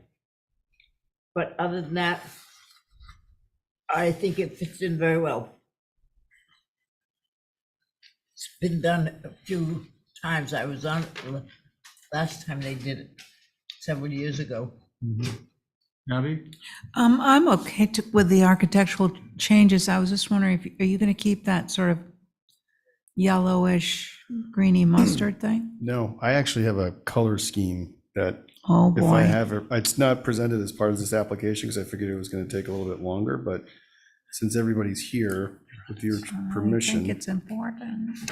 Well, Matt, let's hold off on the, Yeah. do Well, you mind, Abby, just because it's like a whole nother venue Well, discussion? it's crucial to my vote, but, because I like what's there, but anyway, let's You hear know, what I'm other not people suggesting say. we hold off on it tonight. I'm suggesting we hold off on it till we finish the discussion of the architectural. Yep, go ahead. Carrie?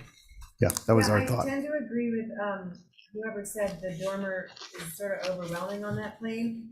And I think part of it is because all the detail of this house is quite tight together. And then to have this double window, then have all the space around it, it's not talking the same language as the pieces that are so well defined on the main piece. So I think if you bring it in and tighten up the scale of that dormer, it would be great. And I don't have an issue with the larger size doors either. I think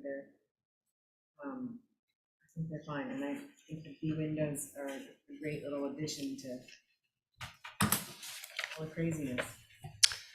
Carrie, on your comments, just a clarification, when you say bring it in, you're talking about the width of the dormer? Yeah, tighten it up so there's not so much space around it, because that's sort of the vocabulary of the detail on this Yeah. house already. You might be able to fit it right, it might line up with those French doors below, that way too. It doesn't actually line up exactly. We tried to do that. All right, but- I'm going to go ahead and make my comments. So Matt, I think you've kind of got, half the dress on. This is like a highly stylized house, and the dormer is, first of all, I agree with the width. I think if it was slightly narrow, it would be more proportionate to the existing gable forward and in keeping with the proportions of the existing structure. Number two, my comment with respect to half dressed up is, I think you're mimicking the style right down to, you're adding a detail with the kind of carved or the relief in the head casing and the ornamentation. And I think that one of the things that is drawing attention to this is my prior comment with respect to the fascia height and the shadow board heights being incongruent with the existing. So my comment is either simplify the ornamentation and the window casing, including the ornamentation, or change the proportions of the shadow board and the fascia so that they match, because it's drawing undue attention to the dormer, is my belief. Could I just make a suggestion with permission? Is to potentially omit the dormer from this request, and so that I could have some time to come up with because I feel like the proportion's really critical, and so in the interest, and there is still an open application for the color change, which I know is a larger discussion. So maybe I could piggyback the dormer on that. But I think for the time being, if I could remove the dormer so we could have some time to study it, that would be Gotcha. great. Gotcha. Because it sounds Okay. like no one else has any issues with the rest of it. Okay, we've registered. And then just for clarification, the color, I haven't studied this. I didn't see this structure on with color in this new business round. Is it somewhere else? No, it's actually, I think it's an old business. I think we have to submit a revision, so it's just, it hasn't been on the agenda. And we intentionally are not proposing any color changes as part of this application. Okay, so we're going to hold off on that discussion since it's not actually on the agenda and we'd be in violation of the open meeting law if we discussed it. So given all that, is there a motion on the architectural elements, including withholding the, removing the dormer without prejudice? I'll make that motion. Okay. And that's through staff? Yeah. Okay. And that is acknowledging that we will be reviewing the colors as a separate application. All in favor? Aye. Any opposed? Okay, carries unanimously. Thank you very much. All right. Matt, I'm gonna send you this draft Form B to give to the owners. See, that's the color Since it they is didn't now. think it See, was- see, it's this yellow greeny Dijon mustardy. I love that. That is the color. Do you remember when those guys came in and they wanted to change the color? Yeah. And what I can't remember is that the changed color, or is that, originally that building was very Victorian color. Yeah, wasn't it like That was plum? when, yeah, it was sort of the plum, yeah, it was a plum color. Right, good color. Yeah, because they researched it. Then I think there was, these guys came in and they wanted to change the color, but I'm not sure that was them. Tick-tock. Anyway. You and I are the only people who sign it. Do you want to go back down there? Yeah.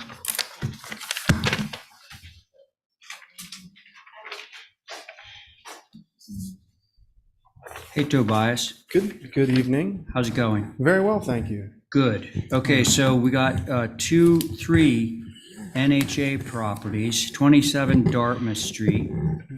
Which one are we starting with first? Jesse, you Sure. want to take it? Jesse, you good? I just asked him. Oh, okay.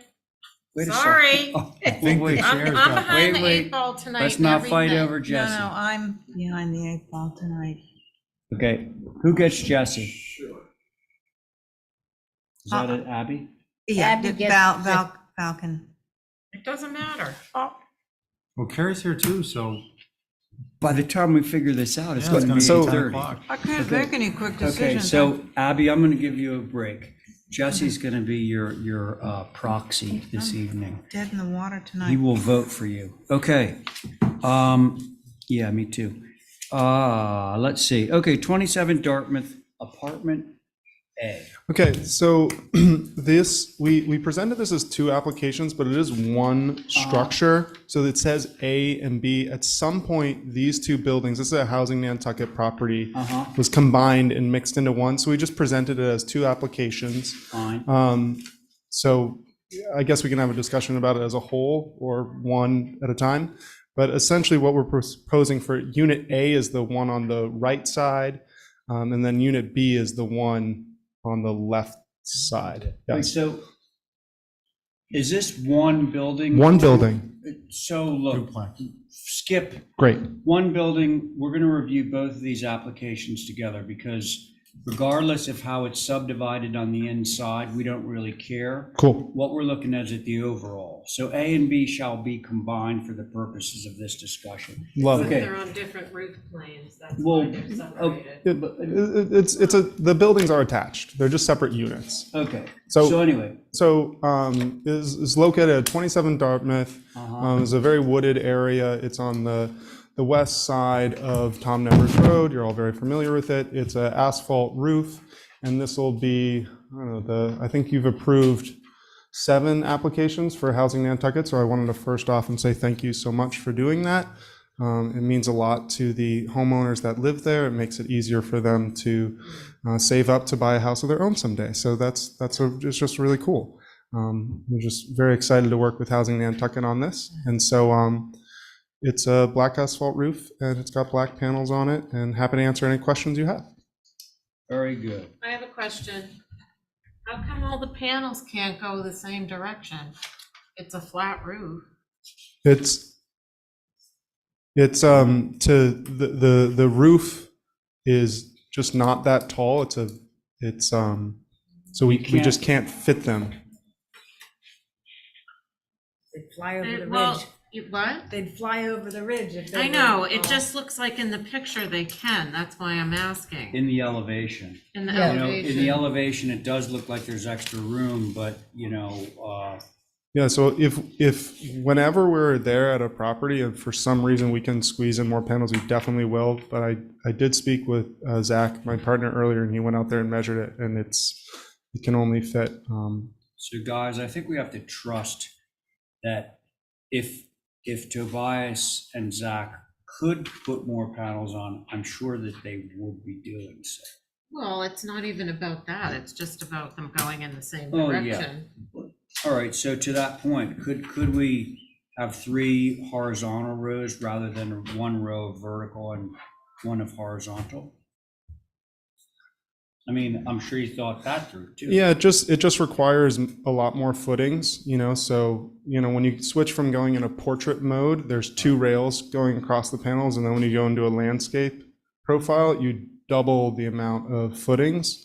Okay. And so that's why we do it that way. They're all black, so it's not like you really register that difference of them being pitched. Gotcha. Okay. We just try to highlight it for you because we want you to see exactly what we're doing. Mhm. I want to do it. Okay, do you want to continue, Val Oliver? No, the first one, I think is weird with the 2 different, like, nothing matches up, but the second one is fine, even though those go in different directions. I'm not actually seeing the second one because I'm looking at the paper Oh, copy. it was behind you a second ago. Oh, but that's It's the facing the same. road, too. Right. Wait a sec. So Okay, this is interesting. So here's this one. This forms a perfect rectangle. Now, if we go to the other one, oh, I see, there's more. I get it.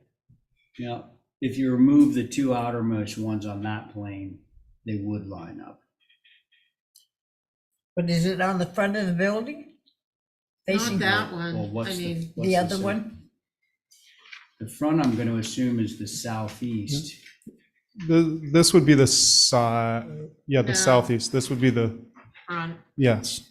I'm going to ask for a view, and in part it's going to be because I think on the application that shows the offset, I'd like to see what can be seen. So for instance, can you see one side of that offset or the other, or both? Because if you can't see one of them and it's otherwise acceptable, then I'd want to shift it so that it's the part where it's offset isn't visible from the street, so you get a clean rectangle. I hear what you're saying. So Is if that possible? there is we have submitted a number of photos with this application. I took a look, but I think it might be beneficial to, given it's on the front of the structure, to go and. Would do a you, view. if we did do this as a view, could we move it to next Tuesday? Yeah. Just so that we keep. Yeah, it I don't moving see why along? not. Totally fine, yeah. Yeah, I don't want to, it's not to delay Cool. it. Great, yeah, no, never to Well, delay. and the driveway from your pictures shows it wide open, that's the. Okay, all right, so can I have a motion to view both of these, or? So move. 27 Dartmouth. Diane has made a motion to view 27 Dartmouth. All those in favor of Diane's motion, say aye. Aye. Aye, any opposed? Okay. Terry, for the record on that board that just heard that, it was Val, Diane, me, Stephen, and Jesse. Now we're going to go to 18 Irving. Are you And this going with one- the same board? No, I'm going to, because it's a Switch out different. Jesse Yes, and it- Carrie? Correct. Thank you. All right. Yeah, this is it because we only have 10 minutes left. So, and rather than get into the whole Richmond thing, Dinah, if you are there, Dinah, it's 20 after. we're going to be reviewing this, and I'm sure we're going to break rather than jump into part of your application. I'm sorry that you had to wait so long to find that out, but here we are. Okay, thank you for your comment. All right, well, I'm sorry it wasn't coming earlier. We'll see you next Tuesday. See you next Tuesday, thanks. All right. This is Dartmouth. I think it's kind of things are messed up in the material. Can I just try and straighten that out before we do? On Dartmouth? On, This one? Irving. Irving? Oh, Irving. well, then definitely. Okay, Okay. so Tobias. Yeah, so this is 18 Irving. Well, It's- no, hang on. Oops, sorry. So Tobias, just before you start, could we go to the site plan, please? So Tobias, I'm looking at this and I see the north is facing Pochik. Correct. And there's a porch. And what it looks like is that perhaps there is a 3 different areas of solar panels on the southern elevation on East and west. Yeah. So if we go down to the drawings, your lower left is labeled north. I think that's meant to be south. Yeah, it's not. East, It's west. actually not south either. That should be west. That should be west, yes. And West then, is south. and then west is south. Yeah, I Okay, apologize. So north, because north is facing. Yeah, it should Pochik. be east, west, Okay. and south. I apologize. Okay, no, that's fine. I just wanted to clear No, that good. up before we got into discussion because Well, it's it's going to good get because, complicated. Good catch. Otherwise it would be facing the Pochik. Yes. it's on this, and that, not on the front. All right, so your turn, sorry. No worries. Sorry about that. So if you scroll down a little bit, we have some photos of the building. It's 18, you can't view any of these panels from the north side of Pochik. It's just pretty heavily wooded. This is off of Irving. There is a hedge. In front of it, you can see the roof from Pochik, but it is, kind of a distant view, as you can see from the photos. We're trying to really highlight the roof so you guys can see clearly exactly what we're trying to do. This house was moved onto this property a number of years ago, and it's a black roof, and we are proposing to put solar panels on the roof.